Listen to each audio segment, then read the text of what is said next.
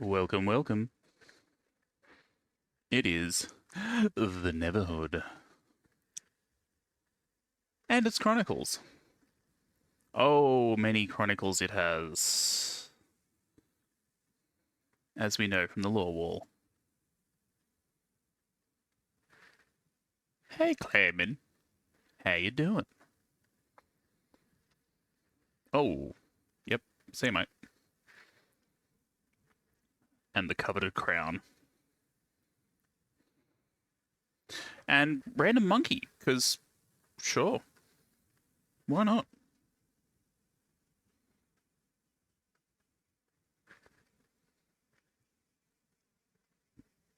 Yeah. Alright, we are not starting from the start. We are starting from our saved game where we sucked a camera? What? Sure.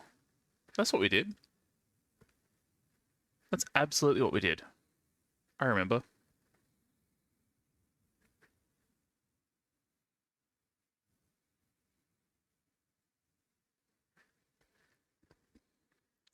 No, this isn't what we're up to. That's the wrong one. Oh! Oh, I think Robot John Wick is where we are. No game sound. Ooh, let's fix that.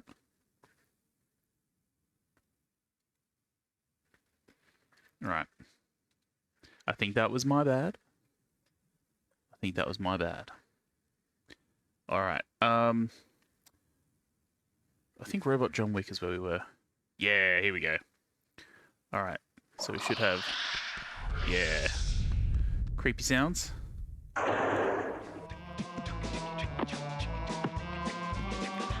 Oh, yes. That's right, we had a code that we wrote down. 15121. I need to make sure I still have that written down.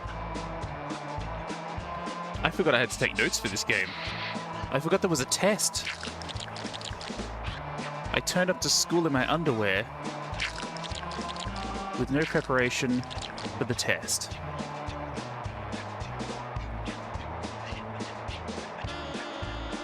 It's the worst. There are my notes. They were hiding. Alrighty. There we go. We have our notes. And now we're about to have a good time. Alright. So, what's this? What's this all about? Oh! Yep. Oh, we can take that out. Oh. I did not realize that. 1-5? I guess? That's the first part. Because we've got that key with the two sort of... Yeah, this key here. If we put that... Whoa! No. Just once, thanks. Yeah, if we put that in the 1-5, and then I assume we're going to find two more keys like it. Put that in the 1-2 and the 1. We should be having a good time. How you doing, Mousy? No, we can't interact with mouse or cheese. Oh, 0 out of 10 game.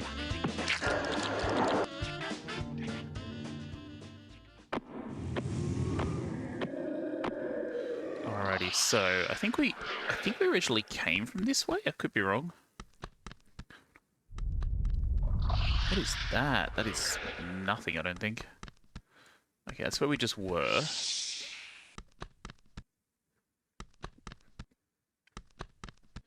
Is this a door? Nope, it's a whole lot of nothing. That's it? Okay, alright. So we've got a door there. Oh, we've got a door there. We've got a wall there. Lovely. Let's check this way out first.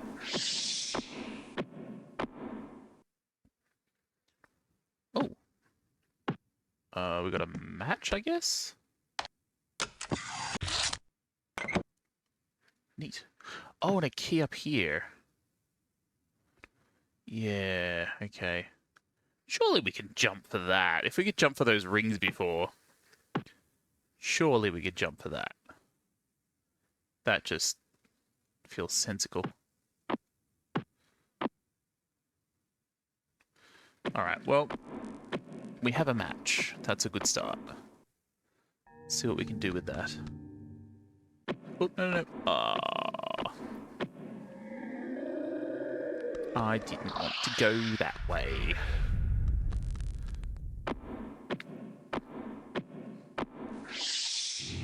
Alright, left it is. And left again. And through we go. Can we do anything else here?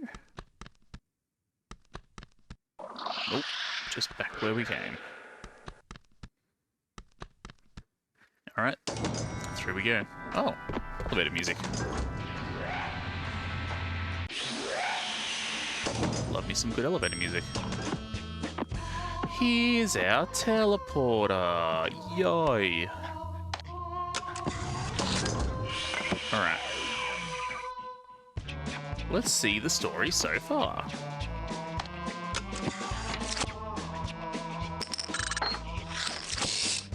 Well, we have a lot of tapes. Surely we've got to be close now. We're missing 2 in the middle. Alright, let's see what we got. Hi, Willie. Hello. You really thought this through. Me Willie. Me Willie trombone. These discs tell a story. Story about good. Story about bad. These discs are all that are left of the true story. True story of the closing of the Third Age. Willie know that once you know this truth, then you know what to do. Listen, I tell you. It all starts with Hoborg, a being who had to create because he had to. He make a world full of beauty and wonder. This world, the Neverhood, a world where he could live forever and evermore. Hoborg thought this world would make him happy, but it make him sad. Walking around his big, beautiful new world make him feel all alone. But then, Hoborg get him an idea. He said, I know. I'll make a friend to enjoy this world with me.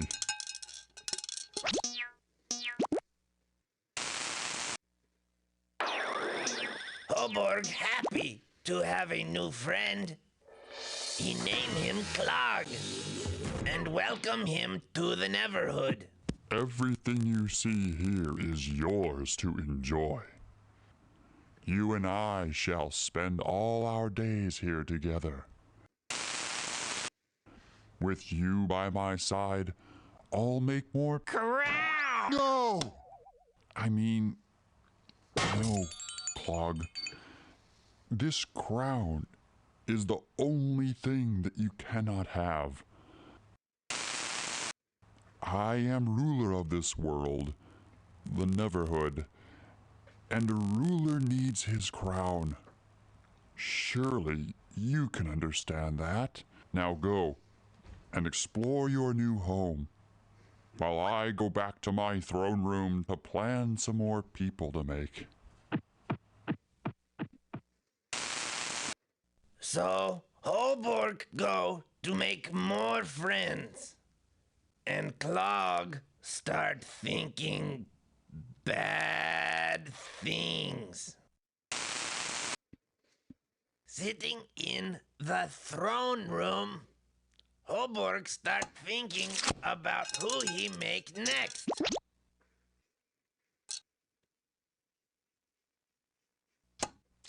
Huh? What?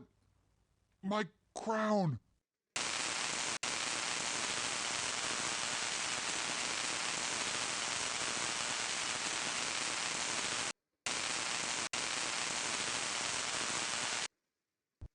Yow! Sheesh! My, this baby packs a wallop.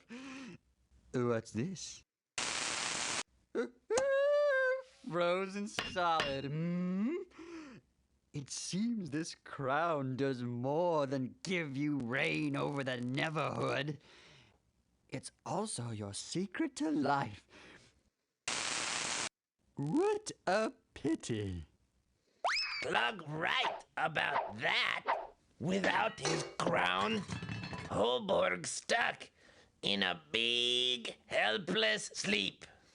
Ooh, that Clog scare me. Things look icky, but maybe hope. Maybe.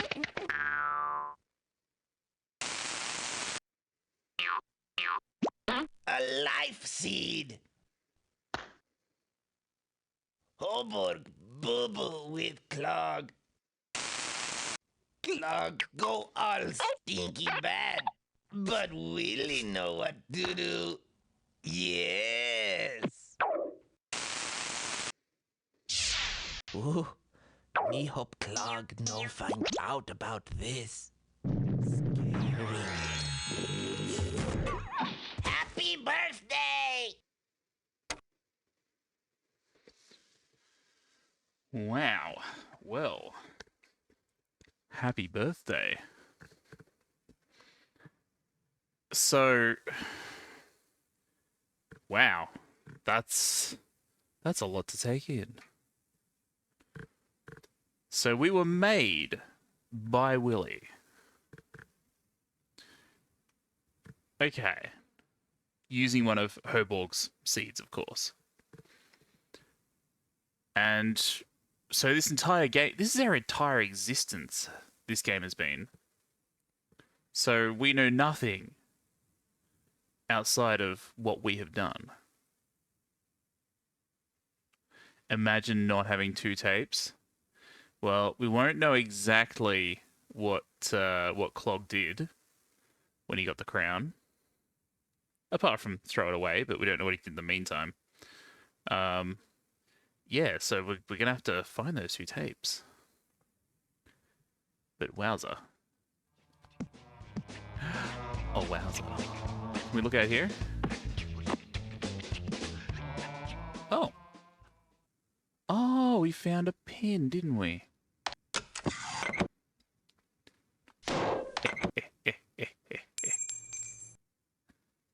Neat. And we have a teleporter.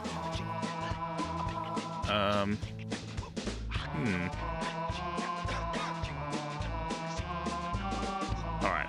Maybe we'll go down and get that key.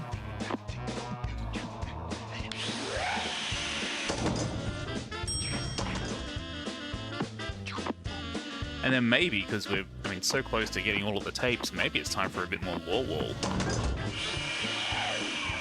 Because we have a lot of lore wall to get through. Who knows what we'll find.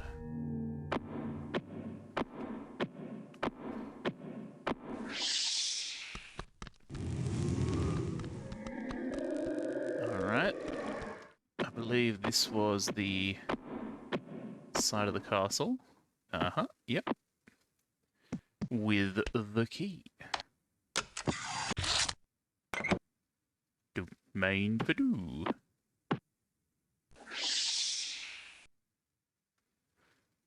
Okay. Now we'll put that key where it belongs.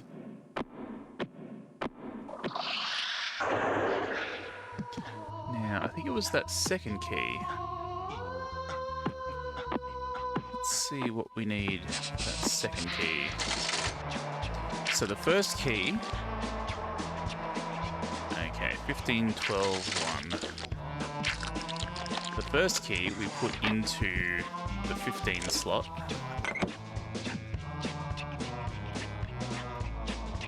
The second key, it looks like the second one on the wall, so we'll put it in the 12 slot. And the last one, I suspect, goes in the 1 slot. Solving puzzles.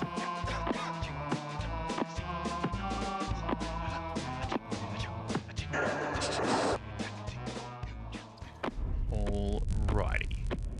So. Where's the elevator again? Because we want that teleporter up and running. So that we can go wherever we want.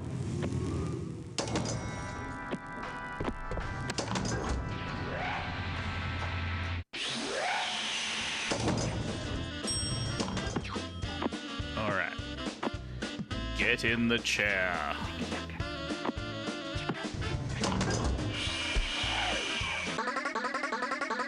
Ooh. Yeah, so that one kind of got stepped on by our giant robot friend. It's a shame. But that's okay. Where do we go? I think there. Let's try. That's all we can do. Where did we just end up? What is happening? Who am I? Aha! Neat. So, yeah, we should be able to go down here.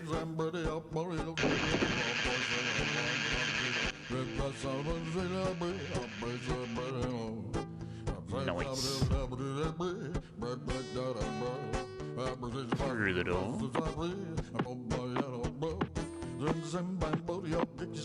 And upstairs.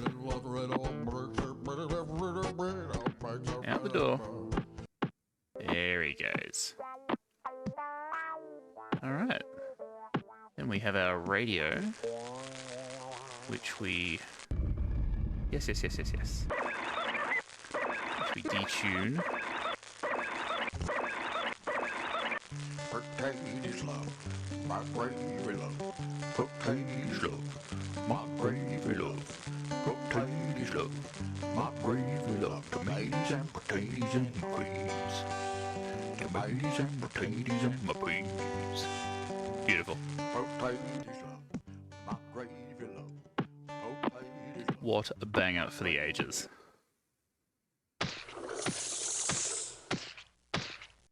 It's a shame there's not another teleporter, honestly.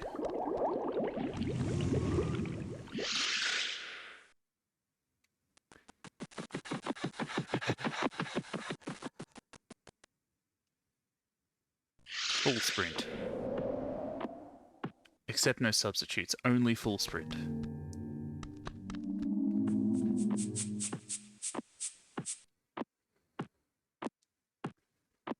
Alright, in we go. We would like a bridge, please. No, just the one, thank you.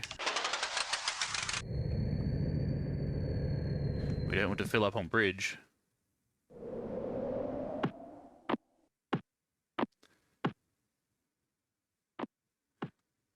Straight through. Ah, I remember you. All of those symbols.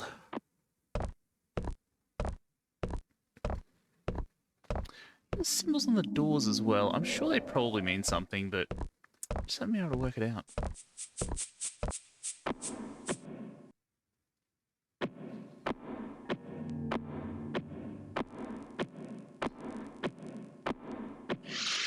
We may need them at some point.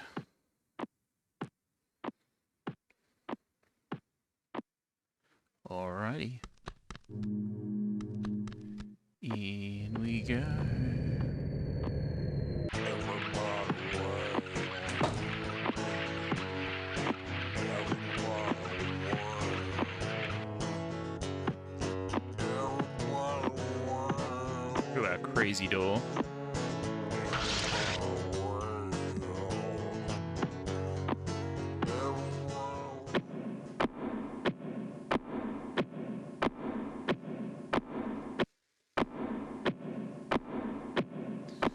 Alrighty. Get some more lore wool. Yes. Story of Quarter. So yes, of course, Quarter was made by Father, and Father made his own beings, gave each one of them crowns. And, yeah. So he made his own people to do their own things so that he could make Father proud of doing his own thing by making other people who do their own things, who beget people and have marriage law all sorted out. And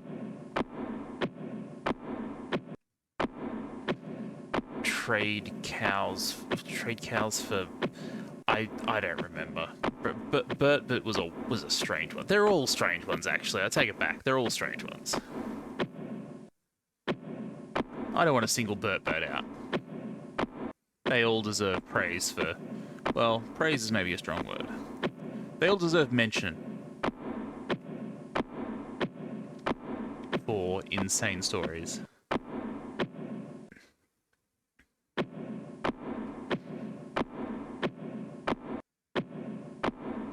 Oh, Bert was a long one.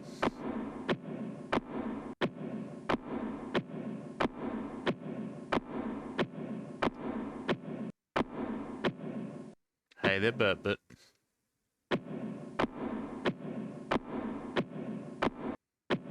Alright, Numeron. Tell us all about Numeron. And Quarter decided to make a being of greater substance than any of his previous creations. Numeron looks like a pile of cubes.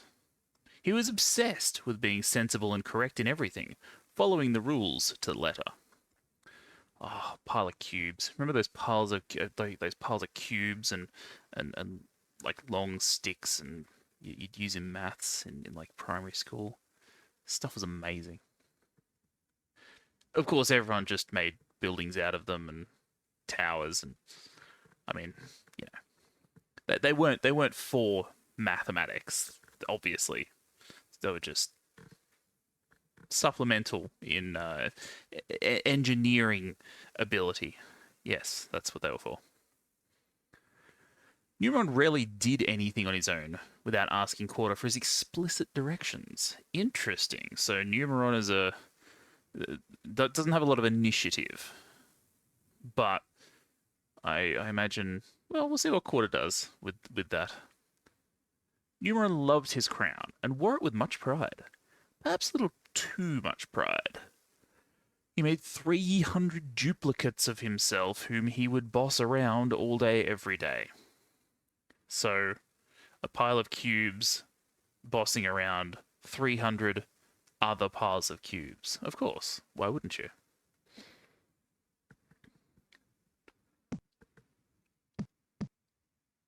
These are some of their genealogies. Oh, of course, genealogy, of course, the most important part of lore in the Neverhood. The most important part, knowing who is the father and or children of who. The firstborn of Numeron was Nabris, a clone of Numeron. The firstborn of Nabris was Thopobene the Similar.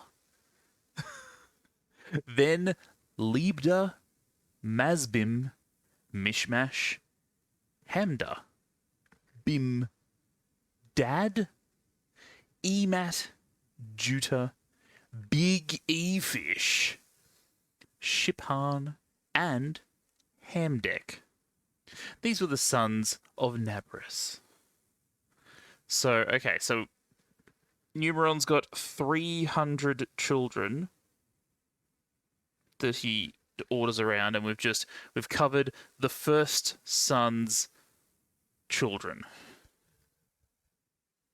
Okay. Oh, we're going deep. We're not doing breadth, we're doing depth here. And the sons of Thopobeen were Namiz, Jock, Gok, Wim, Nibe, Itchy Itch, Kashi, and Chipchape. And the sons of Nibe were Abesh and Naded. So we've picked a random one out of here and we've just gone down that tree. Okay, cool. I hope someone's making the diagram, because of course there'll be a test. And the sons of Itchy Itch were Haffy, Reffy, Mac and Krog. That's a name. Adiba, Inca Krog, and Ha. Love their Krogs. All these were the sons of Thopobeen the Similar. Sorry, Thopobeen the Similar. And Numeron was the father of Numeron Jr. Okay, so this is another son of Numeron. Very important. The sons of Numeron Jr. were Lee Mimba and Supernupa. I hope we hear more about Supernupa. The sons of Lee Mimba were Zaphile, Loiter, Shohorf, Malagasket, amazing, and Harok. The sons of Zaphile were Namit, Ramo, Ifez, Maytag, Zanek, Anmit, and Kalama. I'm sure we've heard some of those names before, though. Am I going crazy? They're all sort of blending together at this point. We dived straight into the crazy genealogy. The sons of Loiter were Thahan, Harpen Barpen, Ham Mash, and Shasa. So hang on, who was Loiter? Who was... Okay, so this is the son of Lee Mimba, who is the son of Numeron Jr., who is the son of Numeron. Okay, alright. Obvious. Yep, no, makes perfect sense. We're all just staying right with it. We haven't gotten lost. And the sons of Harp and Bippin were Pies, Bud, Laborpunky, Nobiz, Hana. Wait, surely there's already been a Hana. Nosh Bagosh. No, I take it back. I want to hear more about Nosh Bagosh. Rees and Nashid. And the sons of Bud were Iro and Mamo. And Natol's sister was Annie Nitnitnit. Okay. Of course. Who's Natol? Okay, now I'm definitely getting lost. This is... Okay. Or is that just... I mean, if that's just a name, Natol's sister was Annie Nitnitnit. That would be a hell of a name. The sons of Noshgosh were Alan, Nunnybiz, the Laby, Yif, and Mano. The sons of Nunnybiz were Hoxakina Gik and Sot, nephew of the. The son of Sot was Knock Knock, and the sons of Knock Knock were Nam, Nab, Nathi, and Nar and Rees. And what? Hang on, no, what? Rees was up here. I'm sure of it. I'm sure. It has to be. Yeah, there's Rees. So, hang on. Did they call them the same thing, or is their name Nar and Rees? I wouldn't put it past them. So we got Rees and Nar and Rees. The sons of Rees were Nalbo and Nazazanathat. I thought I could get that in one. I thought I could get it in one. Nazazanatab. These names are incredible. The sons of Nalbo were Zar and Narakatangbaloof. Narakatangbaloof. Wow. I am so you get these names and they make me so much more invested. These grand names. These are the names of great clay people who are destined to do great things. Now these are the kings who reigned in the land of Heka before any king of the sons of Numeron Jr. reigned. Oh, okay. So we've got regions now. Aleb was the son of Royandale, and the name of his city was Have-Tu. Okay, good for you. Aleb and Have-Tu, okay. When Aleb died, Barberno, the son of Highwire of Harzob, became king in his place. When Barberno died, Mashush of the land of the Namatites. My brain is mush already. When Barberno died, Mashush of the land of the Namatites became king in his place. When Mamush died, Dada, the son of Dardeb, who defeated Nidium. Okay. What did he defeat Nidium in? In the field of Baum, became king in his place. And the name of his city was Theum. When Dada died, Pahalu of Hakazam became king in his place.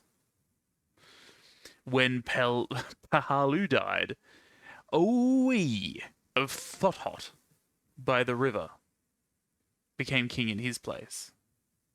When Oe died, Nanabal, the son of Robcha by the sea, became king in his place. When Nanabal died, Dada became king in his place, and the name of his city was Iap, and his wife's name was Dimethicone, the daughter of Padamate, and who in turn was the daughter of Obenzone. Okay, sure, yep. And then Dada died. Okay, I thought we were going to go into some deep Dada lore. I mean, look, this whole wall is Dada, let's be honest. What happened when Dada died? Now the chiefs of Heka were Chief Anamti, Chief Emollient, Chief Theth, Chief Theth, Chief Hammerbillaho, Chief Hale, Chief Nonip, Chief Zanuck, Chief Namet, Chief Razama, Chief Linez, and Chief Mari. These were the chiefs of Heka. Dimethicone is a real thing. I thought it was. The name sort of ringed a bell, and I'm like, I don't want to go into it because it sounds like it could be a little bit dicey to get into. Starting to think these aren't real people. What are you talking about? These were the chiefs of Heka. It says right here on the lore wall, and the lore wall can't lie. And anyone who tries to modify the lore wall will be not in favor of father or of father's son, quarter. Now Numeron paid little attention to the beings he had already made. Rather, he focused intently on new beings to create and neglect. Well, that's just rude. Numeron made Narbus's brother Arbus, who was a pure-hearted, obedient follower, in spite of the fact that Numeron ignored him. Well, good on you, Arbus. Narbus became convinced that no one could be as good as Arbus made himself appear. And he feared. Okay. And he feared that Arbus would eventually displease Quarter. Ooh. So Narbus, believing that Numeron was paying no attention, destroyed Arbus by breaking off all of the many antlers that covered Arbus's back and neck. Okay, so we're just going straight into we're going straight past the fact that apparently it's perfectly normal to have antlers coming out of your back and neck. This is normal. This is perfectly fine. We're just glossing over that. Cool. This heinous act did, in fact, escape Numeron's notice, but Quarter himself was watching, and he smote Narbus with permanent blindness. Seems odd, an odd choice, but sure. You know, you made these guys, you can do what you want with them.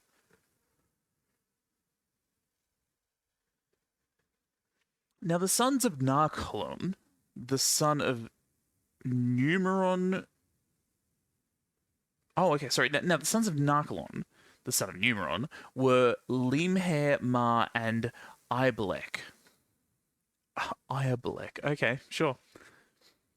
So Numeron made Narcolon, made these guys. Okay. That was structured oddly. And Mar became father of Bedanima.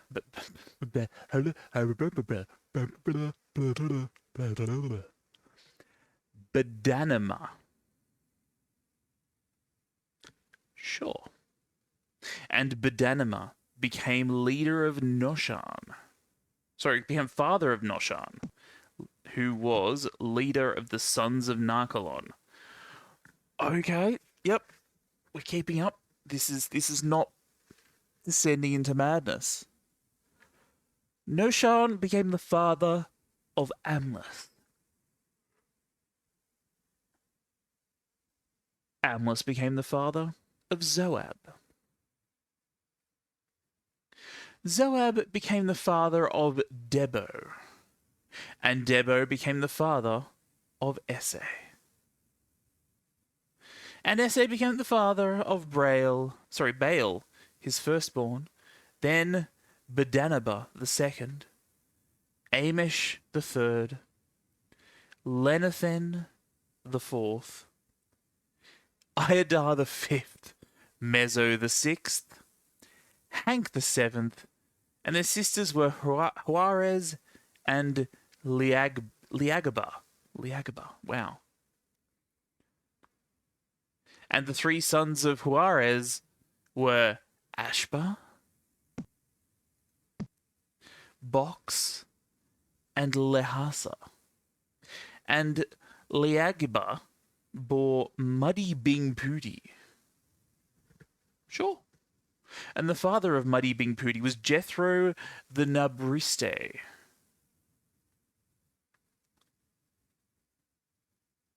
Okay. So we're going back up the tree. Okay, sure.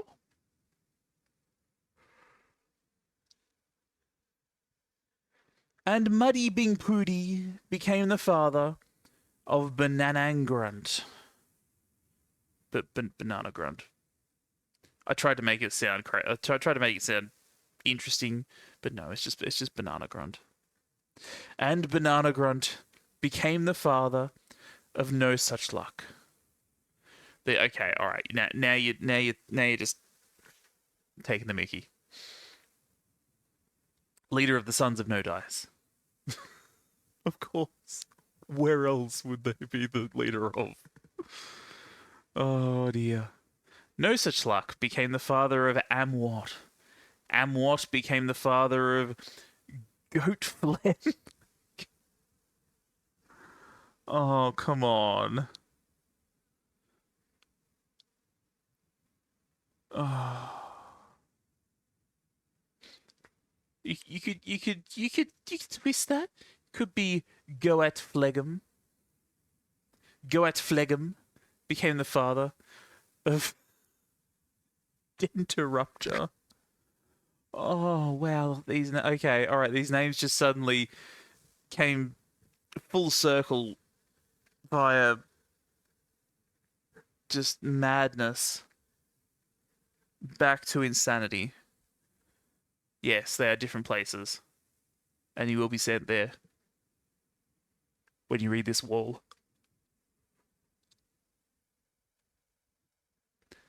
Denturupcha became the father of Kaputput, and Kaputput became the father of Vukwe, his firstborn.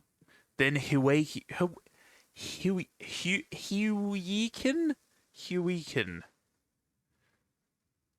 How do you even say that? The second. Tanana, the third. Bizuk. These are just I can't even say half of these anymore. The fourth. Ayata, the fifth. Natindo, the sixth. Don't sue me. Nagoink, the seventh. And their sisters were Beach Noodle and Gramlet. Sure. And the three sons of Beach Noodle.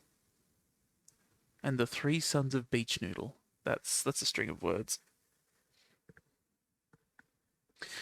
Granted, more of a string of words than we've had in parts of this. And the three sons of Beach Noodle were Corpup, Pango, and Quittit.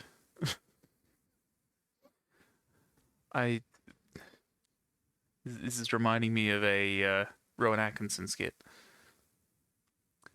And Grahamus bore Asma, and the father of Asma was Othel, and the Obscure Prince. These names, they come out of nowhere and that's incredible.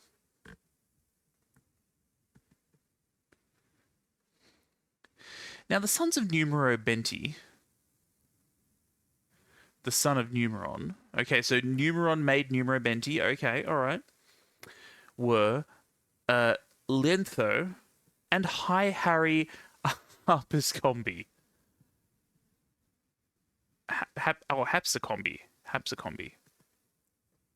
High Harry Hapsicombi. Of course. And the son of Lientho was that. And the son of that was Ath. And Ath became the father of Oprah. Well, at least you know Oprah will look after you. And Harry became father of Mish Capiche. Oh, Mish Capiche. For they were craftsmen. And Mish Capiche became the father of Nadarazabin.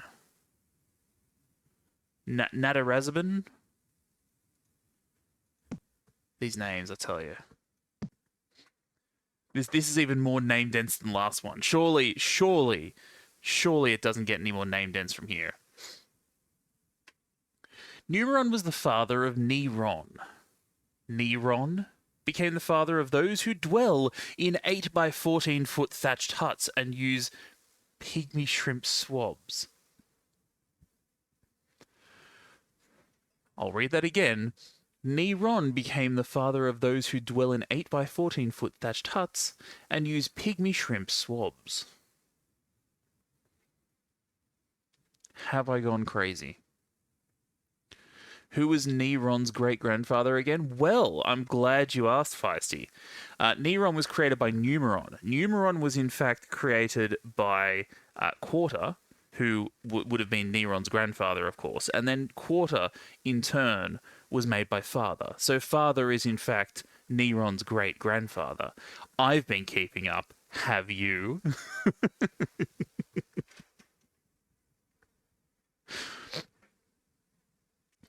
Okay. And his brother's name was Enron. Ooh, whose food had come to be pre-chewed by Neron. Just checking. Oh, I am all over this. You can't trip me up here. Oh, no, not a chance. There's no way I would be tripped up on. Oh, oh, oh. The lore of Numeron. So Enron became the father of all those who celebrate Numeron's birthday parade, playing the Pinkerkrog and the Ngutoilabog. The Nungtoilabob. The bong. Nungtoilabong. I feel like I'm having a stroke. Numeron became the father of Numbi. Then Numeron became the father of Nasak the Great. Okay, so he's going a bit crazy here. Are we going to go through all 400 of them, or however many there were? And Numeron was the father of Kilfax, who just sat there. Makes me think Og Biltong, which is like a beef jerky. Oh, think of Biltong. Yeah, yep, okay, fair enough. I don't know it myself, but I can see how you'd get there. I can absolutely see how you'd get there. Yes. These names, they make you go a little bit loopy after a while. Make you think of all sorts of things. But here we are. Oh, is this some actual lore? Are we done with the genealogy? One year, Numeron lost half of his beings off of a cliff. Oh, that's a bit sad. Okay. They were on one of their morning marches when the ground fell out from under one of the leaders, and half of the others followed before Numeron noticed their peril and was able to convince the rest to turn back. Well, I've played Lemmings, and that checks out. Though 150 beings marched straight off the cliff, not all of these perished. Also, there's 300 total, okay. Many were some of Numeron's heartiest creations. The two that were the strongest and came through the fall most intact were Numbi and Nasak the Great. Good to know. The fall landed Numeron's beings in the Trench of Aramus. Ooh, okay. What happened in the Trench of Aramus? We must know. We're all on the edge of our seats. There, Numbi and Nasak set up kingdoms. Oh. The twin kingdoms of Numbi and Nasak. They've nailed it. They've nailed it. This did not go unnoticed by Numeron. He saw that as soon as the surviving beings thought they were outside the presence of Numeron, they forgot him and his world. Well, Numeron, you kind of forgot them. You were pretty bad at looking after the guys that you'd already made. So I can understand why they might be like, you know what? I think I can do a better job of this. They began their own societies. Numeron observed their wickedness and saw that it was great. Well, can't have been that good. Numeron was sorry that he ever made any beings at all. Oh no. Oh no, Numeron's having second thoughts. Getting cold feet about this whole creating a civilization thing. He said to himself, "Not only do I have to keep cracking the whip, so to speak, over these beings night and day, but on top of it all, as soon as I am out of their sight..." That's how Numeron sounds, apparently. "As soon as they are out of my sight, they forget me. At least I still have 150 to keep under my thumb. And believe me, I will. The rest of these I can destroy. I'll cause a catastrophic explosion throughout the trench. That'll show them." But Numeron saw that Numbi was a blameless creature. Numbi was a righteous king, in fact. He was the only being in the trench of Aramus that remembered Numeron. They called it the Trench of Aramus because of the switch trees that grow there. Of course. The actual name of the trench was Great Canyon of the Ruins of Desolation Number 5. A often overlooked piece of Numeron history. If it weren't for the Swit trees, people might know that name a little bit more. He tried and tried for 12.5 years to remind the subjects in his modest little kingdom about the past. But since Numeron would not take the time to make himself known, they would not remember him. His subjects thought Numbi was a fine king, but they would not heed his warning that their creator would not tolerate their corruption forever. Nassak the Great, on the other hand, did not think Numbi was a fine king. He considered Numbi and his preaching about Numeron a nuisance. Nassak's kingdom grew every day, filling more and more of the trench. The southern sector extended from the wilderness of Xenoflox along the side of Ebesimperit. That wasn't a pause, there were just 2 E's. Then the south side was from the edge of Hapalanche, and the border went westward, and went to the fountain of the waters of Neopithum.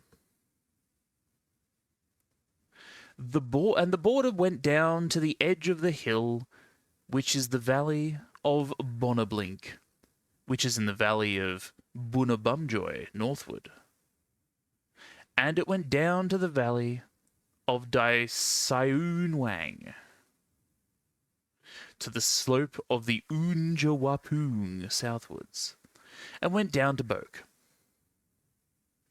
And it extended northward, and went to Sabuta, and went to Soisinga, which is opposite of the accent of Intanina. Of course, everyone knows that. And it went down to the Stone of Rue and the Son of Lu. And it continued. Oh, it continued. It continued. Did I miss a bit? I did miss a bit. I did miss a bit. And continued. To the... Wait, what? To the side in front of the left-handed... I'm going crazy. I'm going crazy. This sentence is lunacy. And it continued to the side in front of the left-handed Fletchy northward and went down to the left-handed Fletchy. Of course. And the border continued to the side of Hogla Dogla northward, and the border ended at the north bay of the Stinky Sea, at the south end of the Heliohogma. Moreover, the Heliohogma was its border to the east side. Right, yes, okay, that makes sense, yep. And the southern border extended from the end of the Stinky Sea eastward. Then the border turned direction from the south to the ascent of Akakak in Inziba, and continued to Xenoflox, and its termination was to the south of Radish Barnmold. And it reached Huz, and continued to Itzabigi, even unto the great river that is called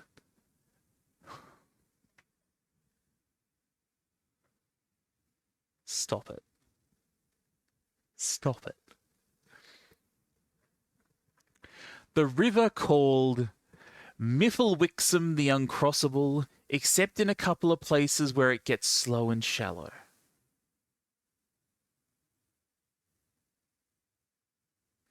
And unto the Early Risers Clubhouse.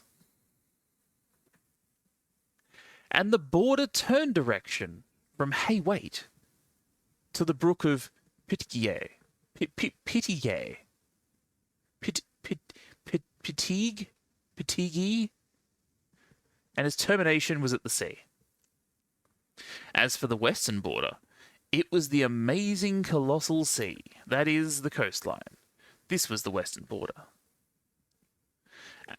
And this was the north border. They drew the border line from the amazing colossal sea to Mount Perfilter. They drew a line from Mount Perfilter to the Hotus Kelly. Then the border went up to the side of Huntma on the north, and went up through the hill country westward.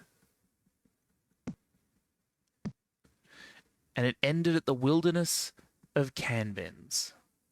Lovely place. Beautiful in the summer. And from there, the border continued to Quelp, to the side of Quelp, that is, Reflklel, Reflklel, yes, southward. And the border went down to Atamanchu, near the hill which lies on the south of Lower Surgut. And the border extended from there, and turned round on the west side southward, from the hill which lies before Surgut southward. And it ended at Sourbead, that is, Sour Noble, a city of the sons of Mish Capiche, and the termination of the border was at Plight and Such. This was the northern border. Now the eastern border reached the border of Edupated, sure, and southward to the wilderness of Brainworm at the extreme south. Then it proceeded southward to the ascent of the Kelform, continued to Brainworm, and then went up by the south of Radish Barnmold and continued to Larry, and went up to Rebaton Purchase, and turned about to Clarkstill. And it continued to Stewlumps and proceeded to the Brook of Farthering. Then the border went up to Burn Daggett and continued continued on the north of Undoubtedly Moister, which is the opposite, which is opposite the ascent of Sermapleet. Yeah, the beautiful valley, which is on the south of the valley. There you are. And the border continued to the waters of Hausenploop. And the border went up to the top of the mountain, which is before the valley of Twisted Balm, which itself, Twisted Barn, is the end of the valley of Guarantuf toward the north. And from the top of the mountain the border curved to the spring of the waters of Rankness.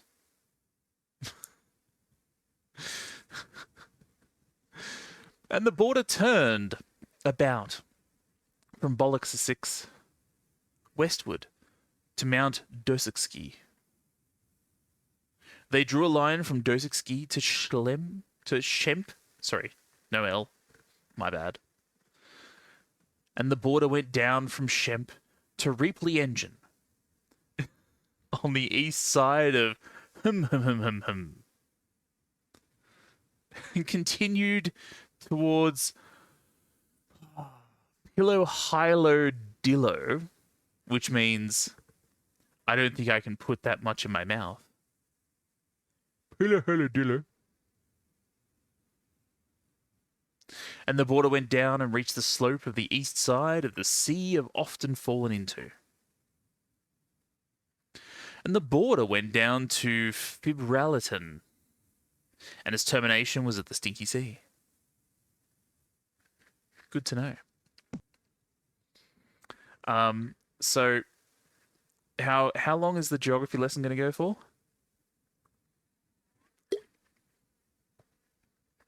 I feel like we've covered our land of Numeron geography.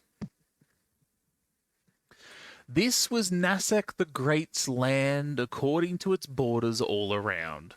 Well, there we go. Well, we've covered Nassak's geography. That's fine. His thriving cities were all decadent and vile. But that is what sells. That is what the people want. Thus his kingdom grew, even taking in droves of defectors from the good kingdom of Numbi. Okay. Yet still not content with his great wealth of power, riches, and influence, he coveted the dry, rocky land of the kingdom of Numbi. Nasak plotted a war of conquest against Numbi. Numeron saw all of this and knew that Numbi's number was coming up. Numeron noticed Numbi's number. So he paid a visit to Numbi to explain the catastrophic explosion. Okay. Numbi was alone when Numeron arrived. Numeron wanted to speak with Numbi and his wife Grace, so Numbi went searching for her. The basement was flooded, so she was not there. I mean, does that exclude it? She was in the attic, which in the kingdom of Numbi is called Isathello. Of course. So Numbi found her there, high and dry. They went together to the patio, where Numeron addressed them. Got to get the voice right. Numbi, I am going to blow up this trench with all these vile beings in it. But I don't want to destroy you and Grace, so I want you to build a tree house where you can stay and remain safe during the explosion. Okay. I'm sensing okay. Alright. No, we'll keep reading. Numeron gave Numbi a blueprint for the treehouse and described the exact location of the tree he wanted them to build it in. He also gave him very specific details for the construction of the treehouse.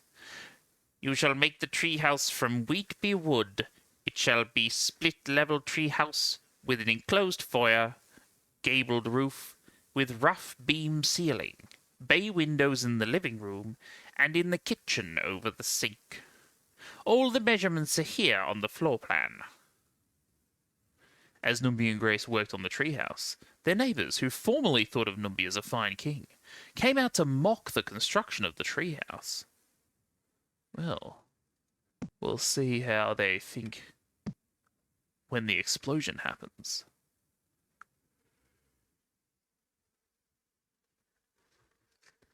Numeron had given Numbi 7 days to complete the construction of the treehouse, and he was nearly finished. By then, Nasak the Great had completed his plans for conquest, and his armies were massed and marching toward the capital of Numbi. Then King Numbi and Grace entered the treehouse as instructed by Numeron. Numeron detonated the catastrophic explosion, destroying all of the beings but Numbi and Grace in the twin kingdom of Numbi, and Nasak the Great in the trench of Aramus. Alright, so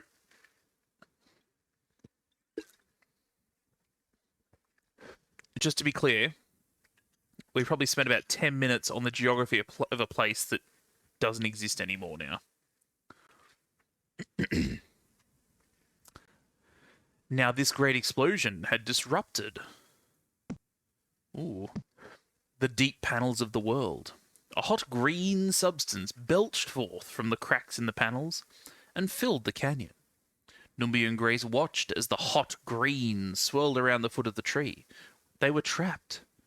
Now wheatby wood is impossible to burn, so they were safe as long as they did not leave the treehouse. Many days passed, and as Numbi and Grace grew hungry, one evening they looked out beyond the tree and sang a song to Numeron regarding their hunger. Numeron, send us food to chew. They're geniuses. Numeron heard their plea, and he sent a great bird to nest in the tree in which the treehouse was built.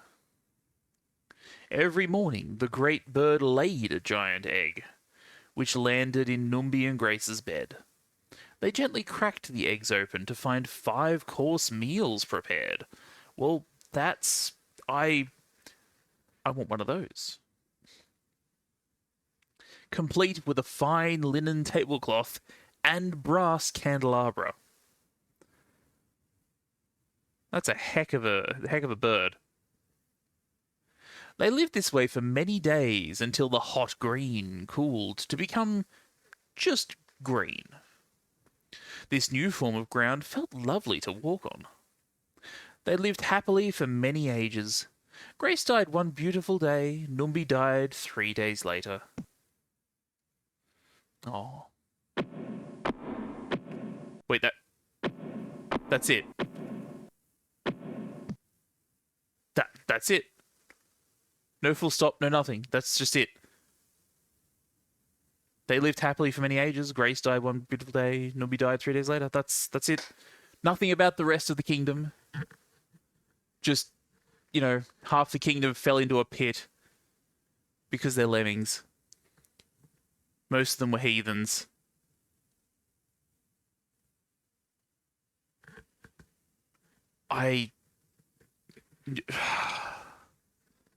Neuron flooded the place with green, hot green. And then it was just them. In the valley. Of course. Good lordy. And there's no picture. There's no picture of Numeron. Where's the picture of Numeron? Rude.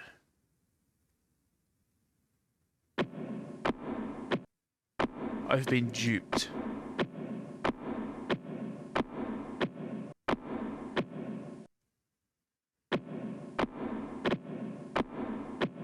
Well, I guess the next one is Otterborg. See if we can get a little less genealogy in this one. Right after I have a drink.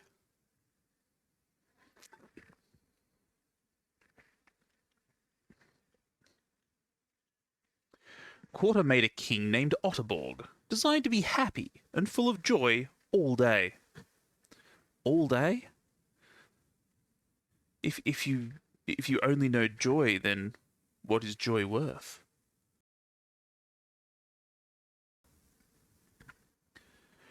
Robots were a subject that Otterborg had done a lot of research on, so it was only natural that he made 3 robots to help him make 7 little houses. The robots' names were Appy, Togor, and Bill.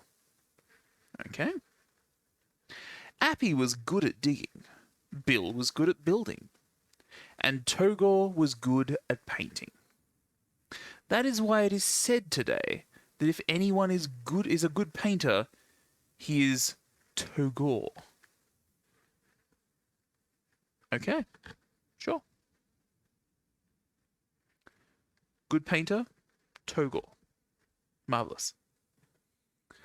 In a very careless way, Otterborg made 7 boys to live in his new houses. The boys' names were Hypen, Nupin, Petri Alfonso, Willie Trombone. Here we go. Allo Al. Duridius Hapsicum, whose nickname was Creakler. Of course it was. Hondo and Ed. Okay, alright, so we've just... Okay, this far into the wall, we've suddenly come across Willie Trombone. The Deep Lore. Oh, no, that was the wrong bit. There we go. There he is right there. So he was made by Otterborg to live in one of the 7 houses built by Togor, Bill, and Appy. Okay, all right. Okay, all right. Now you have my attention.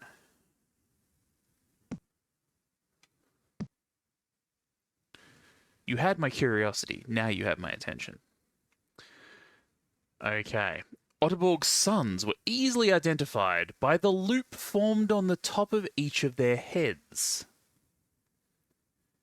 Yes. If you watched the video earlier that Willie put together for us, Willie did in fact create us. Now, we haven't heard anything about Hoborg yet, but keep an ear out for that. Otterborg's sons were easily identified by the loop formed on the top of each of their heads. Sometimes when they walked along, they would hook their head hoops on branches and hang there for days. Petrie was so tired of getting his head hooked onto things that he cut his own head off, which proved to be fatal. Okay, all right, yeah, don't do that. 6 left. That was the understanding I got from the tapes. Yes, absolutely. Yes, no, I got the same understanding. There was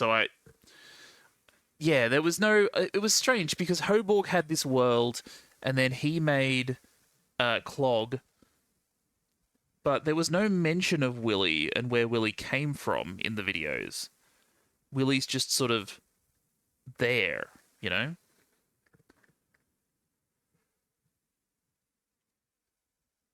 So maybe this will give us some insight as to how Willie even came about, or came to this place. Otterborg had forgotten to hold his world together with gravity. Well, rookie mistake, really. So one day his world fell apart in chunks, and his 7 sons and 3 robots floated aimlessly across creation.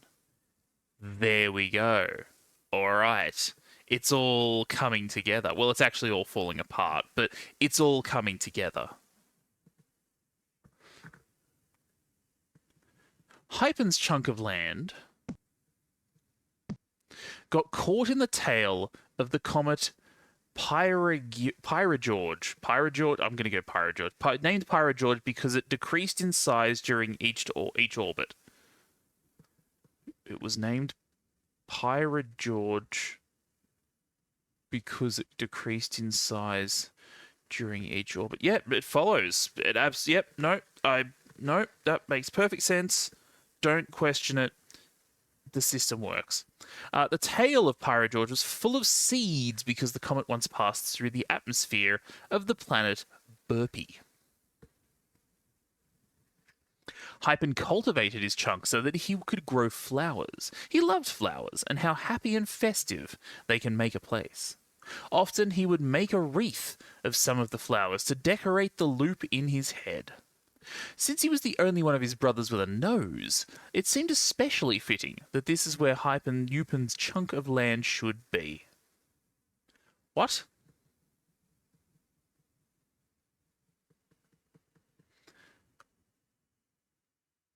In his nose?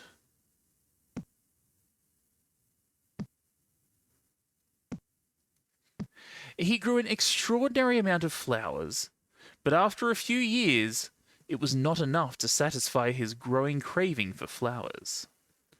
His deepest burning desire was to be king of flowers, to have no rival in growing flowers.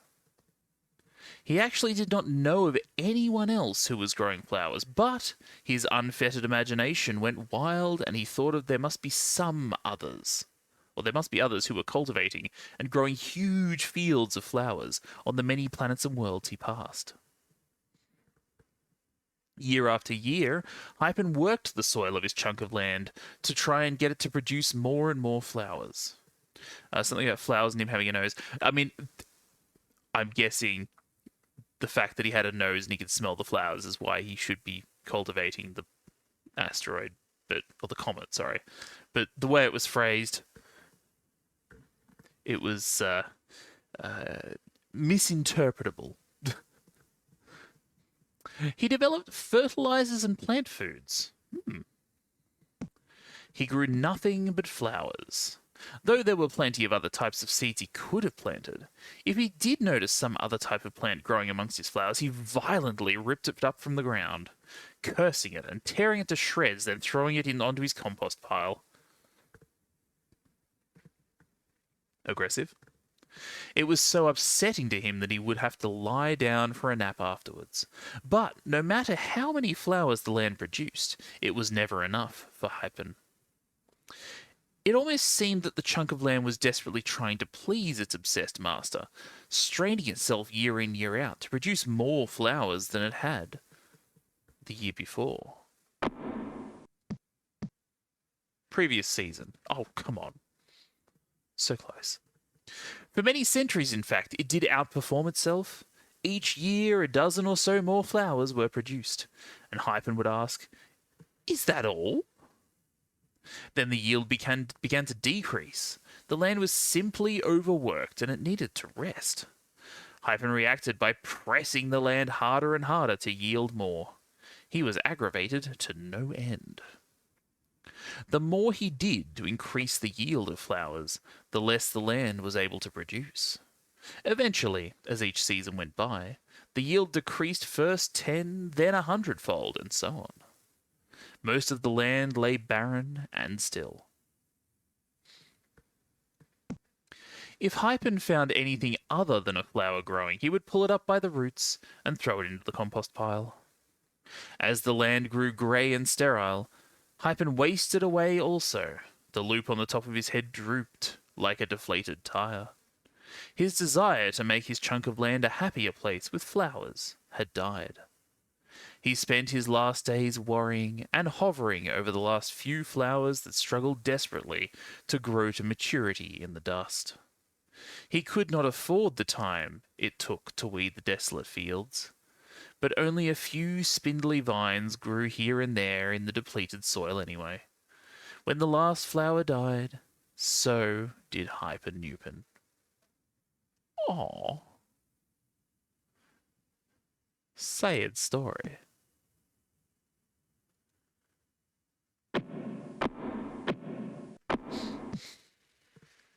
Willy's chunk of land flew off into space, with Willy still inside his little red-roofed house. Otterborg never saw Willy again. Interesting. Red-roofed house. We'll have to keep an eye out for that. What Otterborg did not know, which this wall does, was that Willy's chunk of land drifted into the most dangerous part of space. You see, there were these nasty creatures called Victoids that flew about looking for food. Victoids had a giant nasty mouth full of giant nasty fangs. And of course the hair that they were covered with was nasty. Anyway, poor Victoid stumbled upon poor Willy Trombone, who was all alone, just floating through space for quite some time. Okay. Good luck, Willy. Willy, being the friendly type, held out a friendly hand and beckoned them. "Hey, hairy friends!" The Victoids screamed with glee when they saw Willy's yellow, supple flesh. They figured that he was not a fool and that they would have to trick him before they could eat him. They were wrong, for Willy Trombone was a fool above all other fools. And all of the time that they'd spent trying to trick him only gave the drifting giant big robot Bill enough time to arrive. Bill reached out with his mighty 3 arms and grabbed the floating chunk of land and hoisted himself up. Bill grew horrified as he saw his creator's son about to be devoured? Devoured. Got it. By vicious Victoids. That evening, Willy Trombone dined on Victoids. Okay, that turned around quickly. Saving their pelts to use as blankets on especially cold evenings. Willy and Bill became close friends, and they enjoyed each other's company for a long time floating in space, until one day they saw something very far away, something like a being in distress. Allo Al kept a journal after Otterborg's world broke into chunks. Here is copied the only known surviving excerpt from that diary. So we're just moving on from Willy. Just moving straight on from Willy. He found a being in distress. Okay.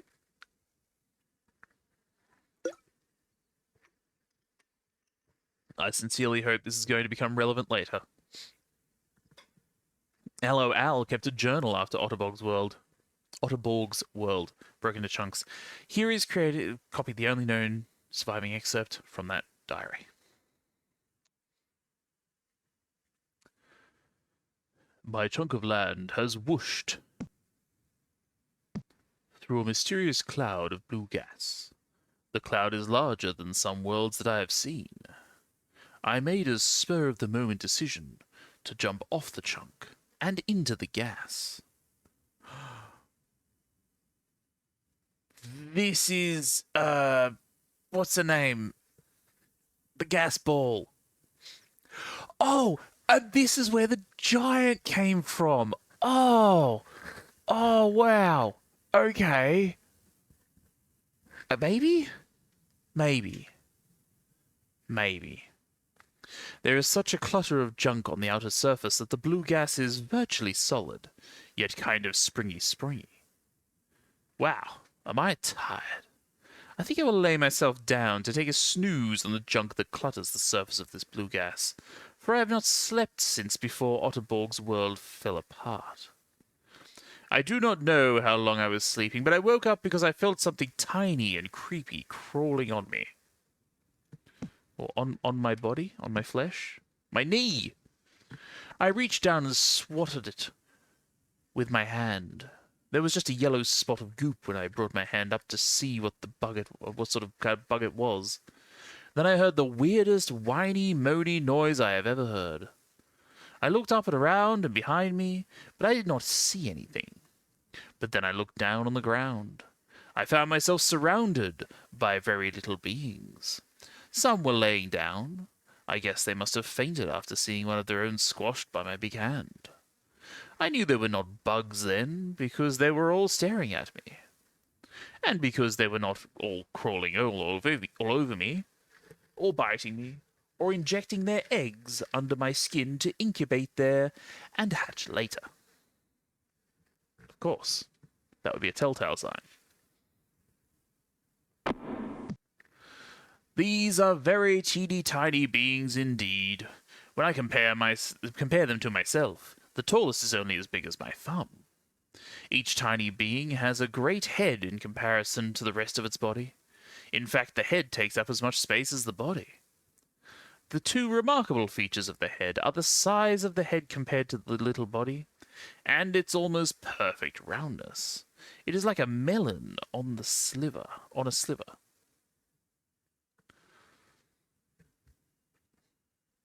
Each being's head has a mouth, but other than that, there is only one other facial feature. Their globe heads are divided into an upper and lower hemisphere by a dark line at the equator. I perceive this dark line to be, all in one, the eyes, ears, and nose of the beings, since they employed them much in their observation of myself, and, with their mouths also, in communication with each other. I was very hungry, as I had travelled on my chunk of land for 40 days and 40 nights, or something like that. My first thought was to eat a little handful of the beings, or eat a handful of the little beings, but they held up their hands to ward me off and wailed in high-pitched whiny shrieks. The little beings understood that I was famished from the disgusting rumbling noises that my stomach made, seemingly from thin air.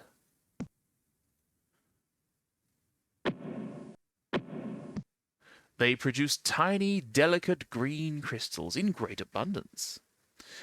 In my hand they appeared as so many granules of green sugar, except not gritty, rather these were gummy, and had a flavour that made me think green thoughts.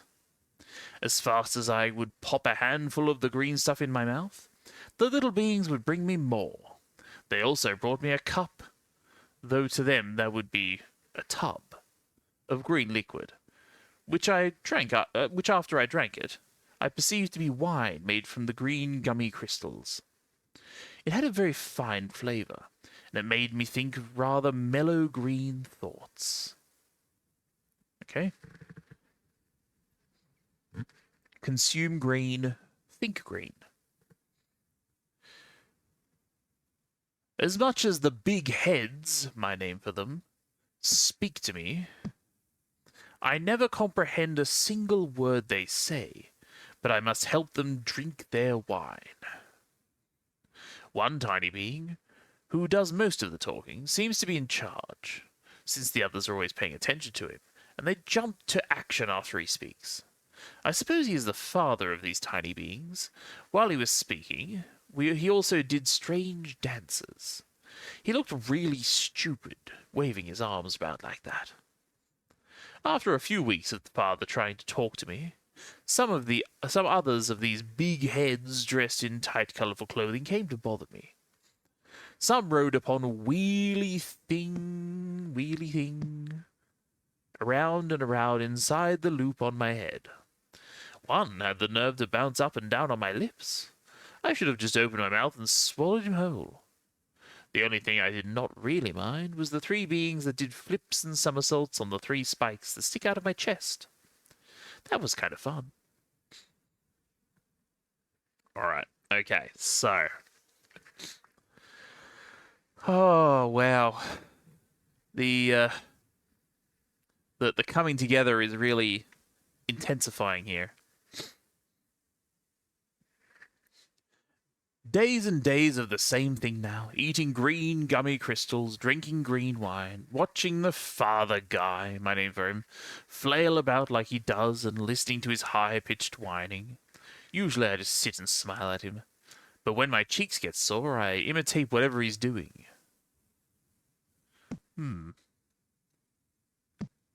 If he nods, I nod.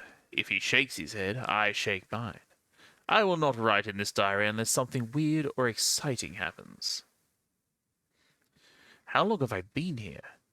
It is very hard to keep track of time when nothing new happens. Once again, the father guy came out to bother me with his high-pitched whining, although it seemed more fevered this time. He kept pointing away from where we sat. Then he stood up and stormed about, always pointing. It looked like a dance to me. As far as I knew, it was a dance since I had never seen any of these little beings dance. So I stood up and danced. I tried to make the steps of my dance like the father guy's, but he was not at all pleased with my imitation. He was busy trying to perfect my dancing step when I was busy trying to perfect my dancing step when I was suddenly hit from all sides by food. I assumed it was my part in this strange dance to try and catch as much of the food as I could in my mouth. I was doing pretty well, if I do say so myself. I suppose I have an advantage over the little beings, since my mouth is so much bigger than any of theirs. Perhaps this is why I was chosen for this special part of the dance. More of the big heads joined the crowd that was throwing the food at me, so that I finally could not keep up with the torrent of food. I do not mean to criticize, but many of the beings did not have very good aim. I was ducking and jumping, doing my best to get my face into place to catch the food. But a lot of it just splattered against my body. A lot more just landed on the ground, so that I stepped in a bunch of it as I moved around. And still more of the big heads came out to where we were, and they joined in the food throwing. I felt a little ridiculous, since I could not possibly keep up with the pace of the dance, and the little guys really showed no sign of letting up. By now, a big circle of beings surrounded me, all of them whining and shrieking some chant, I suppose. I decided to step out of the circle, and I figured I'd get another chance to get this dance right sometime later. But even after I stepped out of the circle, they continued to throw food at me. I did not even try to catch it. I really wanted to practice this dance, and try to do better at it next time. As I stepped further away to get out of their throwing range, they finally stopped. They stopped their whining and shrieking chants too, and soon the big heads were cheering and clapping. I turned back to accept their applause. Aha! I think they appreciated that I tried so hard to catch all of the food, because as soon as I turned back, they started throwing more. I did not want to dance this food-catching dance anymore. I turned my back to the big heads, with big round heads, and walked away as fast as I could. Before I knew it, I was walking up to another group of tiny beings. These beings remained silent as I approached, no whining or shrieking or moaning. These beings are just as tiny as the first beings I lived amongst, but they had different heads. Their heads seemed to be the right size for their little bodies. Their faces are featureless, except for a long, needle-like proboscis.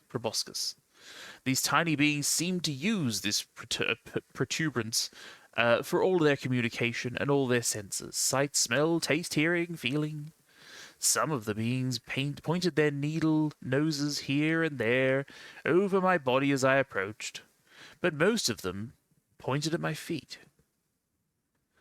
Just before I stepped up in front of the needle noses, my name for them, they began clapping. By the time I actually stopped, they were cheering and whooping and jumping and up and down. This went on for quite a while. Then they began to quiet down. And then the crowd began to split down the middle. I noticed Needle Nose coming through the crowd to stand in front of me.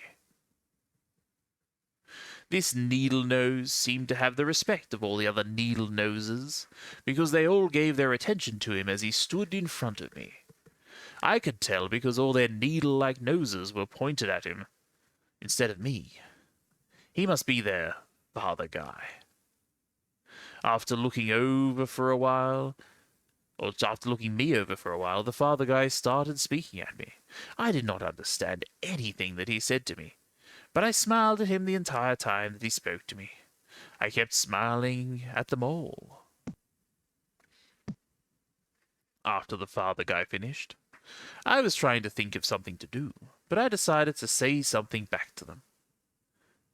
"Well, it's really nice," I said, "for all of you to come out to greet me today. You know, I couldn't stand for any more of that food-throwing dance that the big heads do. You don't have any food-throwing dance, do you? Do you guys understand me?" I smiled down some more after I finished and waited for something to happen. All the Needle Noses did was turn around and walk away. They kept looking over their shoulders as they left, but they did not seem to care if I followed, or if I stayed where I was. I decided I might as well stay where I was. I sat down and waited to see what would happen. For days and days I sat there and nothing happened. At first the Needle Noses kept looking over their shoulders at me, but after a few days they seemed to forget I was even there. After a week or so of being ignored, I was hungry, so I followed some of the Needle Noses around as they went about their daily chores, and every so often they would look over their shoulders at me. Mostly what they did all day was spit on the ground. It was a disgusting sight. They would form lines and walk through fields, and the spit on the ground day after day, all the time spitting, day after day, no matter where I was, no matter what I observed them do, they were always spitting. I do not know why I did not notice it before. Then I noticed all their food came from the fields that they had been spitting in all this time. Food from spit?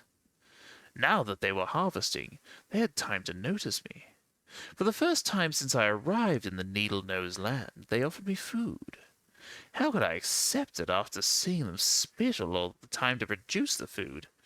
I ran away, sickened to my stomach. Well then. I mean, it's a fair response, really.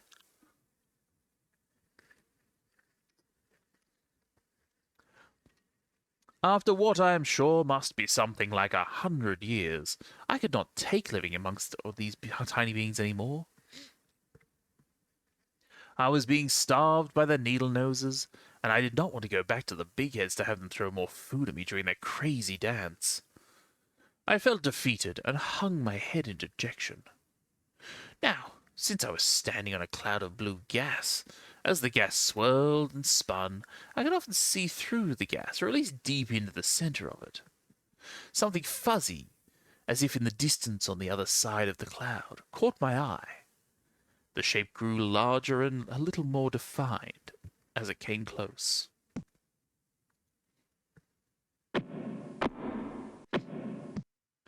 All at once I clapped my hands and whooped for joy.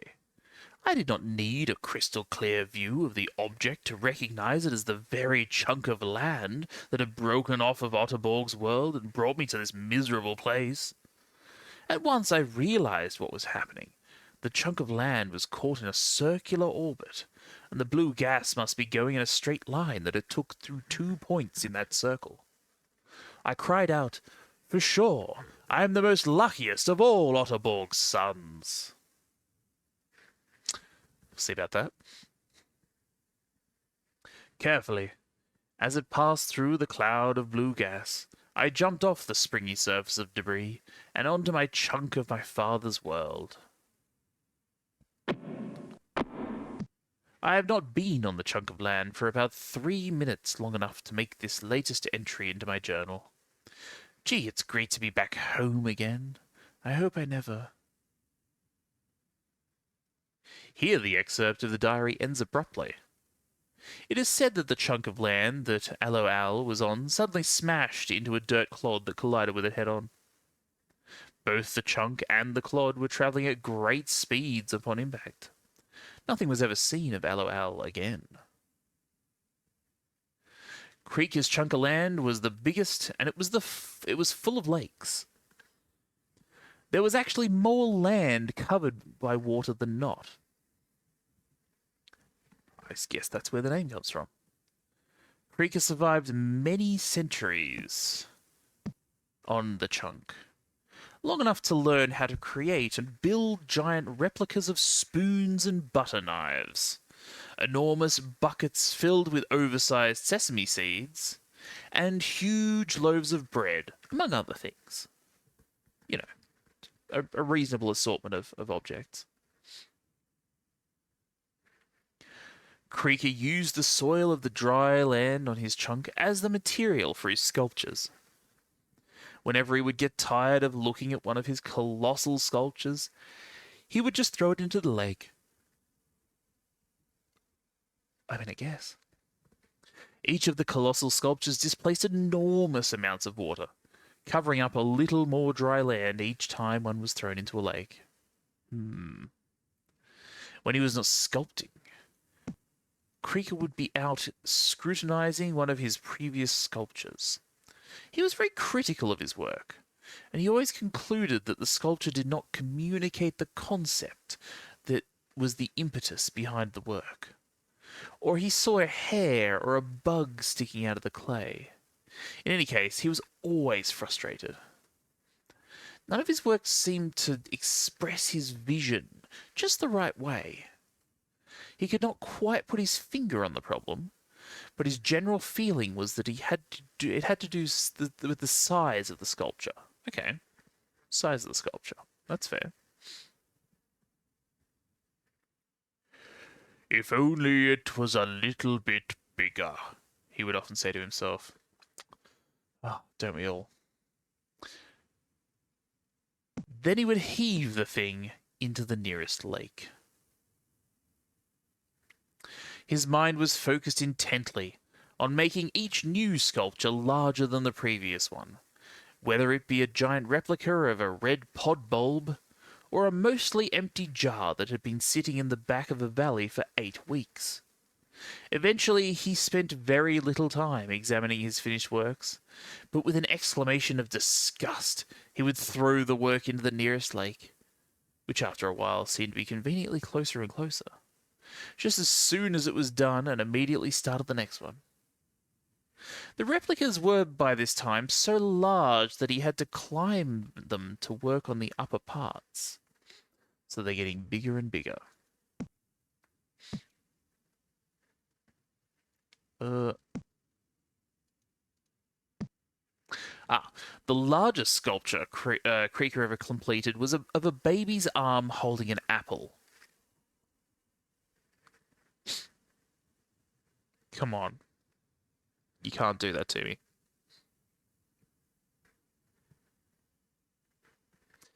But that does sound rather large. It was a titanic work that he had to use spikes and ropes to get up on it. When he finished, he had to rappel down the back of the arm. He backed up to get a good look at it, but he could not back up very far since he was on a beach. Again, his disgust and frustration overcome him as he said, "No, no, no, that's not it at all." Then Creaker rushed at the base of the sculpture to push it into the water. He barely budged it, but it was top-heavy since the apple at the top was enormous, so that his push was enough motion to cause the sculpture to fall over. Creaker turned to start on a new sculpture. He had in mind a great pair of tongs digging into a bucket of sand. Of course. Why, yeah.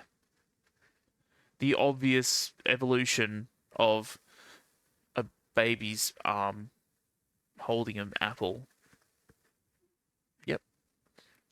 And he never saw the tidal wave that fell upon him. Hondo's chunk of lore, that's it. That's it. Done. So all of these creations seem to be meeting an unfortunate end, apart from Willy, thus far. Hondo's chunk of land ended up on the back of a giant animal that lived in a desert on an undocumented planet. Okay. Hondo seemed to like the animal enough, and he was so small that the animal did not detect his existence. There was not much that Hondo could tell about what the animal looked like. It was a colossal beast compared to Hondo. He took many survey journeys.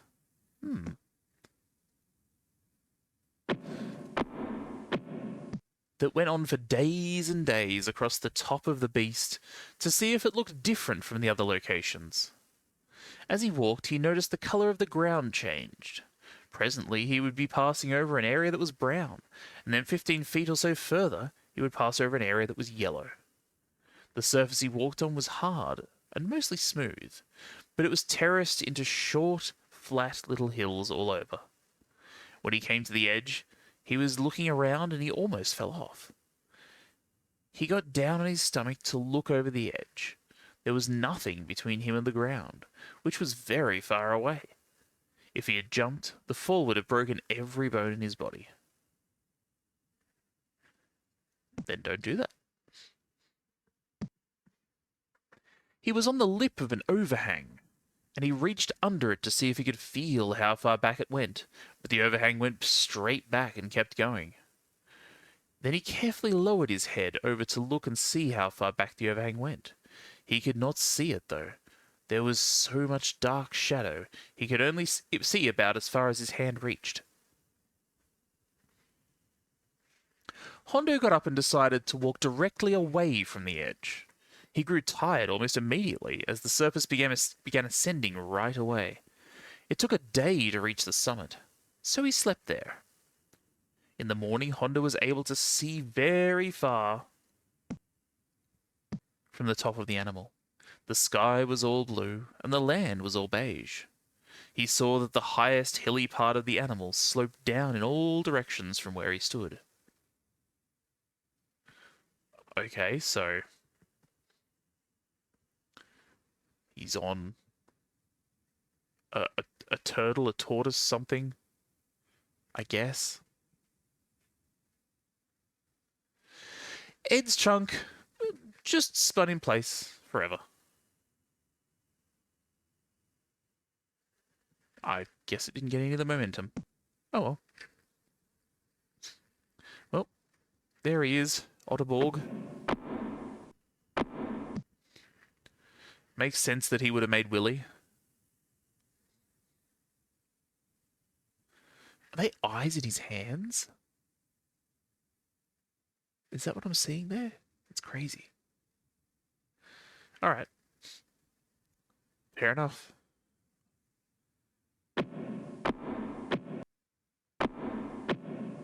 Homan. Apparently Homan is next. Oh. Homan got 2 crowns. Okay, interesting. You know what though? I might take a quick break. Just a couple of minutes. We'll come back and maybe we'll read about Homan. Because I don't think we have much of the actual game left. So I want to try and get through the lore before we finish. So I will be right back.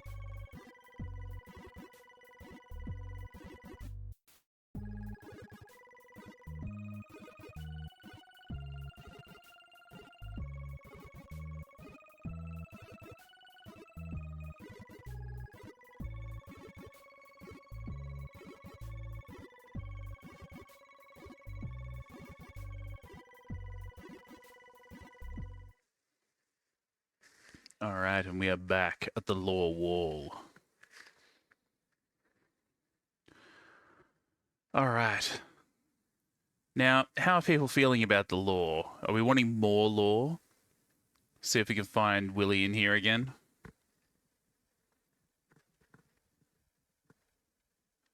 Or do we want to see more puzzle?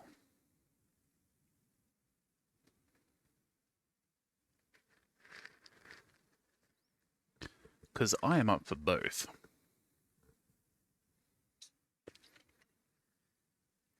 Now that I have... Oh. Don't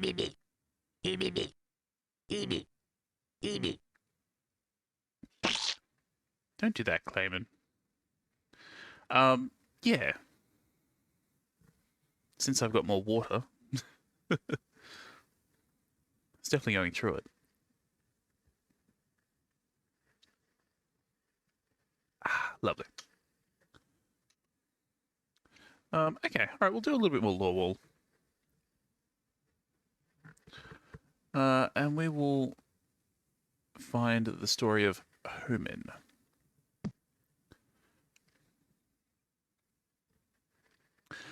Quarter made Homin and gave him 2 crowns. That's right, 2 crowns, and let him decide what to do with the extra one. Homin had a son named Pinto Bunyan, to whom he immediately gave his 2nd crown. Pinto Bunyan helped Homin with all that he did. Homin made a bunch of beings called yunts. The yunts were blue and looked like little bugs. The blue yunts spent their first day of existence fashioning small spears. Soon the yunts had broken up into small communities. Each community had a specific task to accomplish, which helped all of the other yunt communities. Blue Yunt South was in charge of growing food. Blue Yunt North built housing for other communities, and so on and so forth. All was peaceful and working efficiently, so Pinto Bunyan made some yunts of his own, only his were white. Now it came about when the white yunts began to multiply on the face of the land, and the daughters were born to them, that the sons of the blue yunts saw that the daughters of the white yunts were beautiful, and they took their wives for themselves, whomever they chose. The Hunza Munza were in the world in those days, and also afterwards, when the sons of the blue yunts came into the daughters of the white yunts, and they bore children to them. Okay. All right. What did I miss? Oh, no, an entire line is what I missed. Those were the mighty yunts who were of old yunts of renown. The white yunts immediately mingled with the blue yunts, but they refused to acknowledge the community system of the blue yunts. The white yunts enjoyed the fruits of all the blue yunts' hard work, but did not help them work at all. It only took one white yunt to throw an egg at a blue yunt one morning to cause a dreadful feud. The hem-hem-hemmer of the blue yunts rose with all the blue yunts of the war to go up to the white yunt east. And Hem-Hem-Hemar chose 30,000 blue yunts, valiant warriors, and sent them out at night. And he commanded them, saying, "See, you are going to ambush the city from behind it. Do not go very far from the city, but all of you be ready. Then I and all the blue yunts who are with me will approach the city, and it will come about, when they come out to meet us at the first, that we will flee before them. And they will come after us until we have drawn them away from the city, for they will say, they are fleeing before us at the first. So we will flee before them, and you shall rise from your ambush and take possession of the city. Then it will be when you have seized the city that you shall set the city on fire. See, I have commanded you." Most of those yunts of war in attendance could not understand Hem-Hem-Ma. Why? For the language he used was flowery and outdated. Oh, okay. Still, few in attendance there, from among all of those in attendance, did hearken and understand. Even did they reckon the sayings of Hemhemhama. And straight away did they clue in their buddies, who were just lollygagging about, scratching their heads. At once all who heard this explanation did understand Hemhemhama's plan, so Hemhemhama sent them away, and they went to the place of ambush and remained between White Yunt West and White Yunt East, and the west side of White Yunt East. Oh, sorry, and the west side of yeah, right. But Hemhemhama spent that night at the Wagon Leisure Inn. Of course, the hot destination. Now Hemhemhama rose early in the morning and mustered the Blue Yunts, and he went up with the elders of the Blue Yunt before the Blue Yunts to the White Yunt East. Then all the Blue Yunts of war who were with him went up and drew near and arrived in front of the city, and camped on the north side of White Yunt East. Now there was a valley between him and White Yunt East, and he took about 5,000 Blue Yunts and set them in ambush between White Yunt West and White Yunt East, on the west side of the city. So they stationed the Blue Yunts, all the army that was on the north side of the city, and its rear guard on the west side of the city, and Hemhemhama spent the night in Sid's garden spot.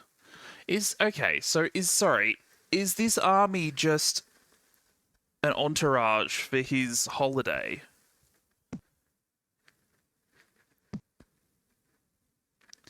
The lodge. Sorry, yes. And it came about when the king of White Yunt East saw it, that the men of the city hurried and rose up early and went out to meet the Blue Yunts in battle. He and all his people at the appointed place before the desert plain. But he did not know that there was an ambush against him behind the city. And Hemhemhama and all the Blue Yunts pretended to be beaten before them, and fled all the way off the wilderness. And fled by the way of the wilderness. And all of the people who were in the city were called together to pursue them. And they pursued Hemhemhama, and were drawn away from the city. So not a Yunt was left in White Yunt East or White Yunt West, who had not gone out after Blue Yunts. I see. And they left the city unguarded, and pursued Blue Yunts. Then Homan said to Hemhemhama, "Stretch out that spear that is in your hand toward White Yunt East, for I will give it into your hand." Okay. So Hemhemhama stretched out the spear that was in his hand toward the city, and the men in ambush rose quickly from their place. And when he had stretched out his hand, they ran and entered the city and captured it, and they quickly set the city on fire. When the men of White Yunt East turned back and looked, behold, the smoke of the city ascended to the sky, and they had no place to flee this way or that. For the people who had been fleeing to the wilderness turned against the pursuers. When Hemhemhama and all the Blue Yunts saw that the men in ambush had captured the city, and that the smoke of the city had ascended, they turned back and slew the men of White Yunt East. And the others came out from their city to encounter them, so that they were trapped in the midst of Blue Yunts, some of this side and some of that side, and they slew them until no one was left of those who survived or escaped. But they took alive the king of the White Yunt East, and brought him to Hemhemhama. Now it came about when the Blue Yunts had finished killing all of the inhabitants of White Yunt East in the field in the wilderness where they pursued them. And all of them were fallen by the spear until they were destroyed. Then all the Blue Yunts returned to White Yunt East and struck it with the spear. And all who fell that day, both male and female, were 12,000. All of the people of White Yunt East. For Hemhemhama did not withdraw his hand with which he stretched out the spear until he had utterly destroyed all the inhabitants of White Yunt East. So Hemhemhama burned White Yunt East and made it a heap forever, a desolation until this day. And he hanged the king of White Yunt East on a tree until evening, and at sunset. Aggressive. This is brutal warfare going on.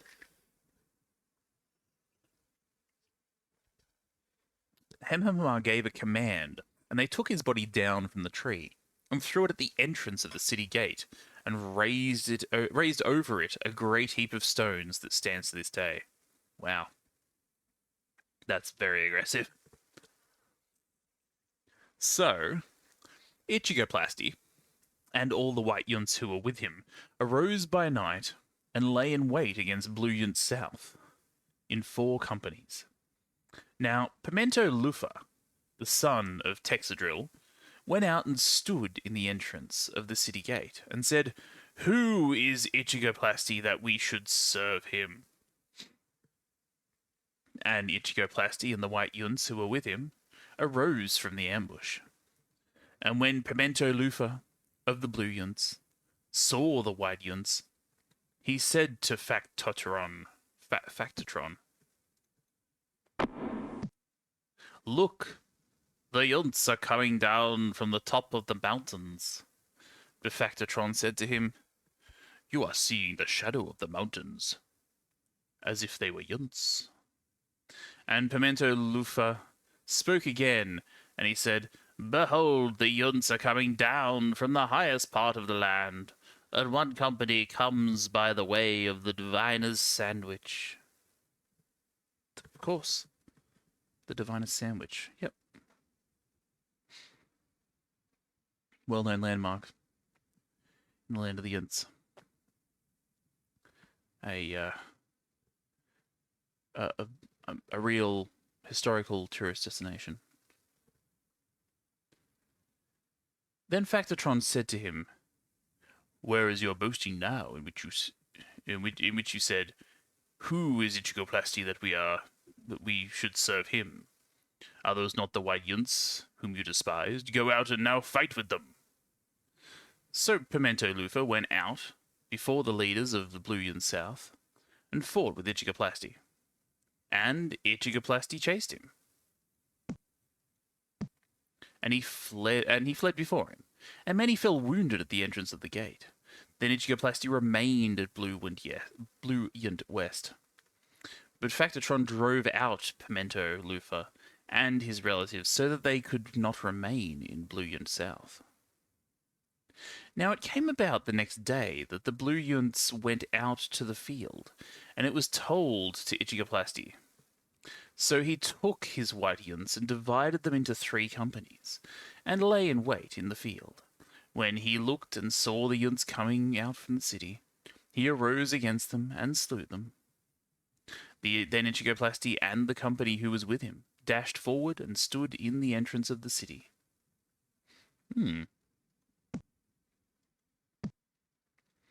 Oh, city gate. The other 2 companies then dashed against all who were in the field and slew them. And Ichigoplasty fought against the city all that day, and he captured the city and killed the Blue Yunts who were in it. Then he razed the city and sowed it with salt. That's rude. When all the leaders of the Tower of the Blue Yunt South heard of it, they entered the inner chamber of the Temple of Hallmark, or the Door. And it was told to Ichigoplasty that all the leaders of the Tower of Blue Yunt South were gathered together. So Ichigoplasty went up to Mount Chloricent, and he and all the Yunts who were with him, and Ichigoplasty took an axe in his hand and cut down a branch from the trees, and lifted it and laid it on his shoulder. Then he said to the Yunts who were with him, "What you have seen me do, hurry and do likewise." And all the Yunts also cut down each one his branch and followed Ichigoplasty, and put them on the inner chamber and set the inner chamber on fire over those inside, so that all the men of the Tower of the Blue Yunt South also died, about 1,000 men and women. Then Ichigoplasty went to Blue Yunt's southwest, and he camped against Blue Yunt's southwest and captured it.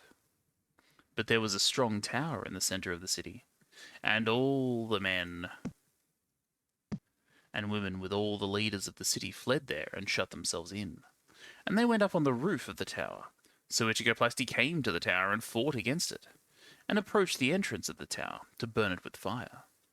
But a certain female Yunt threw a 16-ton weight on Ichigoplasty's head, crushing his skull. Yep, okay, that turned quickly. He then called quickly to a young Yunt, his armor-bearer, and said to him, "Draw your spear and kill me. Lest it be said of me, a female Yunt slew him." Ooh. It's a bit spicy. A bit, well, I mean, to be fair, his words were a bit old-fashioned, so maybe he's a little old-fashioned too. So the young Yunt pierced him through, and he died.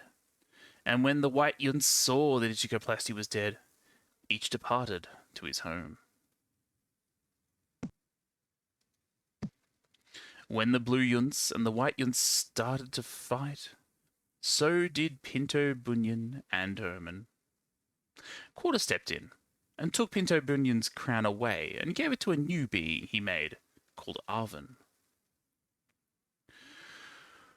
Okay. All right. So we got another one to go through. Of course. So this will be Arvin.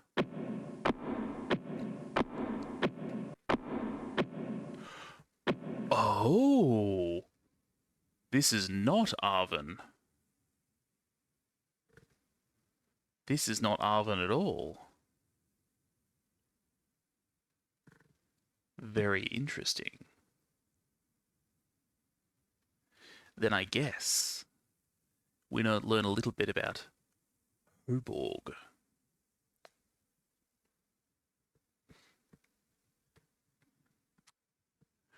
Quarter wanted to see what would happen if he made a creative being with a big heart. Quarter named him Hoborg, meaning big heart. Hoborg was given a crown, and he set out into a void of clouds as Quarter watched him from a distance. Hoborg liked the idea of making a place for some beings of his own. He knew that the clouds that swirled around him would make a perfect sky, so he just needed to make some land. One thing that concerned Hoborg was that perhaps some of his beings would come out bad. A concern that was apparently, well needed.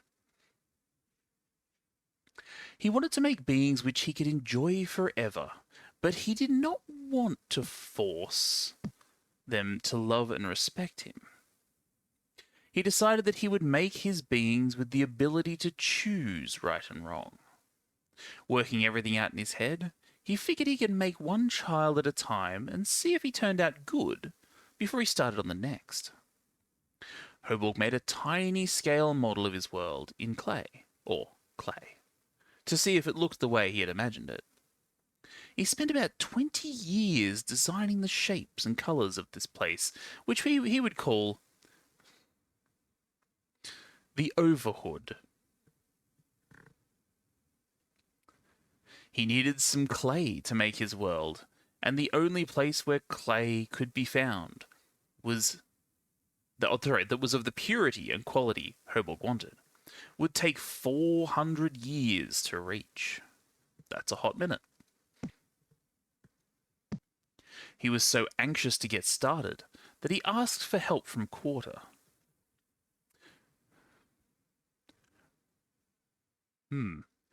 Quarter, thank you for making me with such a fine crown. Everything in life is just wonderful. But I was wondering. Hoborg got down on one knee. Can you help me get me to the clay of highest quality? Quarter laughed. That would take even me a long time to reach. What's wrong with the clay that I have already given you? Hobog answered, I like the clay you gave me for planning things, but I was hoping for the best ingredients for my beings. You see, I want them to last forever, and clay only lasts for a few thousand years.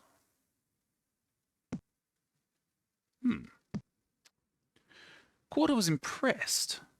Here's a scope that will help you see as far as you need to.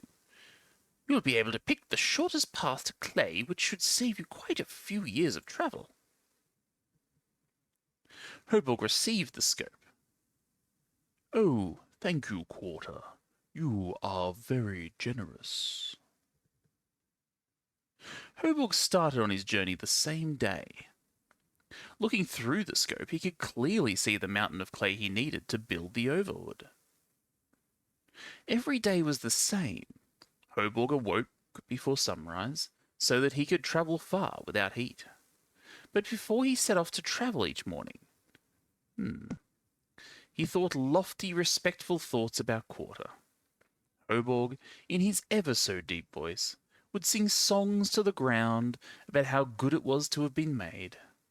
After a morning's journey, Herborg would cover himself up in soil and rest. He resumed his mission in the afternoon and walked towards the great mountain of clay until late in the evening. After 20 years of travel, Herborg grew very lonely. Soon he could not stand to go on. He found a chunk of land upon which he could stop and rest. It had one spindly vine growing on it, and Herborg lay down beside it to enjoy the shade it provided, so that he might be delivered from his discomfort. Interesting. One spindly vine growing on it. Sounds familiar.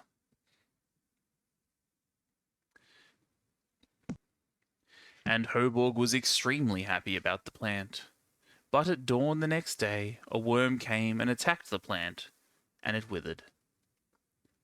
And it came about, when the sun came up, that a scorching east wind and the white light of the sun beat down on Herborg's head, so that he became faint and begged to die, saying, Death is better to me than life.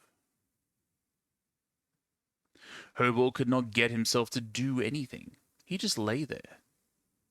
Herborg began to scrape, absent-mindedly, at the dirt where his hand lay.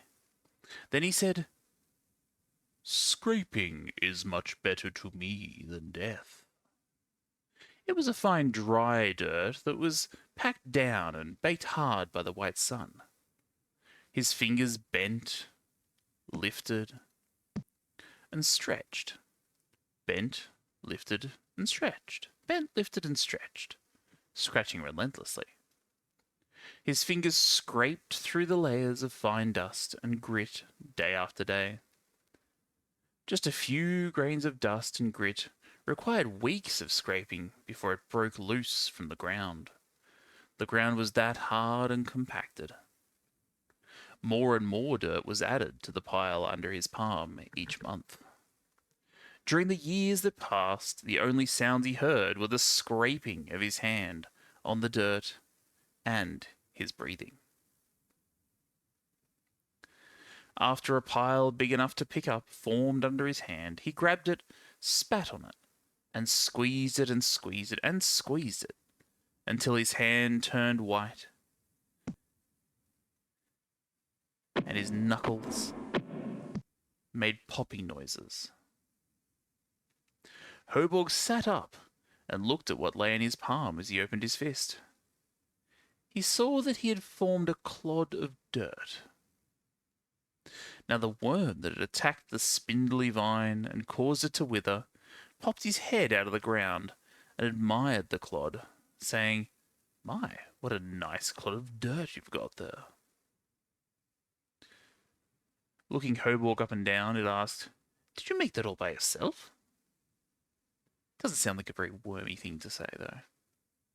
Yes, I did, said Herborg. Here we go. If I were you, said the worm. I'd stay right here and make more dirt clods. You could fashion them into beings and populate this chunk of land with them. There we go. That's a bit more wormy. Not super wormy, just more wormy. After all, did you really see a pile of clay through the scope Quarter gave you? Or did you just want to see it because Quarter said you would be able to see it? That's an interesting question. Do we see only what we want to see? Hoborg answered, Actually, Quarter said the scope would enable me to see the shortest path to the clay. And because of that, I should save quite a few years of travel. But I've been traveling for so long. And the worm said to Hoborg, You haven't saved any time on your journey. You haven't even seen clay, have you? I wonder if Quarter has ever seen clay. When Hoborg thought of it that way, he also began to wonder. Was there even such a thing as clay?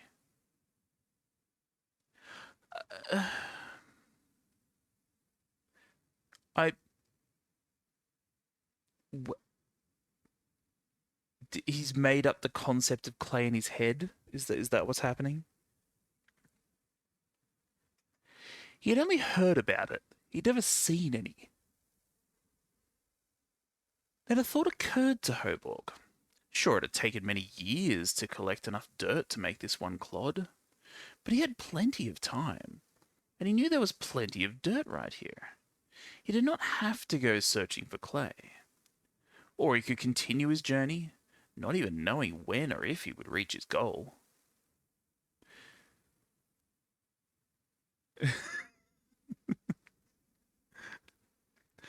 Thank you, Feisty. I appreciate that. I'm certainly trying. He considered making more dirt clods and creating clod beings right there to populate the chunk of land he had stopped on to rest. Sure, it would be a lot of spit, but Hoborg figured he would find a way to work up enough. And now that he had a purpose for scraping, he could use both hands and save time. First, he would finish creating a being from the dirt clod he had already made. First, he would... Yeah, okay, so they accidentally read that twice. My bad. Okay, so he's making his first being. Alright. What's his first being going to be? Surely it's Clog. But he didn't use a seed. The seeds haven't come into it yet. Okay. Hoborg knelt beside the thing he had put together. The hideous outrage of dirt stretched out, and then, as he worked the clod with his hands, it began to show signs of life, and stirred with an uneasy, half-vital motion. Frightful it must have been, for supremely frightful was the effect of his endeavour to mock the stupendous mechanism of his own creator, Quarter. His success terrified Hoborg. He cast away his odious handiwork, horror-stricken, as far and with as much velocity as he could throw it. Okay, fair enough. He's not super jazzed about the concept of creating a civilization, as some of them have been, to be fair. He hoped that, left to itself, out wherever it might land, the slight spark of life, which had received such imperfect animation, would subside into dead matter. Hoborg went to sleep in the belief that the silence of the grave would quench forever the transient existence of the hideous clod which he had looked upon as the cradle of life. He slept, but in a dream he was awakened. He opened his eyes, beheld the horrid thing standing at his side under the spindly vine. In Hoborg's dream it grew back. And it looked on him with yellow, spit-oozing, but speculative eyes. Hoborg awoke, for real, and was horror-stricken because he saw something far away, and it was growing less and less far away with every minute. At first, he thought it was the clod creature coming back to get him, but as it got closer, he could see that it was much bigger than a dirt clod. A short while passed before Hobog could make out the shape. It was a piece of land with a red-roofed house on it. There was a big robot and a little being on it. Aha. Hobog realized that these folks would pass him if he did not act quickly. So he took off his belt from around his waist. Hobog apparently wears a belt. And made a lasso. He figured that it was still not long enough to reach the passing land. So in an act of desperation, he gouged a chunk of his chest out and rolled it into a great snake that extended the end of his belt. This contraption was long enough to lasso the land, which halted when the cord went taut. The big robot pointed to Hobog's chest and said, "Me, Bill. Me, Bill."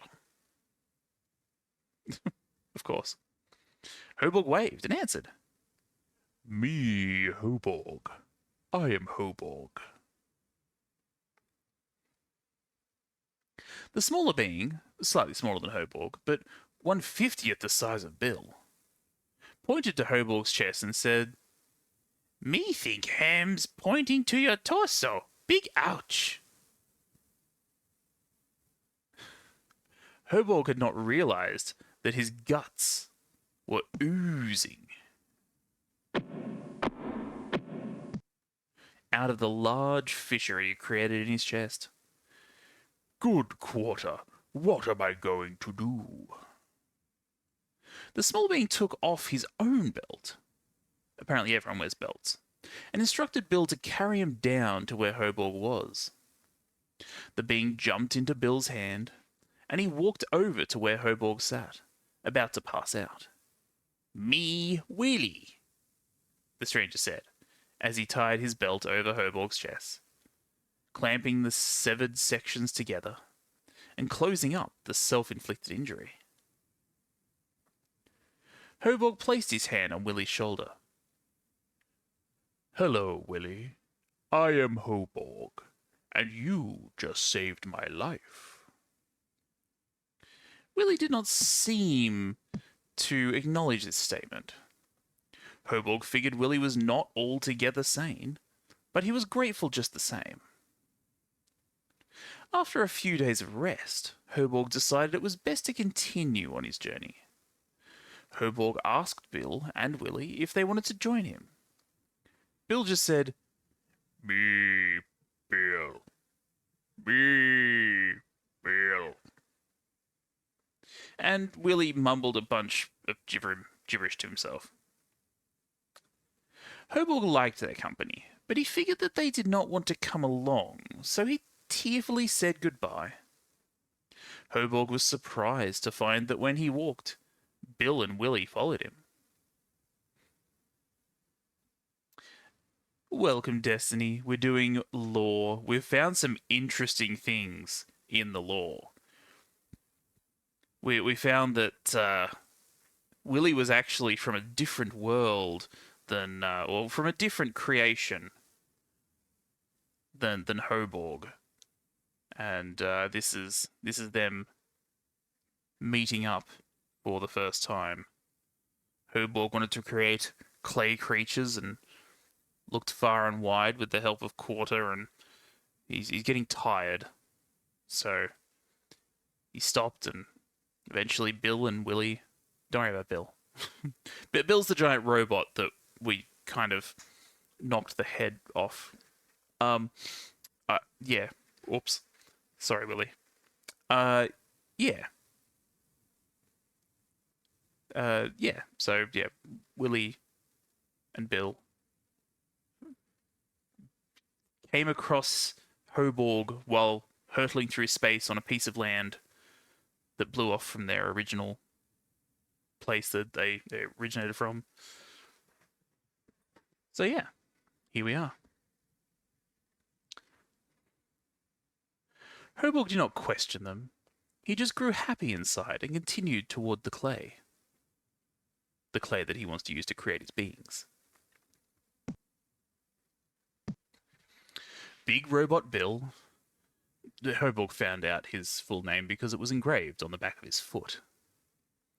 Proved most useful for carrying Willie and Hoborg and the little red-roofed house over canyons too steep to climb. Hoborg noticed, while being carried by Big Robot Bill, that Bill's chest had a switch inside marked good at the present setting and a bad on the other setting. Hoborg dared not find out what the bad setting did, but he thought it must be a poorly thought-out attempt at dealing with the same problems he had when he was planning the making of beings that were capable of doing right and wrong. Yes, Hoborg wants his beings to have free will.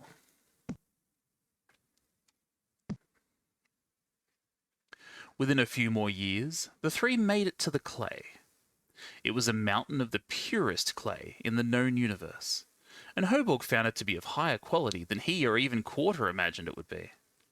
He filled his crown up with a few good-sized hunks of clay.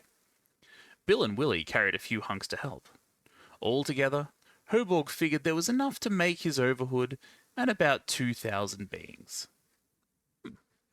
Feels like a good amount. On the way back to where Hoborg had started his journey, like almost 50 years ago, but sure, a tick burger came upon the trio. A tick burger is something all icky and sticky that Quarter always said to run away from. Hoborg yelled for Bill to grab Willie and himself and make a run for it.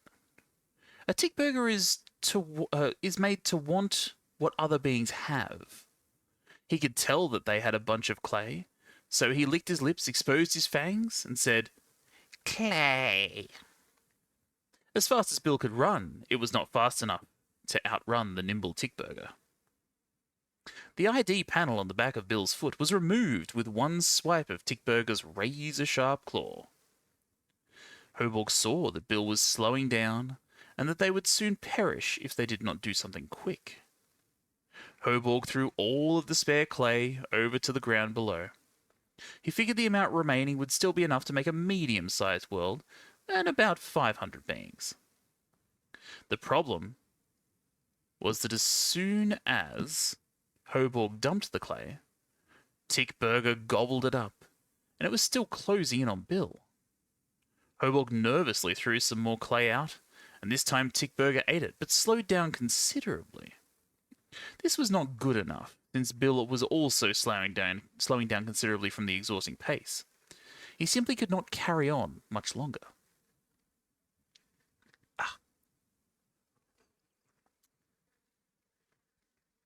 Oh, the chase.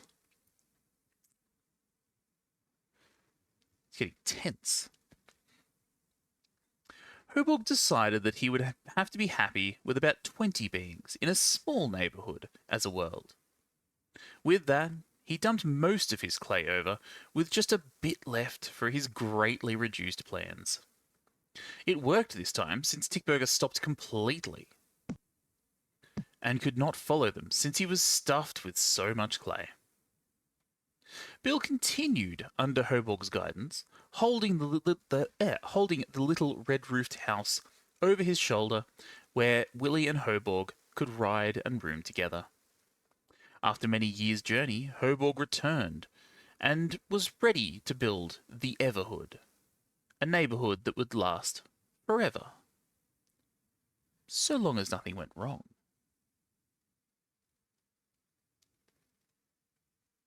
Haha. So it went from the Overhood to the Everhood. Huh. There's Bill. There's Hoborg. And the teddy bear. Do we get to learn about the teddy bear? Oh no, because that's probably it on Hoborg. Oh, this is Arvin. Oh, this was a being that was made after all of the other ones. Okay. Quarter messed up. So he had to make another being. And it was Arvin.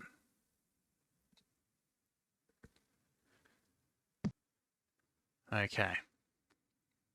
Surely we're getting towards the end of the beings now. Surely. Arvin is a sleek and fast being who created thousands of beings from the first moment he was given a crown. Besides his crown, there is an aerodynamic fin on the back of his head because he's so fast. His style of creating is fast. Get in, create, get out. He does not keep the count of the worlds he creates, nor the beings he creates to inhabit them. Quarter made Arvin quiet, serious, lean and efficient. Arvin has spoken only once to some of the beings he has created. Quarter wanted to make a being who would fill up the rest of creation with more worlds and planets and beings. Okay. Arvin does not even take the time to create beings who will be creators themselves. Arvin now has 7 worlds that his beings inhabit. Oh, we're going to learn about all of them. With aggressive names. Nordo is a world consisting of a group of 7 planets, each with a civilization of its own. The inhabitants of each planet have a distinct mythology, with the common element of the 7 planets fighting amongst each other. But they never do in reality. This makes the various races of the 7 planets fear each other intensely, though there is no real need to do so. Oh god, we've gone back into genealogy here. Okay. Okay. Alright. Buckle in. It's going to be a ride. The 7 planets of Arvin's first creation, of 7, of course, are Idsnack, inhabited by the Skull Monkeys, of course. Oh, actually, yeah, the Skull Monkey. That would have been the one on the title screen that I was like, what's the monkey got to do with it? That makes a lot more sense now. Oh, now we learn all about the Skull Monkeys. I thought it was going to be a bullet point, like, you know, executive summary. Here we go. Skull Monkeys look like monkeys with skulls for heads. Brilliant. Skull Monkeys spend the whole day chasing each other in a nervous, hyperactive way. While Skull Monkeys would love to scare the young of other civilizations, they cannot, for other worlds are not accessible to them. For this reason, transportation research is a primary concern of the smarter Skull Monkeys. Alpha Jaw, the leader of the Kingdom of the Skull Monkeys, hoped to have a spaceship of some kind built to fly to planets full of youth to scare. Of course. Your entire civilization's goal is to Monsters, Inc. Ad nauseum. One day, while Alpha Jaw buried himself with detailed plans of a great ramp to launch a great rocket, his assistant, Hairy Joe, climbed down the great fort and decided to rest at the watering hole. Hairy Joe drank deeply from the pure waters and looked at himself in the still reflection. He poked his finger at his avicular foramen. Yep, avicular foramen. I'm going to look up what that is because I have no idea what that is. That's got to be a thing. Avicular foramen.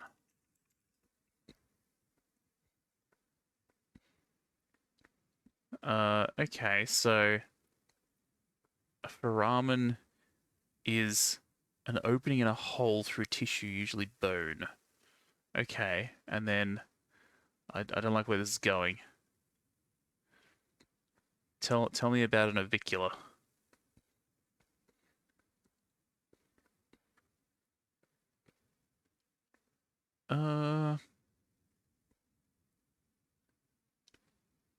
Okay. Alright. I don't like where this is going. Avicular. We've got to work out what these skull monkeys' anatomy is.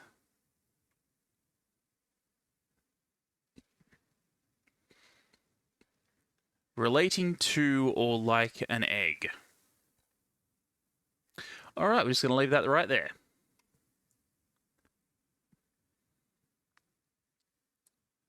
And wonder what it would be like to have flesh on his head. I am very ugly, thought Hairy Joe. It was an odd thought, since most skull monkeys have no concern for appearances.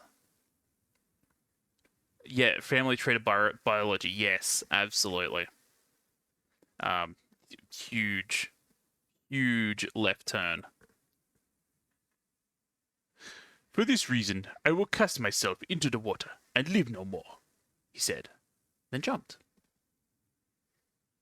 Aggressive. An aggressive solution to your problem. Not one I recommend. His body made a loud splash, and he felt the cool water touch every part of his body. His hair grew deeply saturated with the water, until all of the air bubbles wriggled their way up to the surface. Hairy Joe exhaled and sank even deeper, far deeper perhaps than any other skull monkey had ever gone before. Weightless, he refused to move or struggle.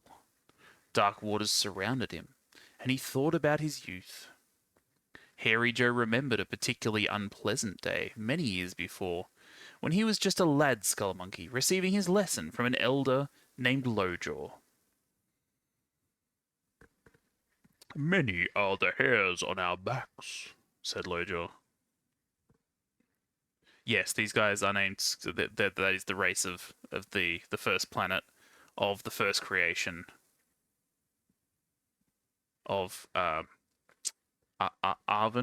Yes. Many are the hairs on our backs, said Lojaw, and likewise are the number of skull monkeys in this world. Hairy Joe looked up to Lojaw as a father figure. For weeks, Hairy Joe followed every move Lojaw made. If Lojaw went into the forest to forage for nuts and grubs, so went Hairy Joe. If Lojaw tended to his garden, so did Hairy Joe. One especially warm and beautiful day, Hairy Joe was on his way to Lojaw's cave when he saw a great crowd gathered around the entrance. Many skull monkeys were howling to show their mournful state. Lojaw's wife was the gloomiest of all. She was like a brittle fall leaf blown into a corner. Hairy Joe pushed his way to the front of the crowd, demanding to see his mentor. Lojaw gently swung by his neck, hung from a braided piece of cloth his two children had made. His children were the first to find him in this state. Well, this is a bit dark, isn't it? The peculiar thing that Hairy Joe recalled was that he had shaved himself completely naked. That was... I mean, I guess that's potentially of note. But number one, how? And number two, why?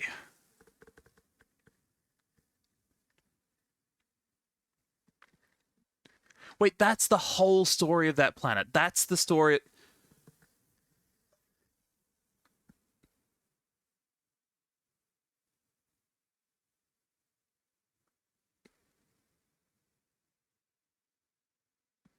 Wow. Hey there, Chili. How's it going? We are...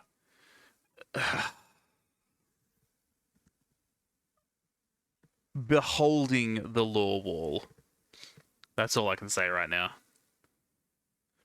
I really should. I don't know what I really expect, but it bloweth my mind, regardless. The second planet of Arvin's first creation. Arnid, inhabited by the Rurs. Rurs observe other planets and civilizations, hoping one day to apply all that they have learned to their own civilization. This is not likely, however, since they find comfort in research and are terrified of application. Rurs are extremely advanced in the arts of the mind something?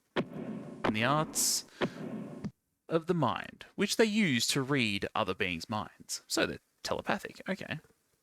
Every other generation in the Rur's lifeline produces an Omega Rur. Omega Rurs have such superior mind control that they can use their minds to form physical doorways between worlds. It is a shame that, yeah, no, you are absolutely right. You are absolutely right. You know what? I may, in fact, just make that happen.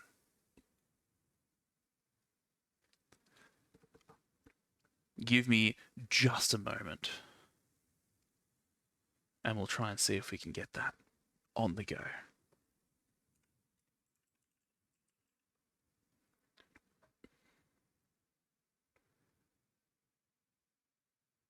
Okay.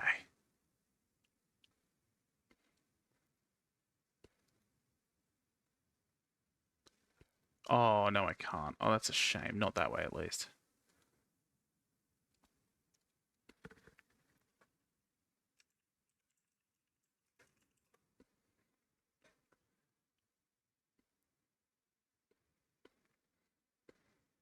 All right. We're going to make this happen one way or the other. One way or the other.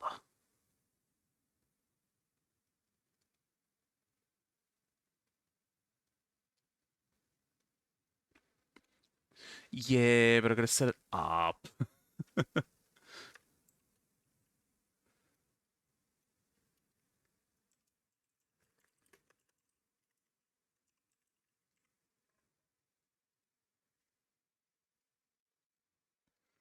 Okay.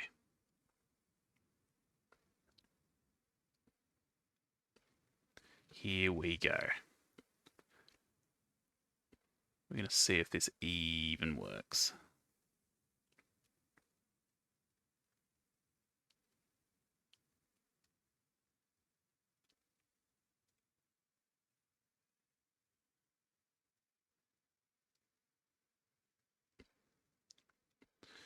Let me know if you're hearing anything.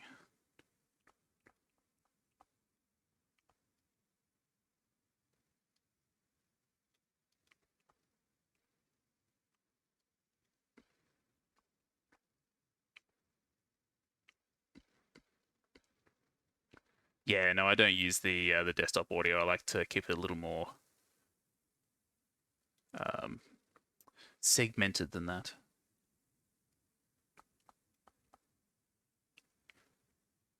Oh, that's a shame. Oh.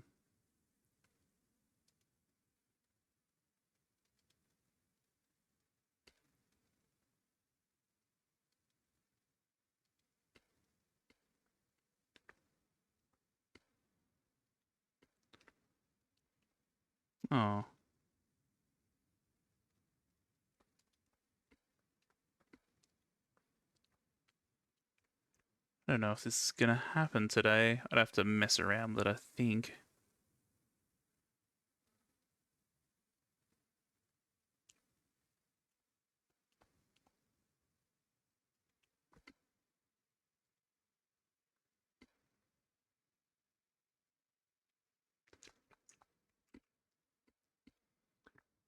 Let's see. Maybe, just maybe.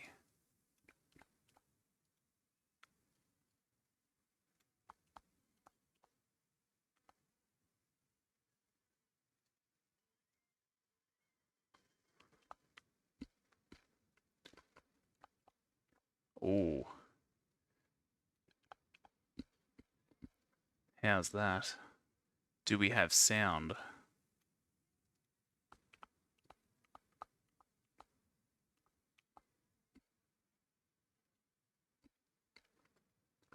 That doesn't have sound, does it? That's a shame.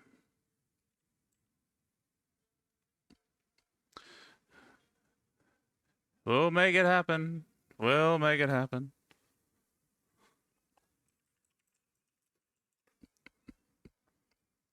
We're learning together.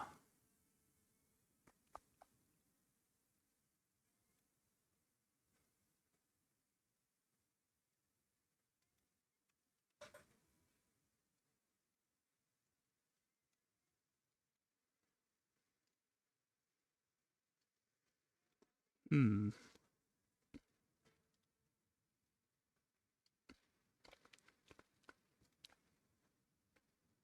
We're learning together. And that's okay.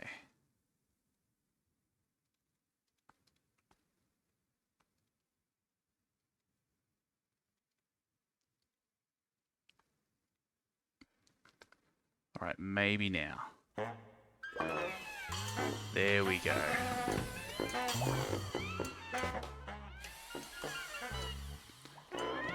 Let me know if that's too loud.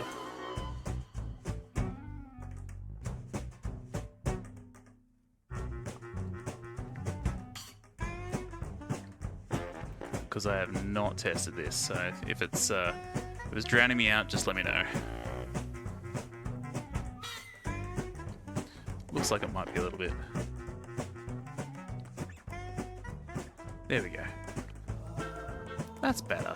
That's better. Alright. Alright, so we're talking about the Omega Rurs. Omega Rurs have such superior mind control that they can use their minds to form physical doorways between worlds. This has been outlawed by Arvin, and only because Quarter brought it to his attention. But Omega Rurs were not stopped until after they had moved a few yunts. Oh, okay. Okay, we're bringing the yunts into it now. We're bringing the yunts into it. Alright. And even... Oh, even Rurs to other planets. Okay, so they moved their people to other planets, so that's not ideal. That's not what you want. Oh, yeah, okay, so that's that planet. That's that done. Fair enough. Alright, so we got Bark. Inhabited by half skull monkeys, who are half blue yunt. Wait, what? How did this happen? Okay, so called blue yunt skull monkeys. These beings look just like white yunts, since the mating of a skull monkey with a blue yunt, causes a loss of pigmentation in the offspring, resulting in a blue yunt that appears to be white. There is no other visual effect on the offspring from the skull monkeys, though the behavior is more like that of a skull monkey than the community-building blue yunts. Okay, we're done with that one. Fair enough. Guruli, inhabited by proto-skull monkeys. There are a lot of skull monkey variants going on.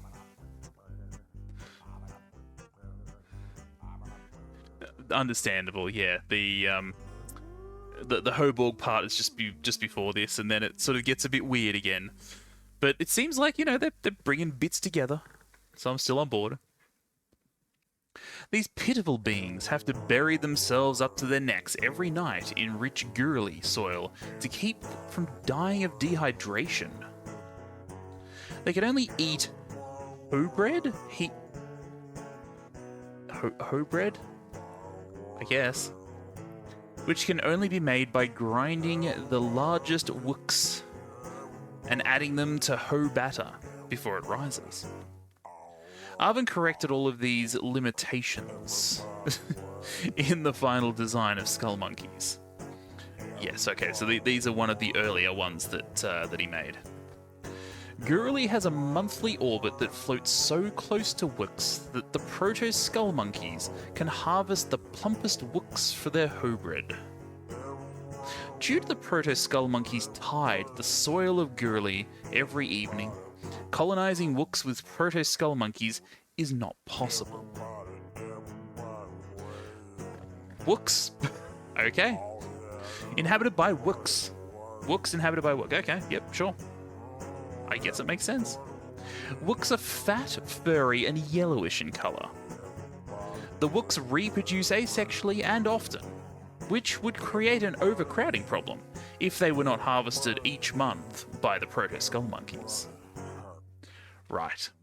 It makes sense now.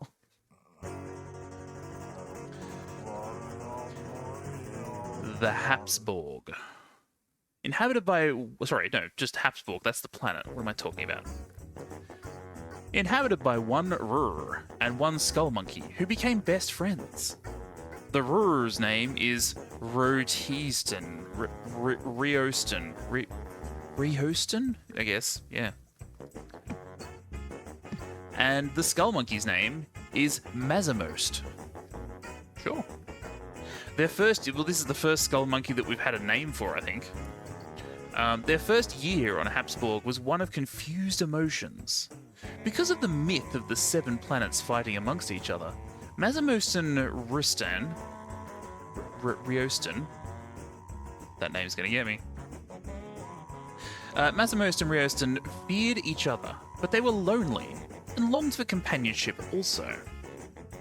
Riostan, behaving in perfect Rur fashion, wanted to study Mazamost and all of his habits. He spent a lot of time following the skull monkey's tracks to see where he went, examining his feces to see what he ate, and climbing up trees to see where he lived. They found that helping each other was their only chance at happiness and survival. While they're extremely productive during the first 100 years of friendship, they now sit in front of their houses, swapping grossly exaggerated stories of their first year together. Okay, well, I mean, look, they're happy. Seems to be working for them. We got Yanko, inhabited by the followers of Maikea. Maikea was said to live on Habsburg, though in reality he did not exist at all by any known records. Okay, alright. Yankites, beings of Yanko, find pleasure in making incarnate artworks for Maikea. Or Maikea? Perhaps the greatest works of art known to Quarter are made in Yanko. It is for this reason that no one has the heart to go tell the Yankites that Maikea does not exist. That's fair enough. Let them do it. Let them do their thing. They're enjoying it. They're not hurting anyone. The other 6 worlds that Arvin made... Here we go. Again with an aggressive name. Plasmo! Great show. Is an enormous cloud of beings, each too small to be seen by the naked eye. Rurs have projected their minds there. Alphatic is the world of the Regos. Regos? Each successive generation is born bigger than the previous. As the Regos of each generation get into their senior years, you hear them making statements like, "These punks think they're so big," or "When I was your age, I had to stand on a chair to get the fondue pot down from the top kitchen cabinet." The houses of their ancestors are not usable for the newer generations. They can just not fit through the front door. Alpha Famalpa.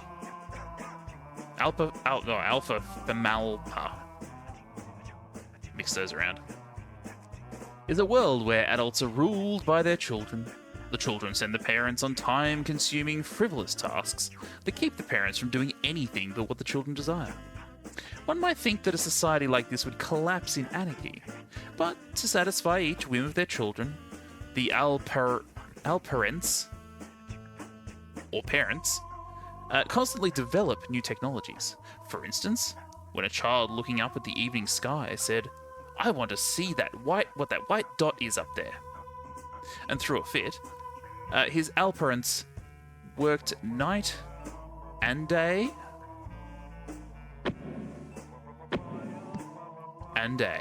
until they invented a telescope. When other children saw it, they all wanted one, so a telescope factory was built. In similar ways, advances are made throughout Alpha Famalpa. Alpha Famalpa families have from 1 to 3 children, rarely more. One child, being childish, may say yes when she is asked if she wants a baby brother or sister. She does not have the ability to realize that she will have to share command of the Alparents with her sibling, since the Alphorns must be obedient to all of their children.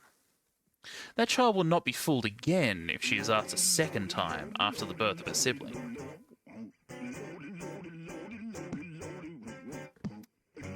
They catch on pretty quickly.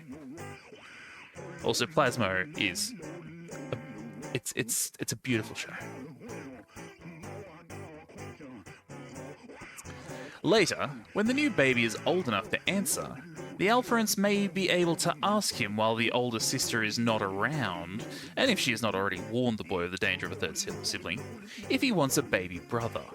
If a third child is born into the family, the older two will rarely ever let the Alphorns out of their sight.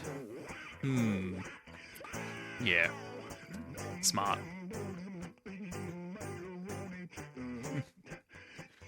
Oh yeah, the lyrics are absolutely banging.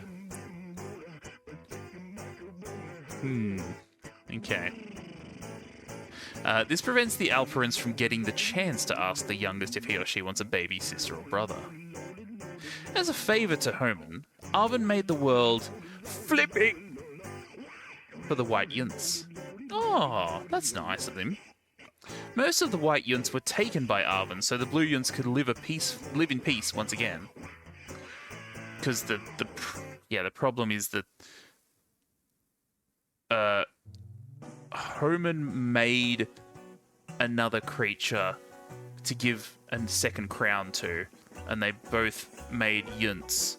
Some of them were blue, some of them were white, and the blue ones were very industrious, the white ones were not, and there was a war, and Quarter said, no, bad.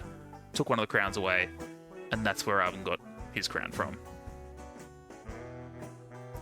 So, the white yunts depended on the hard-working, resourceful blue yunts for survival. There you are. Since the white yunts are shiftless, no good bums. To survive being in a world with no blue yunts, the smarter white yunts, called rogueling. Oh, the smarter white yunts, called rogueling. Conned the not-so-smart white yunts, called habbling, into converting into blue yunts. Oh, that's a thing they can do, apparently. Here are some tales of the rogueling conning the habbling into being blue yunts. Alright, fair enough. One night, Papto, tired of wandering in the woods of Flimby, saw the light from a window of a tree cutter's cottage. Papto did not have his own cottage because he was too lazy to build one. He thought to go to the cottage to see if the yunts inside would let him stay. So he went to the door and knocked. The tree cutter's wife opened the door and said, "Shoo, I don't let anyone in while my husband is not in the house. Go away already." And she slammed the door in his face. Papto was hungry too, and he had smelled the dinner cooking in the cottage while the door was open. He looked around for something to eat and saw a discarded Gluflunto burger box? Gafluto. That's a series of letters in a particular order. Gafluto burger box on the roof of the cottage. He hoped there might be a Gafluto burger still in the box, but if not, even licking the Gafluto burger sauce from the bottom of the box would be delicious. Discarded Gafluto burger sauce.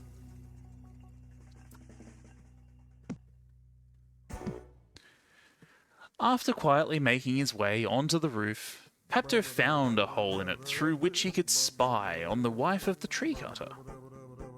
Bit creepy, but okay, we'll continue. Obviously, the tree cutter was too lazy to fix the hole. When he peeked through the hole... Come on. When he peeked through the hole, Papto saw a beautiful table set out with savoury junk roast, clouty fish, and wine. The tree cutter's wife and the county tree censor... What? Was seated at the table ready to dine. Now, Papto heard the tree cutter lumbering home just then, and so did Mrs. Tree Cutter. The tree cutter was as nice a guy as you would want to meet, but his one quirk was that the mere sight of County Tree Sensor put him into a fit of rage? Yes. And that was why the censor was paying a neighbourly visit to the wife, because he knew that the tree cutter was out, and the good woman would therefore fix up the best victuals she had. As Papto watched through the hole, she threw everything on the table into the cupboards and drawers and hid the censor in a trunk she used as a coffee table.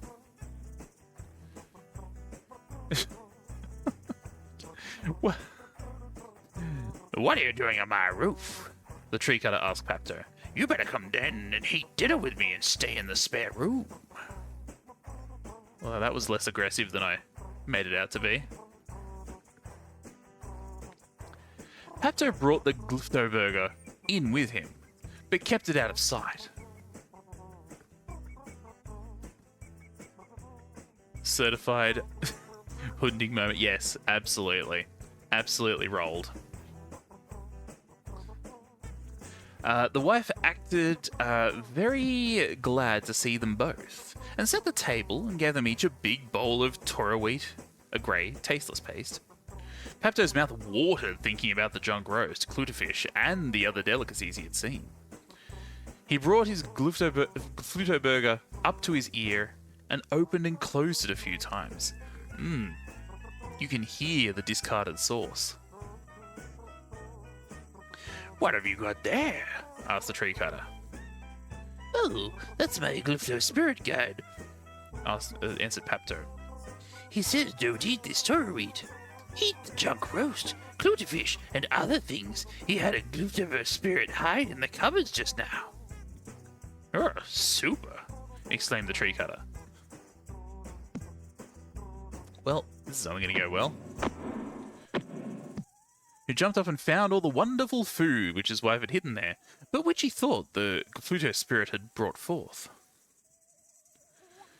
The wife of the tree cutter dared not say a word, but put all the food on the table. Now Papto put his box up to his ear again, and opened and closed it. What's he say now? Asked the tree cutter. He says don't forget the wine behind you in that drawer. So Papto and the tree cutter enjoyed the wine also. The tree cutter wanted to see the Gluto spirit. Sorry, the Gluto spirit this guide used to provide these wonderful things. Ah, you wanted to see the spirit. Okay, fair enough. Can the guide conjure the Glypto spirit for us to see? Asked the tree cutter. I wouldn't be more troubled about looking at him. Now that we're finished off that wine, I'm kind of loopy.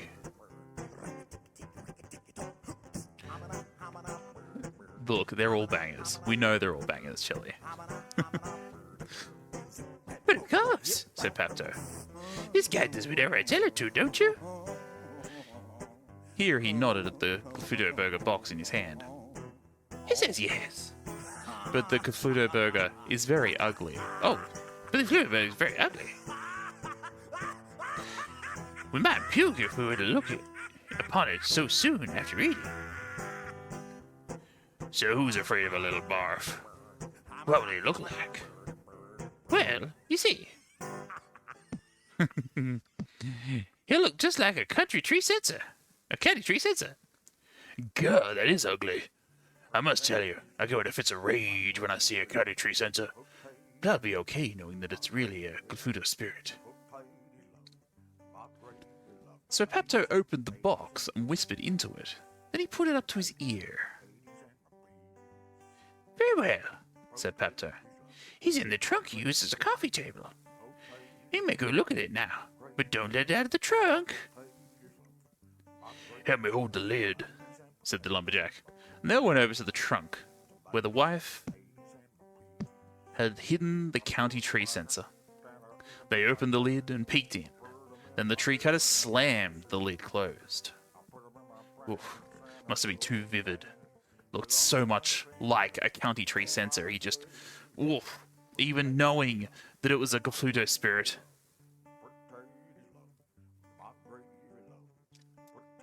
Just couldn't hold it in. Wow, he is ugly. Yuck. After that, they agreed they needed another drink. They opened another drawer and found another bottle of wine. Much later, the tree cutter said, "You must sell me the Gluto Spirit Guide in your box. Ask as much as you want. I'll pay anything." "Oh, no, I could never do that," said Papto. "Just imagine what I could use it for." "Oh, I do so want that Pluto Spirit Guide so much. Oh, please, please, please, please. Oh, please. Oh, please, please, please, please. Oh, please. Oh, please. Oh, please, please. Please, please, please. Please, please. Oh, please, please. Oh, please, please," cried the tree cutter. And he kept on begging. "Well," said Papto, at last, "if you promise that you and your wife will pretend to be blue yuns for the next 3 years for me, then I'll give you the Gluto burger box." "It's a deal," said the tree cutter. "But you must take that trunk with that Gluto spirit that looks like a counter tree sensor. Away with you. It gives me the creeps." When Papto left in the morning, he took the trunk. On his way, on the other side of the woods, was a very deep river. The water rushed by under the bridge he was crossing, and the river thundered into the quiet of the forest. "Ooh," said Papto, "I'm tired. This trunk feels like it's full of my brother's weight. I think I may as well throw it in the river, and if it floats to home to guide me, great. If not, no big deal." Then he lifted one end of the trunk, just a little. "No!" cried the censor from within the trunk. "Let me out first." "Yeah!" screamed Papto, pretending to be frightened. "The Gluto spirit is still in there. I'd better throw it in fast, so it'll drown." No, exclaimed the blue censor. "I'll be a blue yun for you for 3 years if you let me out." "I could do that," said Papto, and for the next 3 years he did not lift a finger. Right. That's that is high tier rumbling. The old double rumble. Not much is known about Albedo. Sorry, they're all caps. It's just how they're written. Except that it is a twin of Filmby, and that it lies on the far side of a huge gulf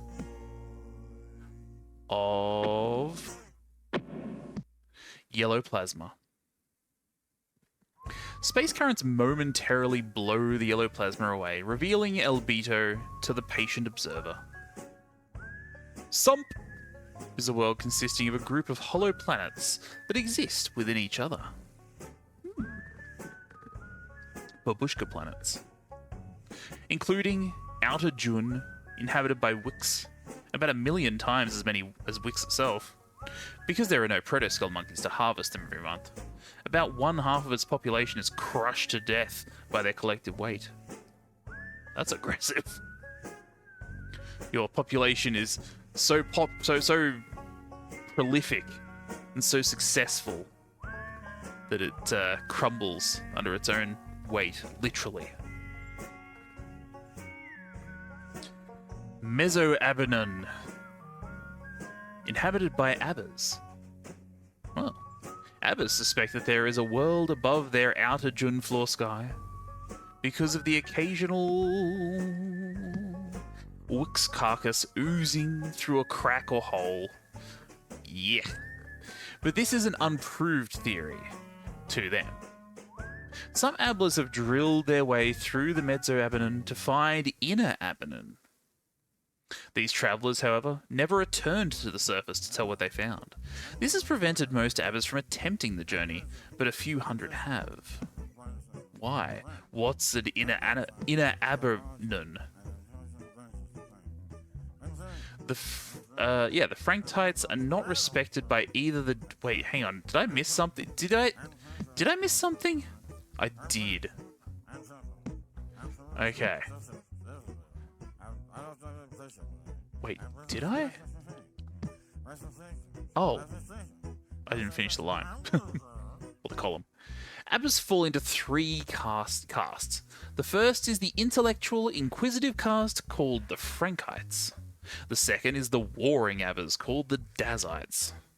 The third is the religious caste called the Ease. The Frankites spend their time in pursuit of knowledge about the other worlds of Sump, Outer Jun, Inner Abanon. The Frankites are not respected by either the Dazites or the Ease. The Ease accuse the Frankites of messing with their religious mythologies. The Dazites think the Frankites are a bunch of sissies. The Frankites developed the theory of a world above their outer Jun floor sky, because of the occasional Wook's carcass oozing down through a crack or hole. The Abbas have no way of reaching the floor sky, but a drop or two of the disgusting, rotting flesh of the Wooks from outer Jun sometimes trickles down. The Frankites have developed a science out of the study of stuff that falls from the sky. They've formed theories of what the world above must be like. Theories of a world within theirs are called Crankle's Inner Abanon Conjecture, after the Frankite named Crankles, who is said to be the first Abba to say, "I wonder if there's a world within our worlds." The Frankites have led expeditions into caves, crevices, and holes in the ground. Most expeditions run into dead ends. The ones that do not have never come back to report what they've found.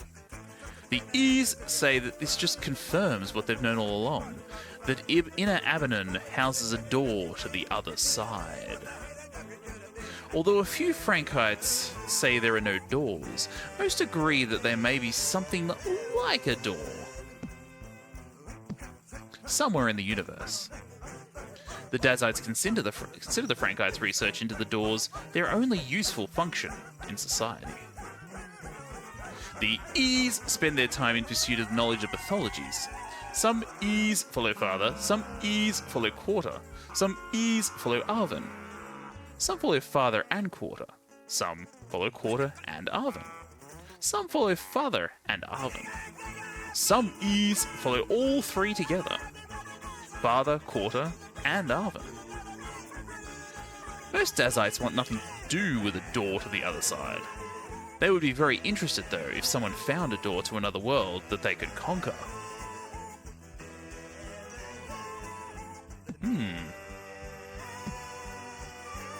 Very interesting.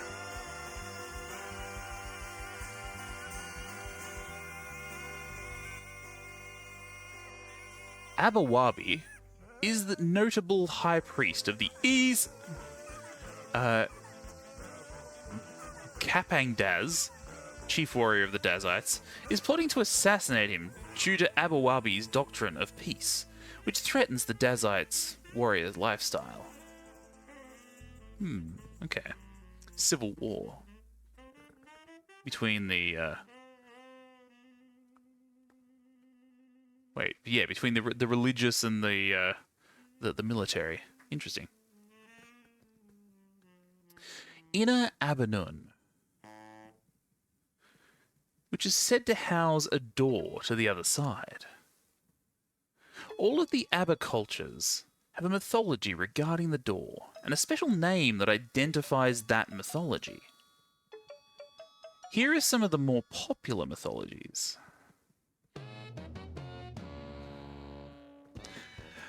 Lipocarathurs, the door is all around us. This is the mythology of the door amongst a small group of Frankites called the Ricks.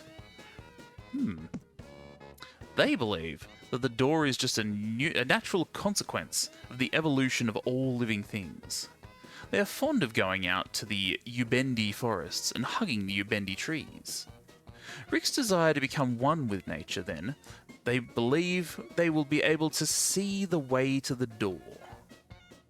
Until you become one with nature, they say, you cannot hope to see as nature sees. And, according to the Ricks, nature sees all.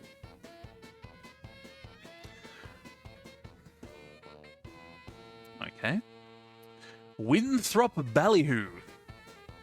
We've already gone through the door. This is one of the many mythologies found amongst the groups within the Ease. This group within the Ease calls itself the Mareefs. Sorry, the Mareefs. No, Marfees. I'm making up words now. The Marfees. They believe wholeheartedly. Oh, that's it. They believe wholeheartedly that there is a door. They also believe that all have passed through the door in one instance sometime in the past. The Marfees say that since we are all on the other side of the door, there's no need to look for it. Oh, and then we've got the Shempo Calrissian. Each of us has a door within him or herself. This is also a mythology from a group within the Ease called the Shempo Calrissianites. Okay? Of course. It is said that Shempo Calrissian found the door, but did not go through it. Instead, he ground the door to a fine dust, then put the dust into drinking water of Mesoabenon. I guess that's one way to say that the door is inside all of us. Since that day, the first time an Abba takes a drink of water, they are said to have a door to the other side within them. The Shempo Calrissianites hold a water drinking right for their babies. Incredible. Urmbek. We can find the door only when we have tallied up enough good deeds. Strangely enough, this is not another mythology from amongst the Ease. Instead it comes from the Frankites. Those are the Frankites that believe this myth are pseudo-scientific and perpetuate the myth started hundreds of years ago by Jabbereth. Jabbereth was insane, but he was able to string together sentences of full scientific and theological sounding ideas. Wow, this sounds familiar. Those who did not know better and did not want to take the time to research Jabbereth claims would say, to research Jabbereth's claims would say, "Hear, hear," when he came to their street corner to speak. Jabbereth, although enrolled in the Frankite schools, attended class only occasionally. He spent most of his time digging for imaginary buried treasure or counterfeiting money.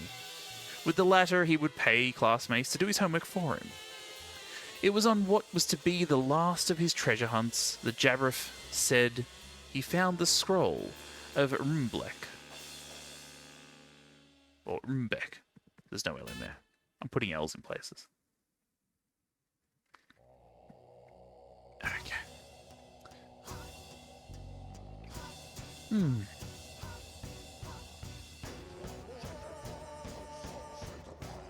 Oh, that last one was really trying. Okay. There should be a limiter on there now, but there we go. That should be perfectly fine. There, that shouldn't win the contest at all. Okay. Jabbereth said that the scroll of Urmblek explained that if one does enough good deeds, one will be given a pair of X-ray glasses, with which the door can be found. Jabbereth said that good followers of Urmblek who have disappeared are the only proof one needs to believe the authenticity of the scrolls, which, by the way, no one's ever seen. The fact that they disappeared, Jabbereth writes, shows that they got their glasses and went straight to the door. No one has yet been found who can name a missing follower of Urmblek.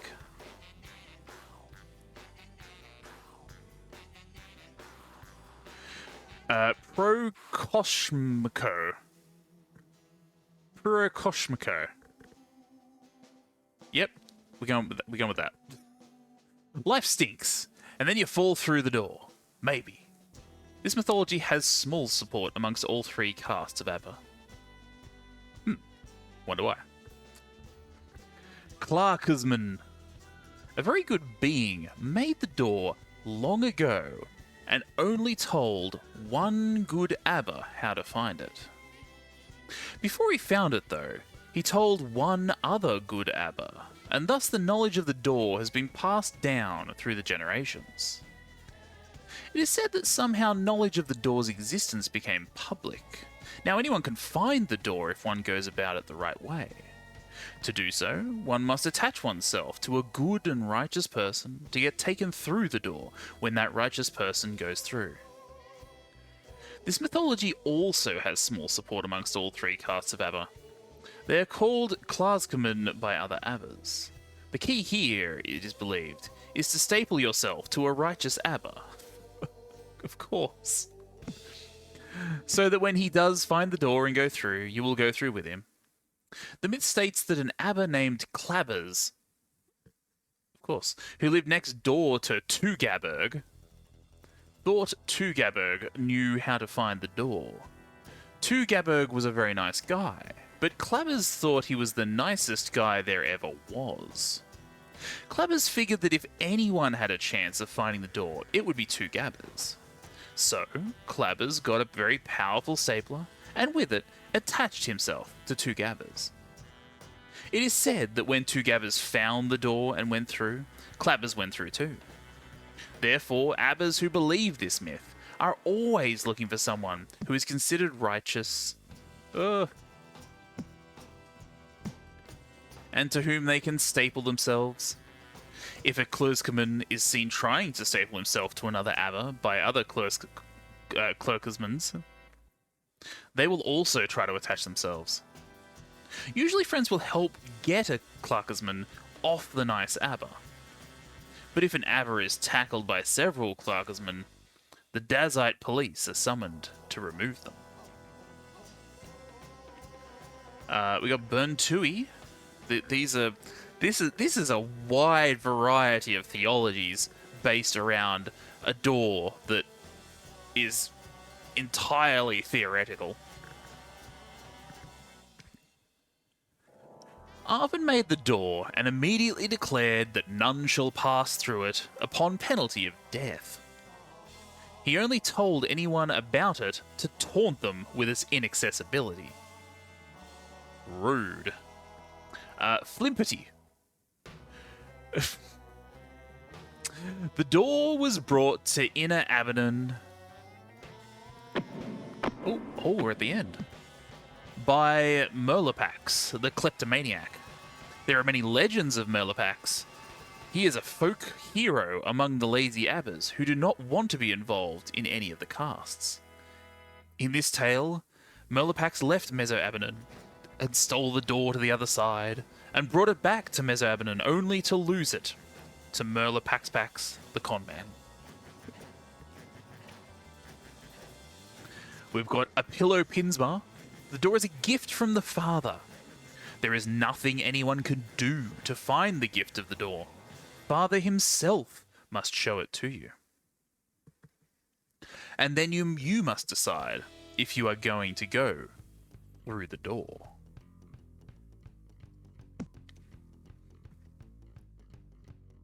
Oh, there's a tape there. I'm going to get that in a minute.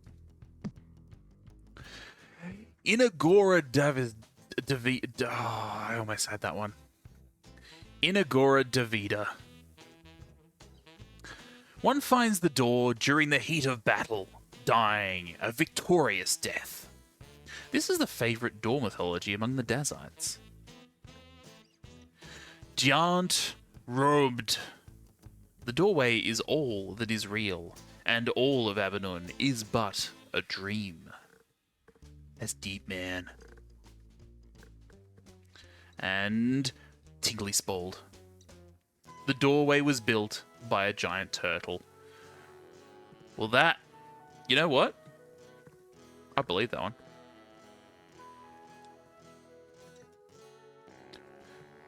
We found out about a giant turtle. So, look, you know what? I buy it. Royale. Only 3,667 abbas are allowed through the door.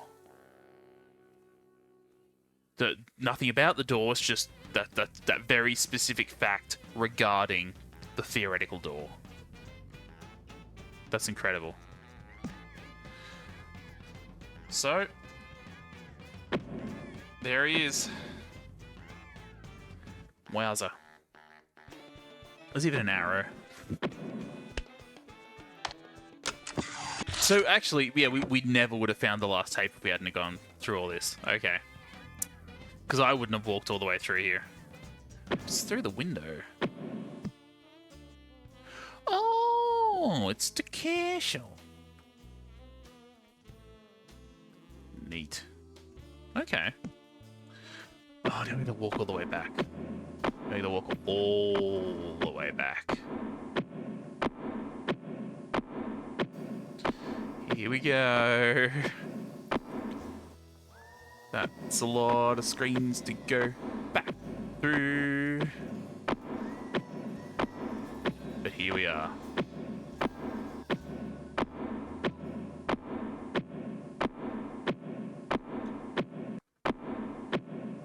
We'll get there.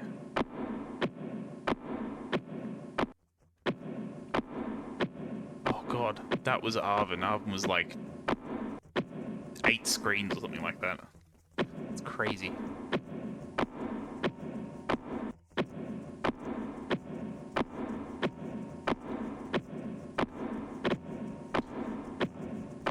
At least we've got a banger music to help us. Oop, no, keep going. Oh god, this is Hoborg, okay.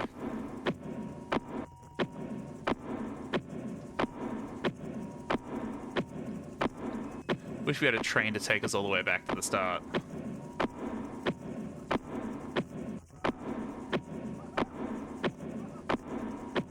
This game does a stellar job of trolling. Oh, this is the guy who made Willy. Oop, no, keep going, Claymation.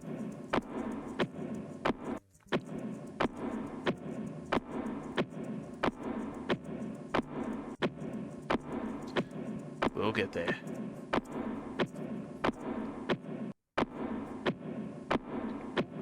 Oh god, there's so many screens. So very many. There's Otterborg.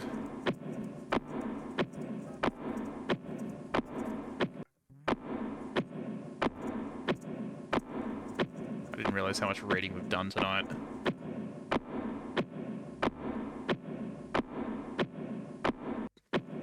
Well, let's give it a red hot go. There's Numeron.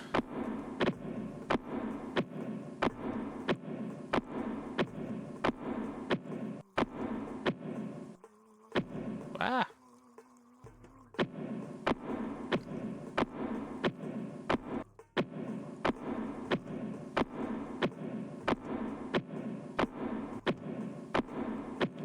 Keep going.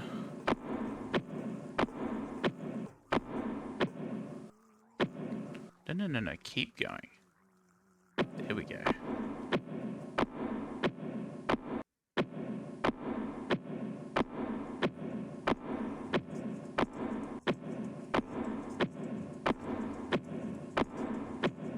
Oh, how many more to go? Oh god, we're only at Bert.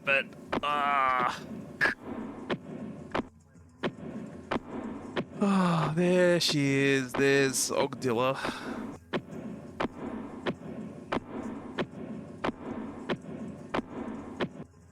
We're almost there.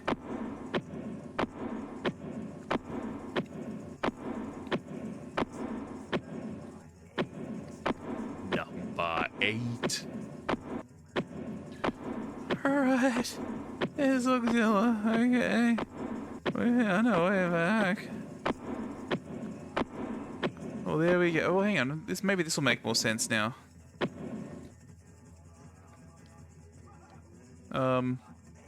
No, it doesn't actually make that much sense, if I'm honest. Well, this is Hoborg. And then I guess that's our robot friend. I don't know, maybe? That's got to be related to father, though.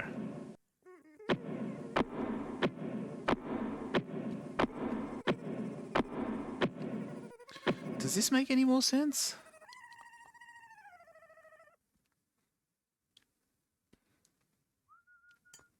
Oh, yeah, actually, yeah, it does. Hey, this actually does make sense. So here's Hoborg, here's his pile of dirt.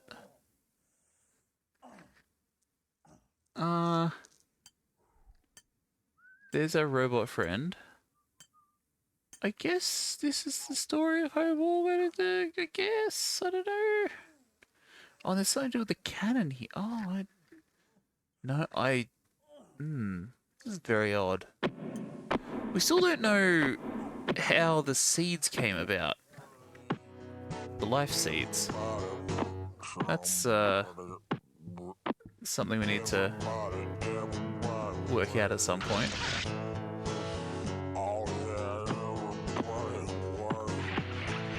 Alright. Oh no, we gotta hit the button first. Whoops. I always forget that I gotta hit the button. Alright, let's make our way back.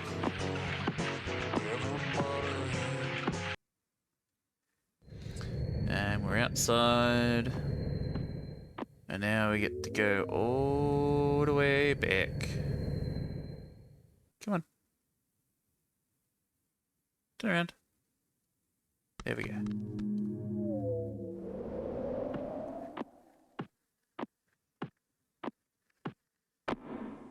Down into the tunnel.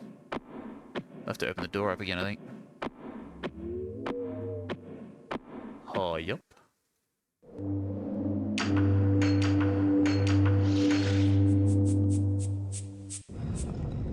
Open, says me.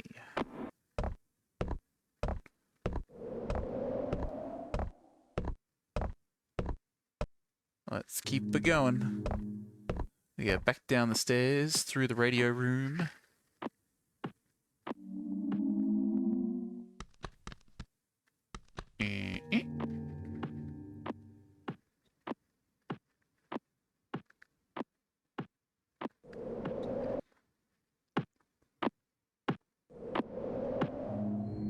We would like to refund 1 bridge, please. Thank you.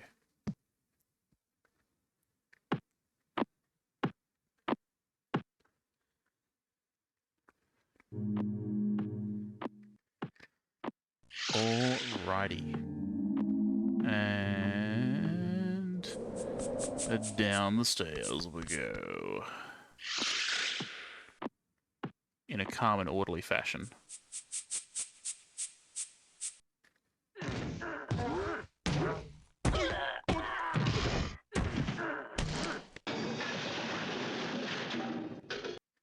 As I said, a calm and orderly fashion.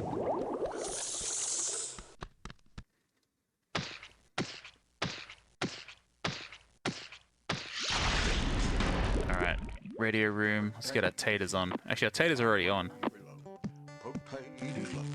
My gravy love, potato love, my gravy love, potatoes and potatoes and potatoes, tomatoes and potatoes and potatoes.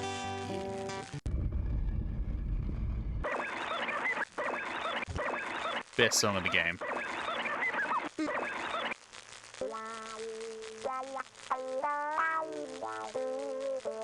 So thirsty. Can I leave? There we go. I need Wawa. Alright. Oh no, now we gotta do this puzzle again, and I can't exactly remember. I think it's 3, 2.5, 4. Could be wrong. I'll have to guess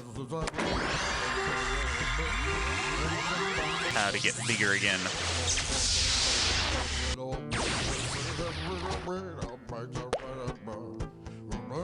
Hey, Clayman.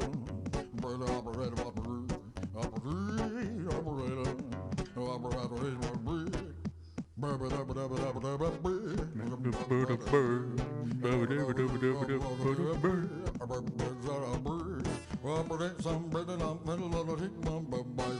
we go. Make me a brewski.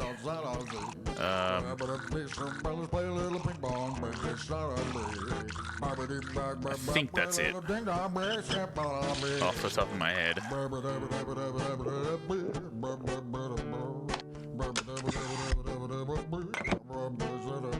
Also, I guess everything that we have with us gets shrunk down as well, because the glass we put in our chest, it shrinks down to our size and then gets bigger again when we get bigger, so that's an interesting concoction that we're working with.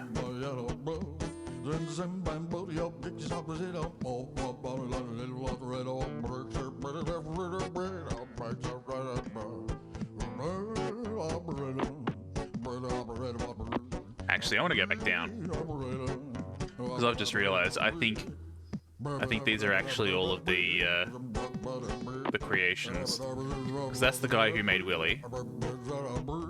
I can't turn. There's Hoborg. Who's this one? Oh, that's... I can't remember where that guy is. That's definitely one of them. I remember the picture. That one doesn't ring a bell.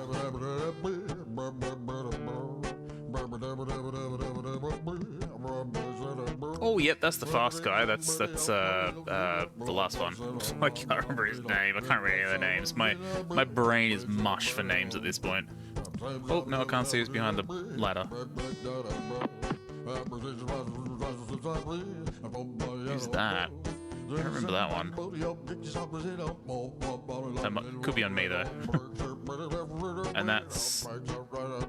Is that Ogdilla? Is that meant to be Ogdilla? I guess. I'm gonna go with that.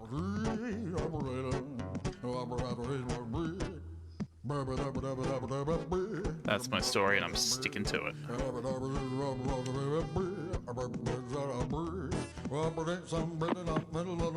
Alright, out we go.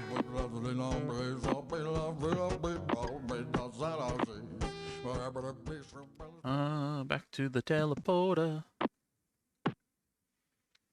We should actually check if there's anything we can do in any of the other teleporter areas.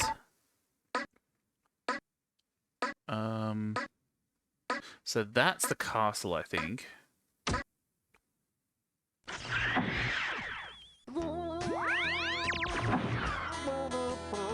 Oh yeah, we don't need to go back down here. Unless we can... I didn't even check if we could walk this way. I probably should have.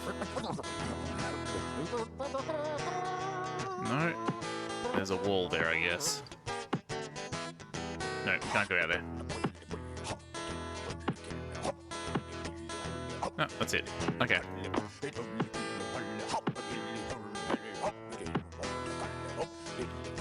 Comfy chair.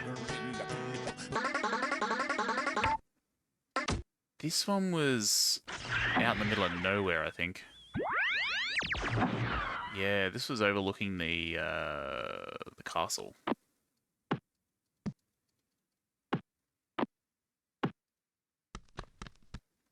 Then we get to see the whole of the Neverhood. And the teleporter. Okay. We've done our job here. Such a small section. I guess that's why you need a teleporter there, though, I guess. Because it's fairly remote. Oh, yeah, this was the big area. Oh, did we ever work out what we needed to do with the guy who tells us to go away? Because he was just out here. Oh. Oh, actually, I think this is right. No, this is too far. This is too far. Turn around. Every now and then. Yeah. Anyway. Hey, buddy. Where are you? You're over on my left. There we go. Hey, buddy, what's going on? What's, Oh, it's you! Hi! Go away! That's just rude. I gave it to Holler Records. The guy goes and he keeps coming back. I don't get it. I wish he'd just go away. He'll probably do it again. Just rude. Just rude. I come in good faith. Where did that guy even come from? I also have questions about the guy in the room that we had to use the like water glasses to get into. He was like a dude that's like sticking out of a TV. It was really weird, but he knew who we were. It was all very odd. It was all very odd.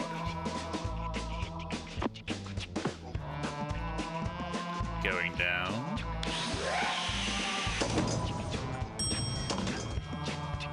No. Just get in. No shenanigans. Only elevator.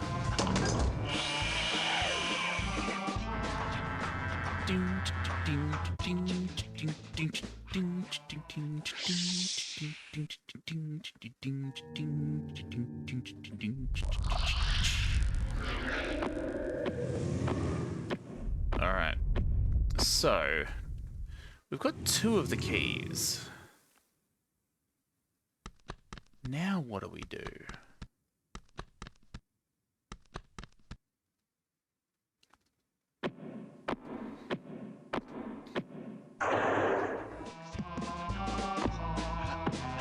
Surely we haven't, like, accidentally picked up the last key or something.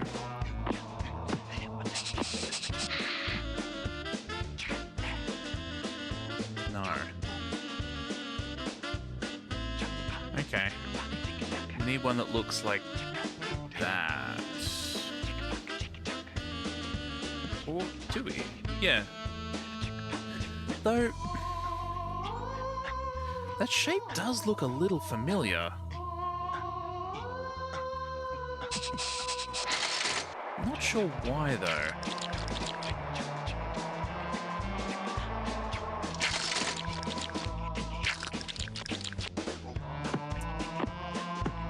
Very odd.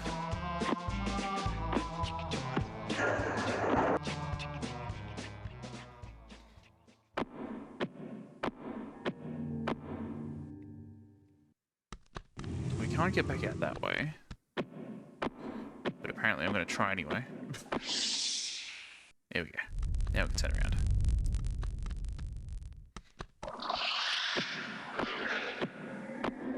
We got the key that was out here.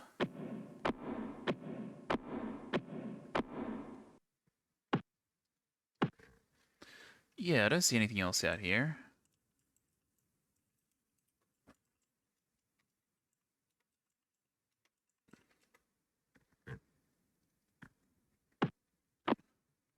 Nothing I can click, at least.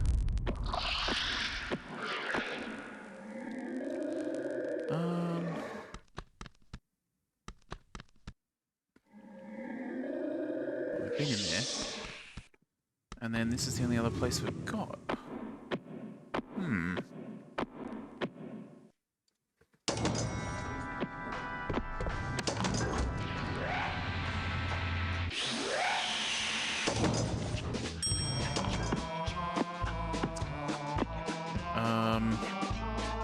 I guess we have to get it from somewhere else in the Neverhood. Actually, yeah, because we got one of them kind of accidentally. We used... oh, stop it. We used the car to get, through a section when we like rearranged the Neverhood. We got 2 paths to connect back together, and then we were able to go and grab one of the keys, which was otherwise hidden. Um.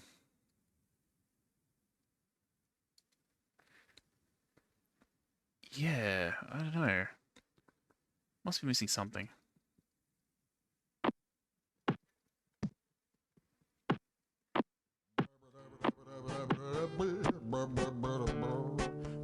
Just go back through slowly, I guess.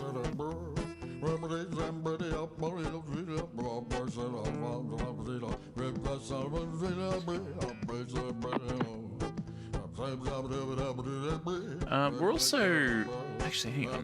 Go back up because I think we're missing one tape.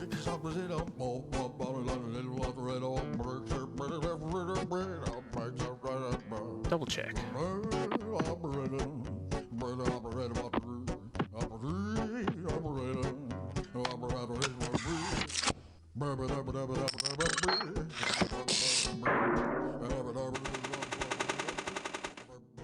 We're missing one tape. Are you serious? That's crazy.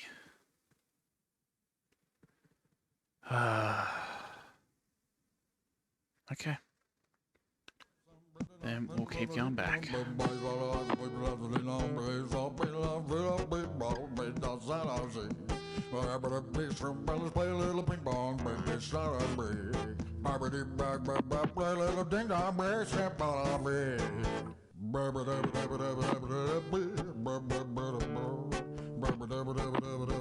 Actually, no, I can't do anything here.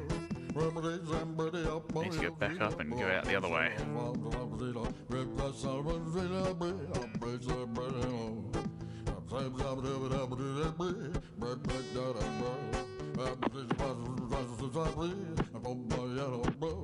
Alright, and then we go all the way down.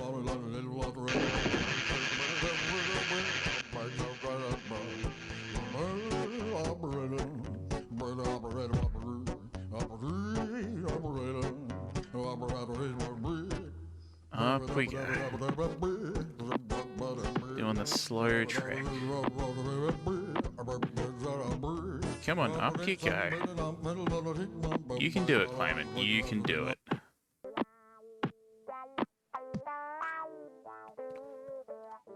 Okay, we'll go back out.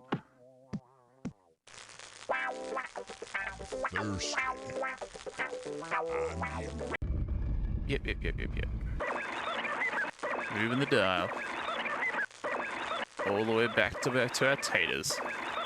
Potatoes love, my gravy love. Potatoes love, my gravy love. Okay.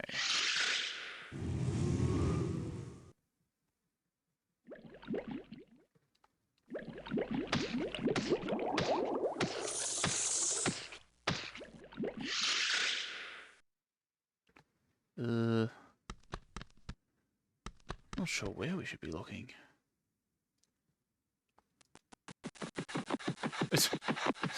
Every time. Gets me every time.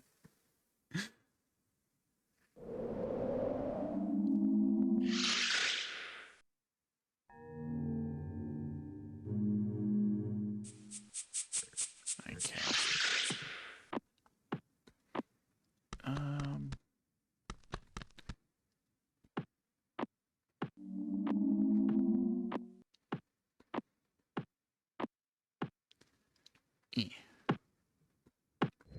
So we're looking for our tape and we're looking for our key. What else can we find? I need to go back out, Claymation, back out.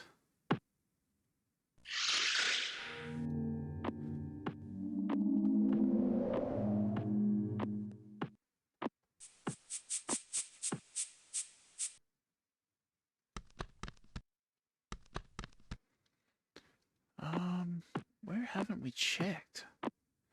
That's the question.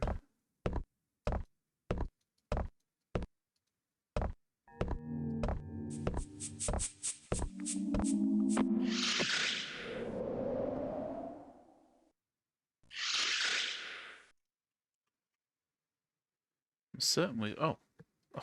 It's like, what's going on? We're not going anywhere.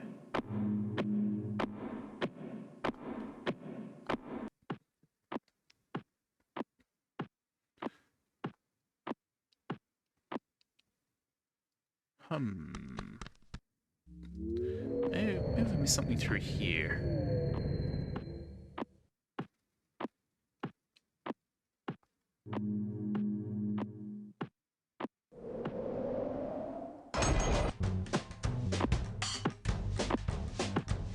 All the way through. Alright.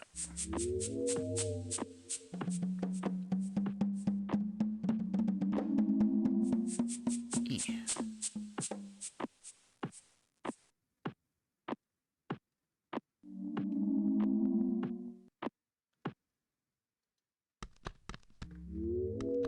Guess we just gotta check everywhere.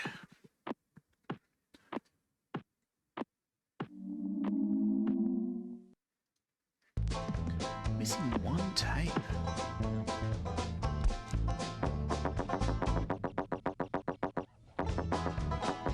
Yeah, this is the connection we made.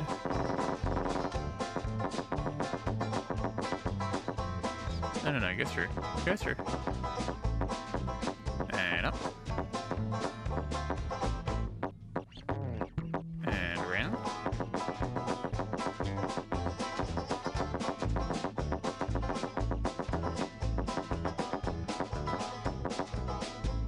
Oh, that's where one of the keys was. Can we walk out here? Oh, we can look. But we cannot touch. Oh, that's where the other teleporter was. Oh god, I hope it wasn't in there. We can't get back there.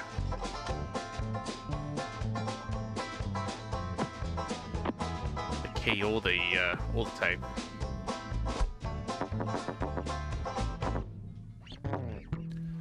E.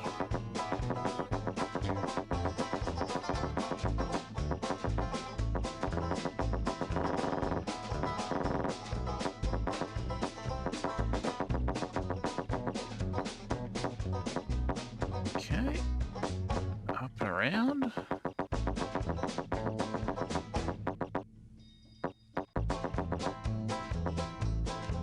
We'll get out of here.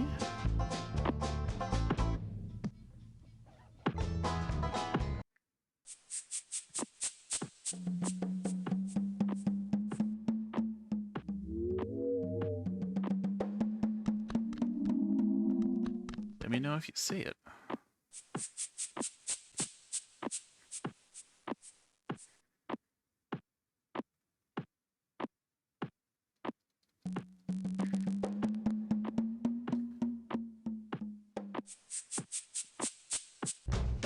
Okay. We'll check. Oh, we've already done Hogor's place. Oh, Hoborg, sorry.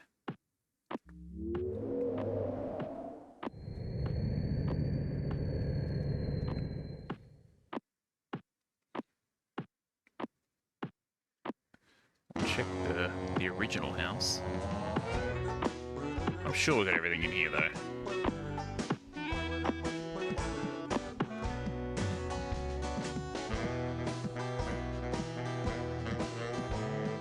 Actually, maybe we can get a hint from Willy. That'd be cool.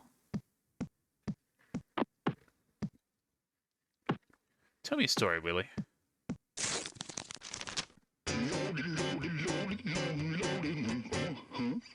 Oh, we're getting mail from Clog now. Well, that's no good. Clog has a very aggressive tone. His notes are red.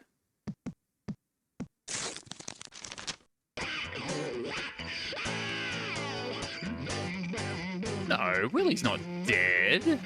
Oh, actually, maybe he is. He kind of fell. That would actually kind of suck. Do we just get Clog mail now?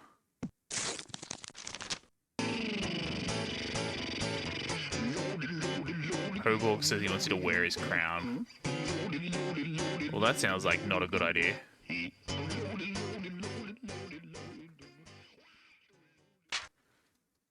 Not if Clog wants us to do it.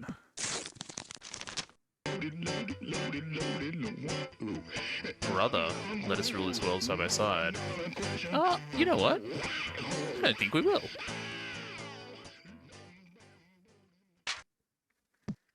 I don't think we will at all.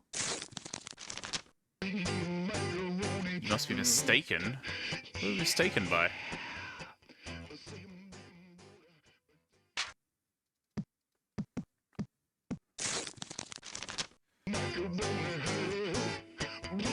Claymation, why did you turn my bill against me? How is it your bill? Well, I guess Koborg said everything is there for you to enjoy, which is a bit of an odd way to put it, I guess.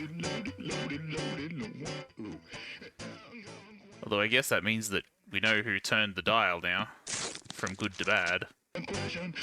We're from the same mold. Interesting. I mean, I guess we know that now, but I have a gift waiting for you at my castle. Interesting.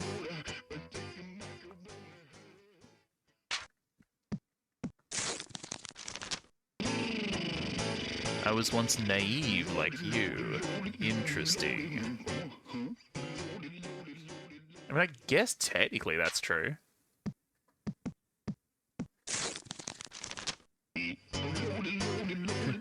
Alright, well, yes. You know what?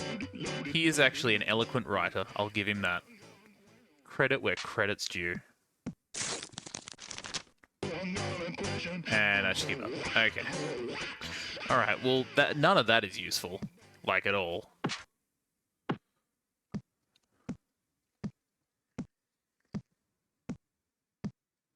Even remotely.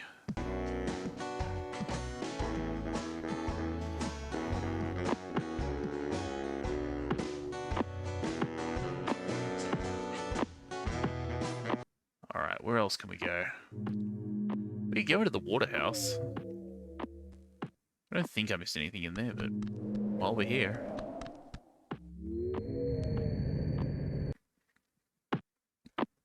May as well.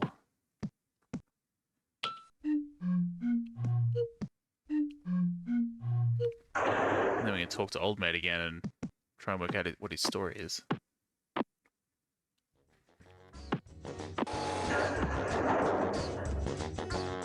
Just bizarre. Look out the window. I can look out the window. Oh, that shows the little house with the red roof. Oh, maybe that's where I need to go.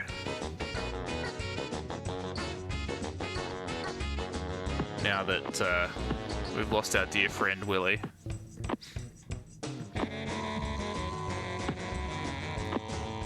I think there was one up here, but I already got it.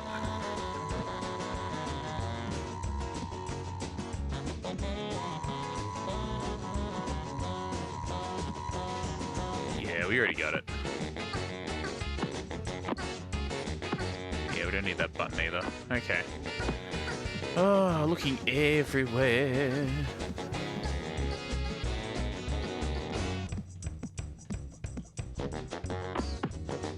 Alright, out we go. We really are looking everywhere. Eat. Out. Oh, gotta hit the button, of course. The old timed door.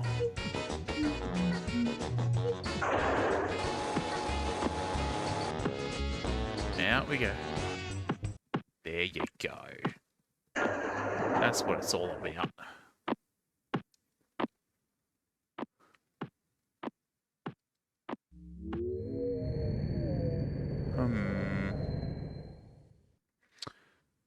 We've been there. I guess we go back through and see if we can find something somewhere else. Because there are There are a few other places we haven't looked recently.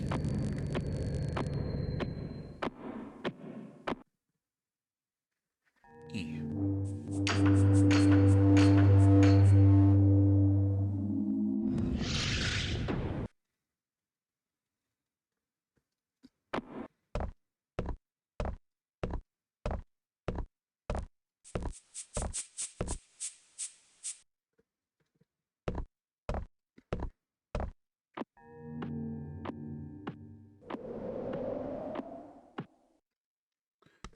Suppose we'll go back downstairs.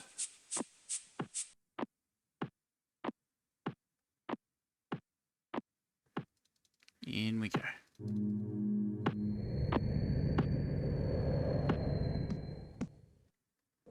A down.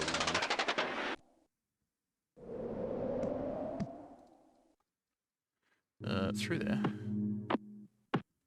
Please. And thank you.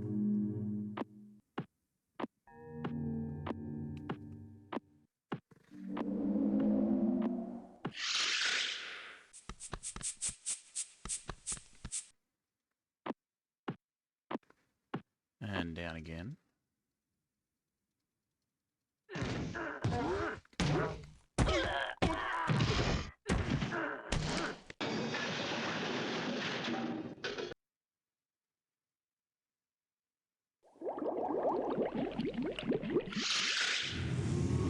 No, not that way. We don't want anything to do with that way. Actually, do we want something to do with that way? I don't think so.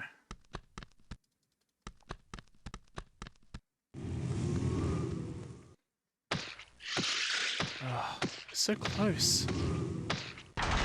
We're so close. Potatoes love, my gravy love.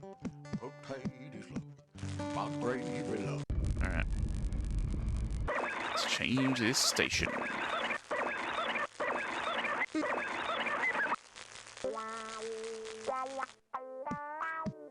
I need Wawa.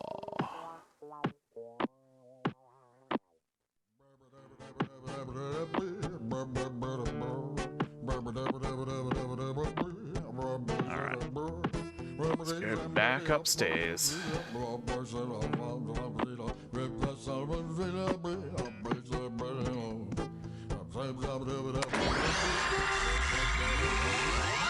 Find the teleporter again.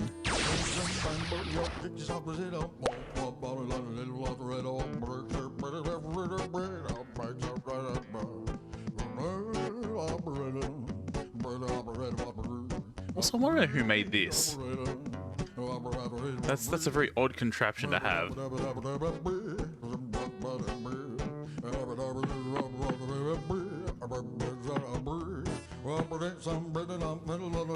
One, two, three, four. 1, 2, 3, 4, 5, 6. That should be it.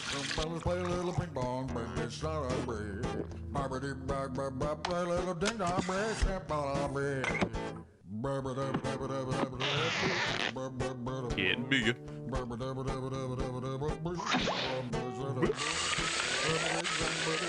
Alright. We have full-size Claymation now.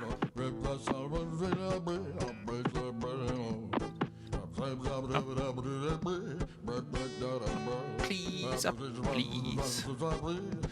Wanna go up, please.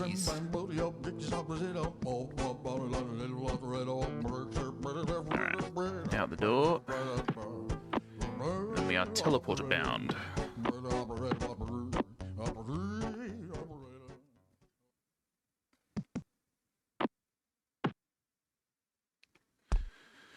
Now we get to push all the buttons again. Alright, what's down here? Oh, this is underground. Oh, there's a tape right there. Oh, I didn't see that before. It was hidden. Wow, okay, well. Let's go chuck that tape in at least. Yeah, there's a tape thing there.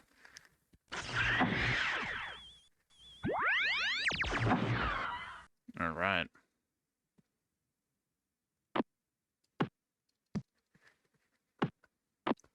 Let's find out our full story.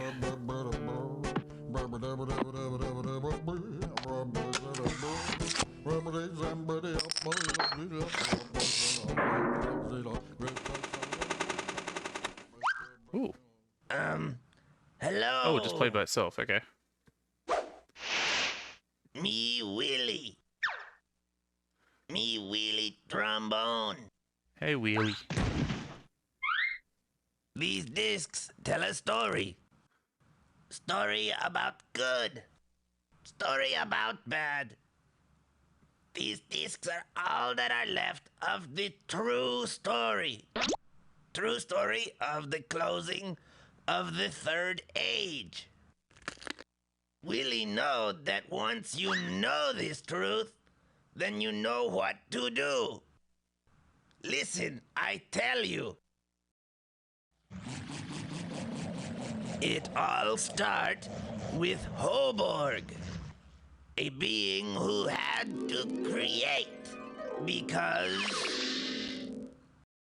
he had to. He make a world full of beauty and wonder. This world, the Neverhood, a world where he could live forever and evermore. Hoborg thought this world would make him happy, but it make him sad. Walking around his big, beautiful new world make him feel all alone. But then Hoborg get him an idea. He said, I know. I'll make a friend to enjoy this world with me.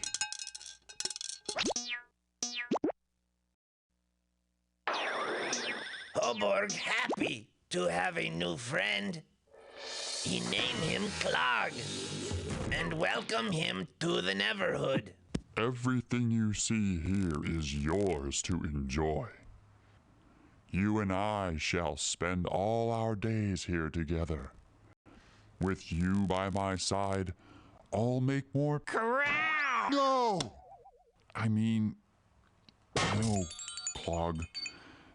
This crown is the only thing that you cannot have. I am ruler of this world, the Neverhood, and a ruler needs his crown.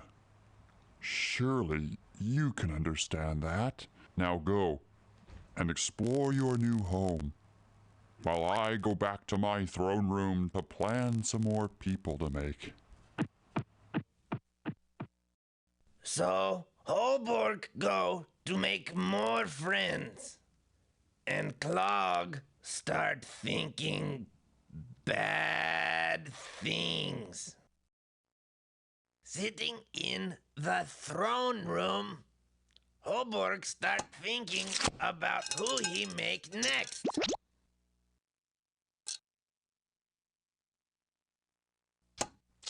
Huh? What? My crown! Yeah. Now, Hoborg, we shall see who rules this world.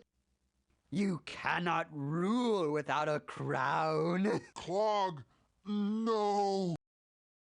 I declare myself Clog, ruler of the Neverhood. What have I done?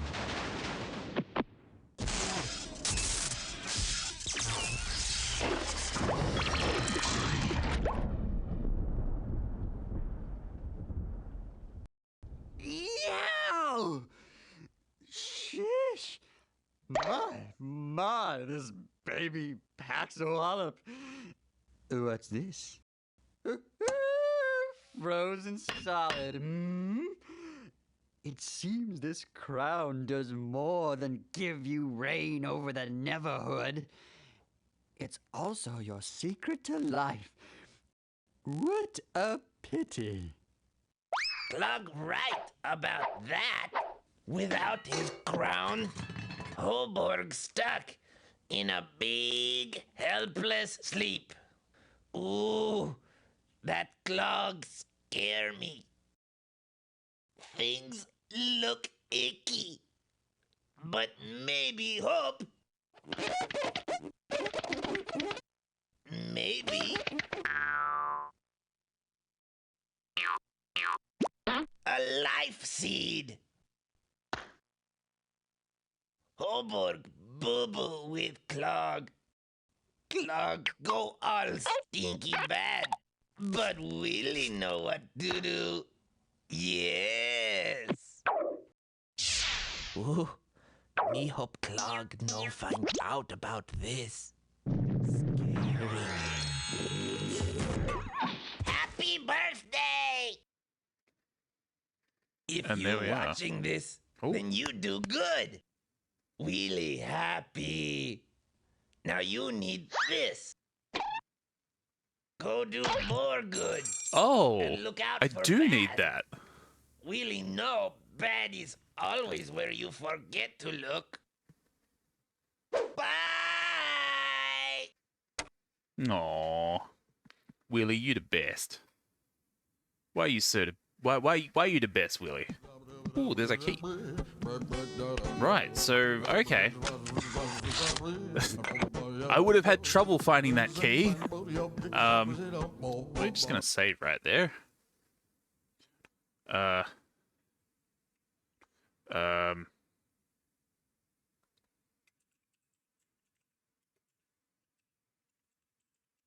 Complete Willie. That's what we did.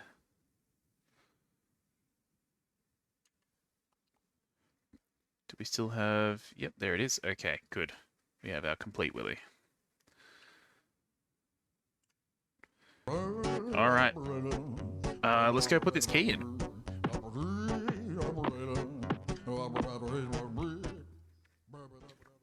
Press our big old button.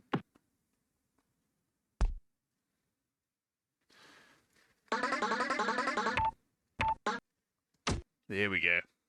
Over to the castle.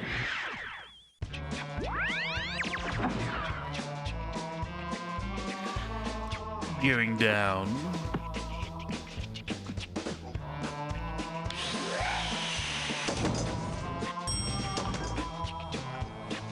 In we go.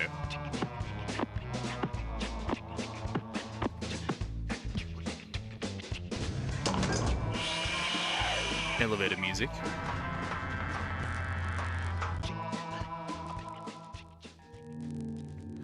Okie dokie.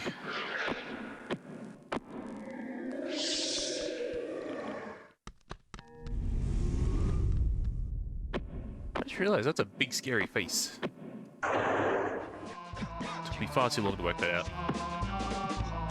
Now I think this last key needs to go into hole number 1.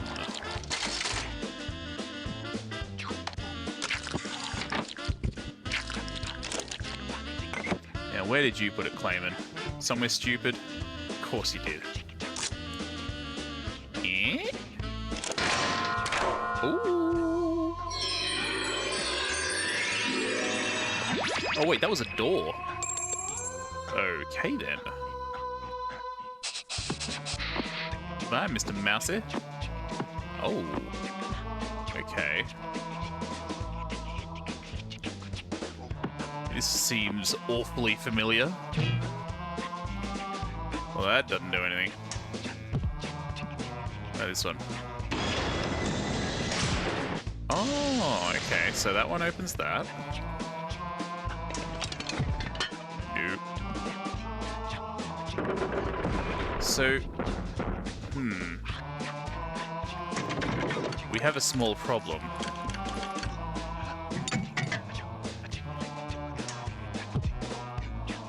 We need multiple rings pulled. Okay. Alright. Let's push the piranha plant over a little bit at least. One more.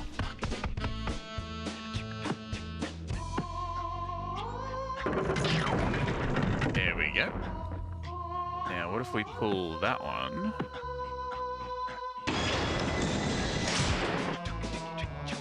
And can we... Nope. Nope. Okay, alright.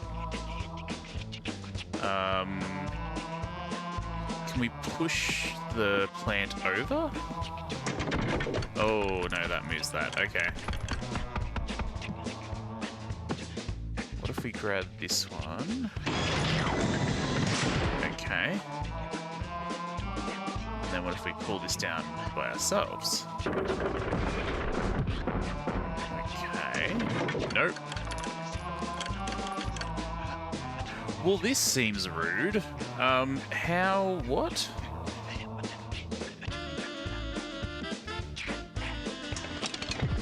That doesn't do anything.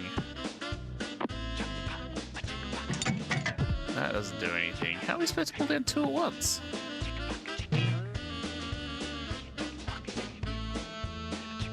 We're just sort of hanging on that one. What happens if we try to walk over here? Whole lot of nothing. Okay.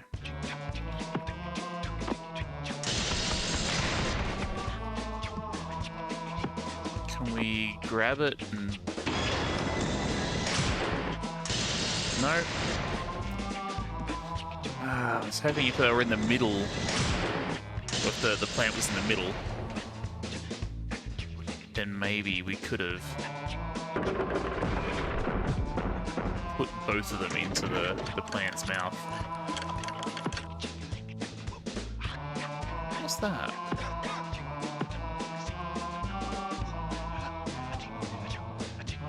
There's like a pixel that's glowing over here sometimes.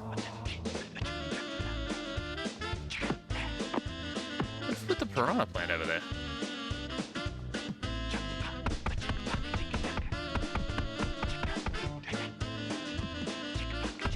Over we go.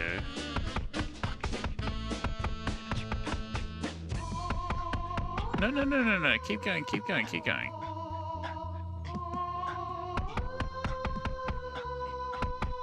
Oh, can't keep going. Okay.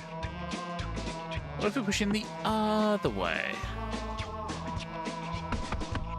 How far the other way can we go?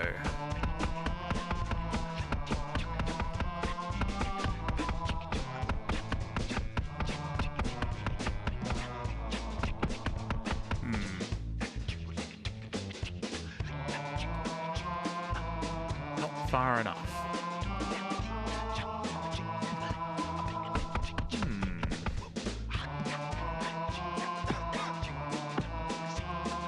Is this...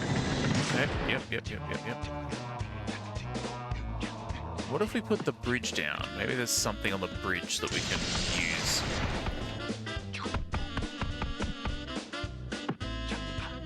Because if the bridge is up, we can't do anything with the gate. Gates up, we can still do stuff on the bridge.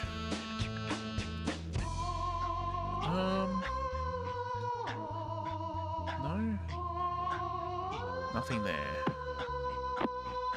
Alright, what's that here?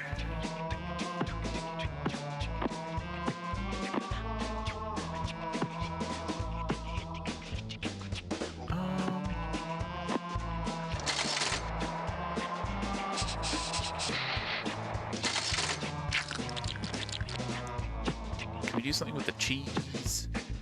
Can we push this maybe? No.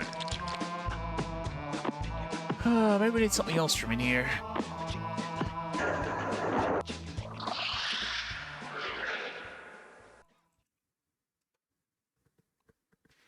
What else have we got?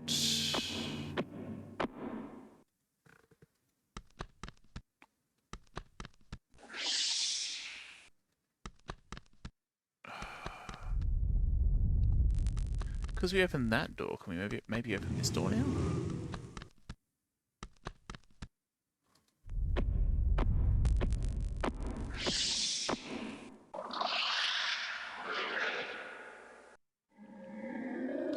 Okay, no.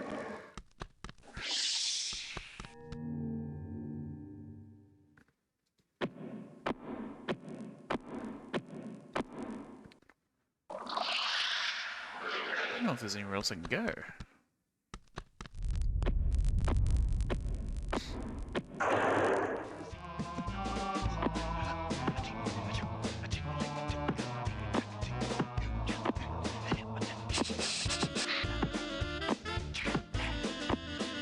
What happens if I pull these other ones? Nothing.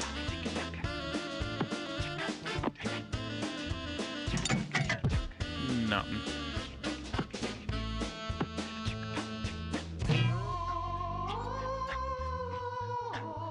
It does have a different sound. I'll try that one.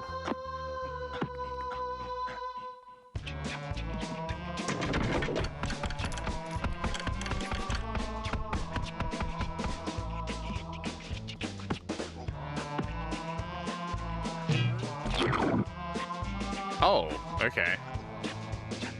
Well, that doesn't help me. Oh, that that does help me. Okay then. I can't get back. That's it. Okay, all right. Guess that's one way to point no return.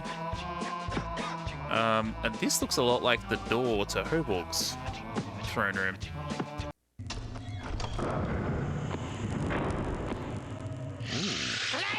Holy balls. I'm sorry. Did I frighten you? My name is Clog. Everything you see here is mine to do with as I so desire. Is Hoborg? And I desire for all of this to be yours to rule. All you have to do is wear the adornment of a king. Yes, the Neverhood crown. You know where this baby goes, so let us make our decision, shall we? Oh, can I save here? I can. Awesome.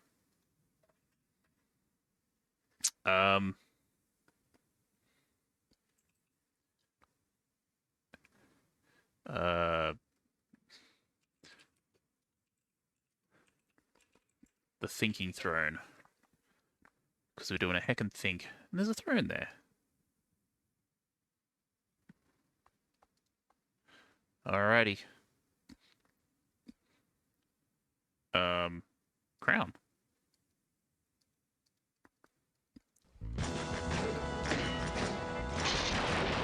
That's the thing that Clog told us to do, which is obviously going to be wrong.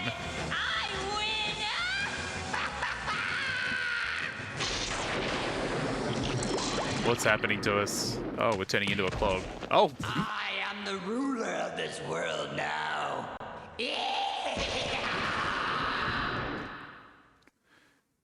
We are the Clog now.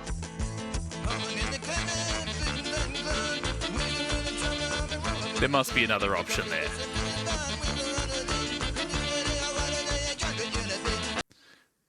That feels like a bit of a cop-out ending. There's got to be another ending there. The Thinking Throne. Oh, we get to see the animation again. I'm sorry. Did I frighten you? My name is Clog. Everything you see here is mine to do with as I so desire. And I desire for all of this to be yours to rule. All you have to do is wear the adornment of a king. Yes, the Neverhood crown. You know where this baby goes, so let us make our decision, shall we? I don't know why you give it to me if I'm just going to knock him out and rule the place. Oh, yeah, there we go. Hoborg. What? Oh, I can put it on Hoborg. I know what you're thinking, and you can forget it. Of course we pull down his pants. Well, how else would we distract him? There's only one possible way to distract someone. I promise you will regret this! You are toying with forces for which you know nothing about! I mean, you don't really know anything about them either, let's be honest. Aw. Heroic Tarzan.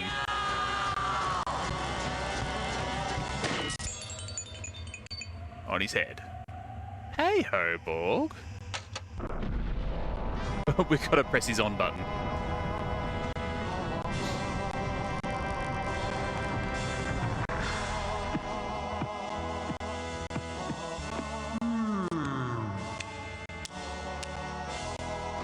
Asleep so long. Who woke me? Hey, buddy. What is your name? Clayman. We speak. David. Yes, of course. Well, stand up, friend. You saved this world, and Die, you old fool! What did you press? Oh, that's not good. What a shot. you know, I never really understood that guy. Come on, Clayman. We've got a Neverhood to finish. What do you mean you never understood that guy? You made him. This nursery is where it all starts. So wait here, Clayman, and I'll make you some friends. Oh, we get friendos.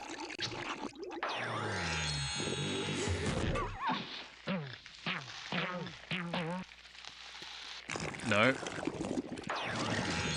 Not enjoying the friendo process.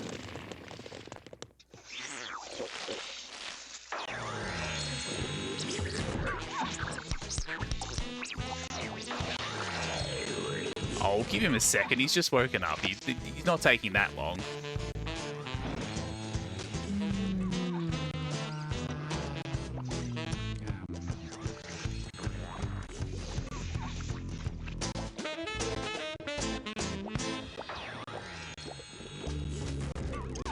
Okay, maybe he's taking a little bit long.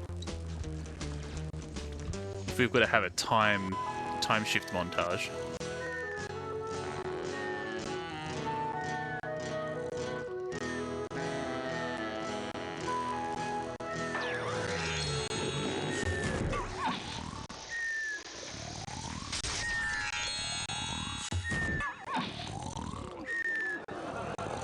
Are you done, Hoborg?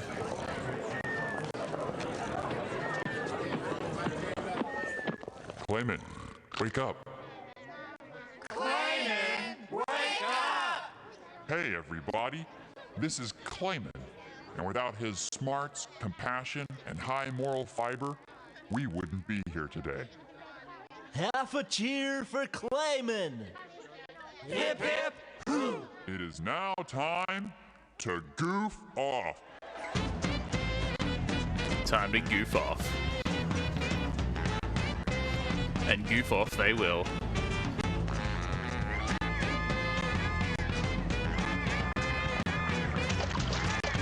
Dancing, drinking.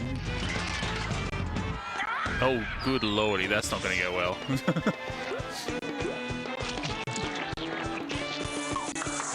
Why is there a giant cannon in this Neverhood? Who thought that was a good idea?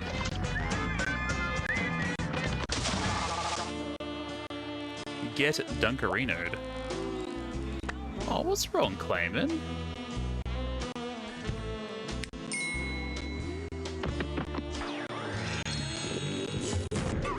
Clayman! Clayman! Up here! Hey! It's Willy!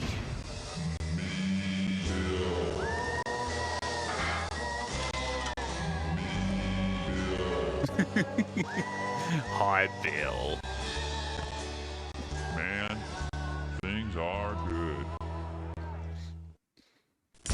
Aww.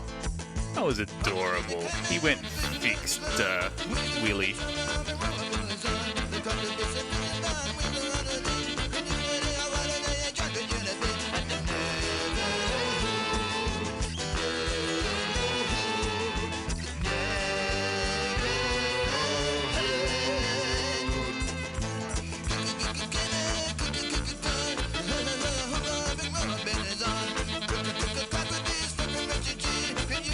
giant chip buddy.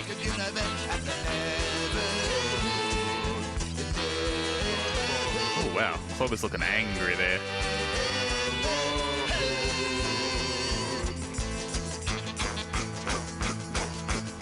What is that? I don't remember seeing that.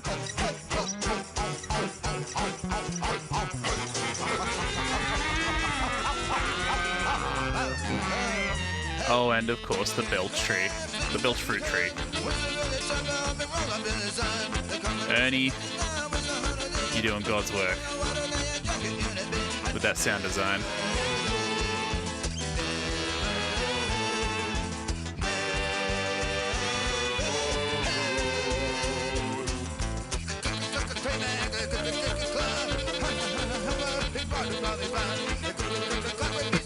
It's the Skull Monkey. Or one of them. Oh god, and the Jack in the Box. Oh, Clayman, what are you doing? Think of the children.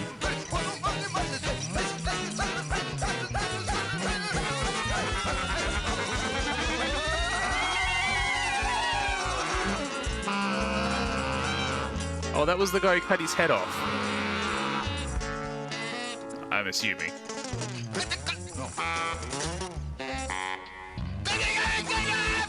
Oh, good lordy. The reprise. Huge.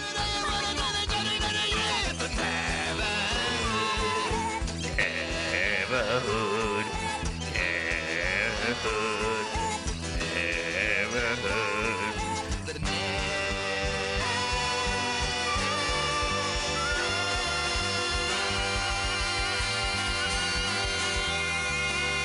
Oh, and the teddy bear. Did Bill get his teddy bear back?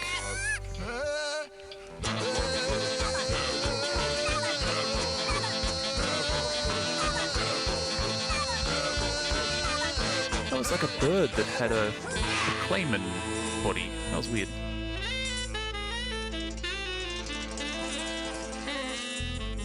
Concept art's interesting.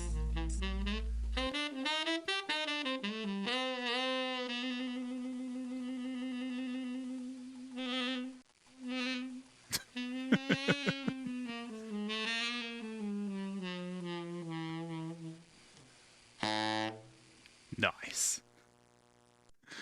Oh, what a game. What a game. What a banger of a game. Oh. Amazing. Amazing characters. You can see why Clem wanted to hang out with them. Oh dear. Well, that's the Neverhood. That is the Neverhood indeed. But yeah. I guess that's it for the Neverhood, and we'll have to pick something up next week. Pick something up new. That'll be bizarre. We've been Neverhooding for like 4 weeks, I think. I'll have to check afterwards, but something like that. But I hope everyone had a good time. Thank you to everyone for just chilling. If you want to make a suggestion for the next game, the suggestion box is there. There are a lot to choose from, but if you want to add to the list, feel free. I never turn down suggestions. All the games played on stream are from the suggestion box on the Discord. And of course, thank you for watching and hanging out. And until next time, have a good one.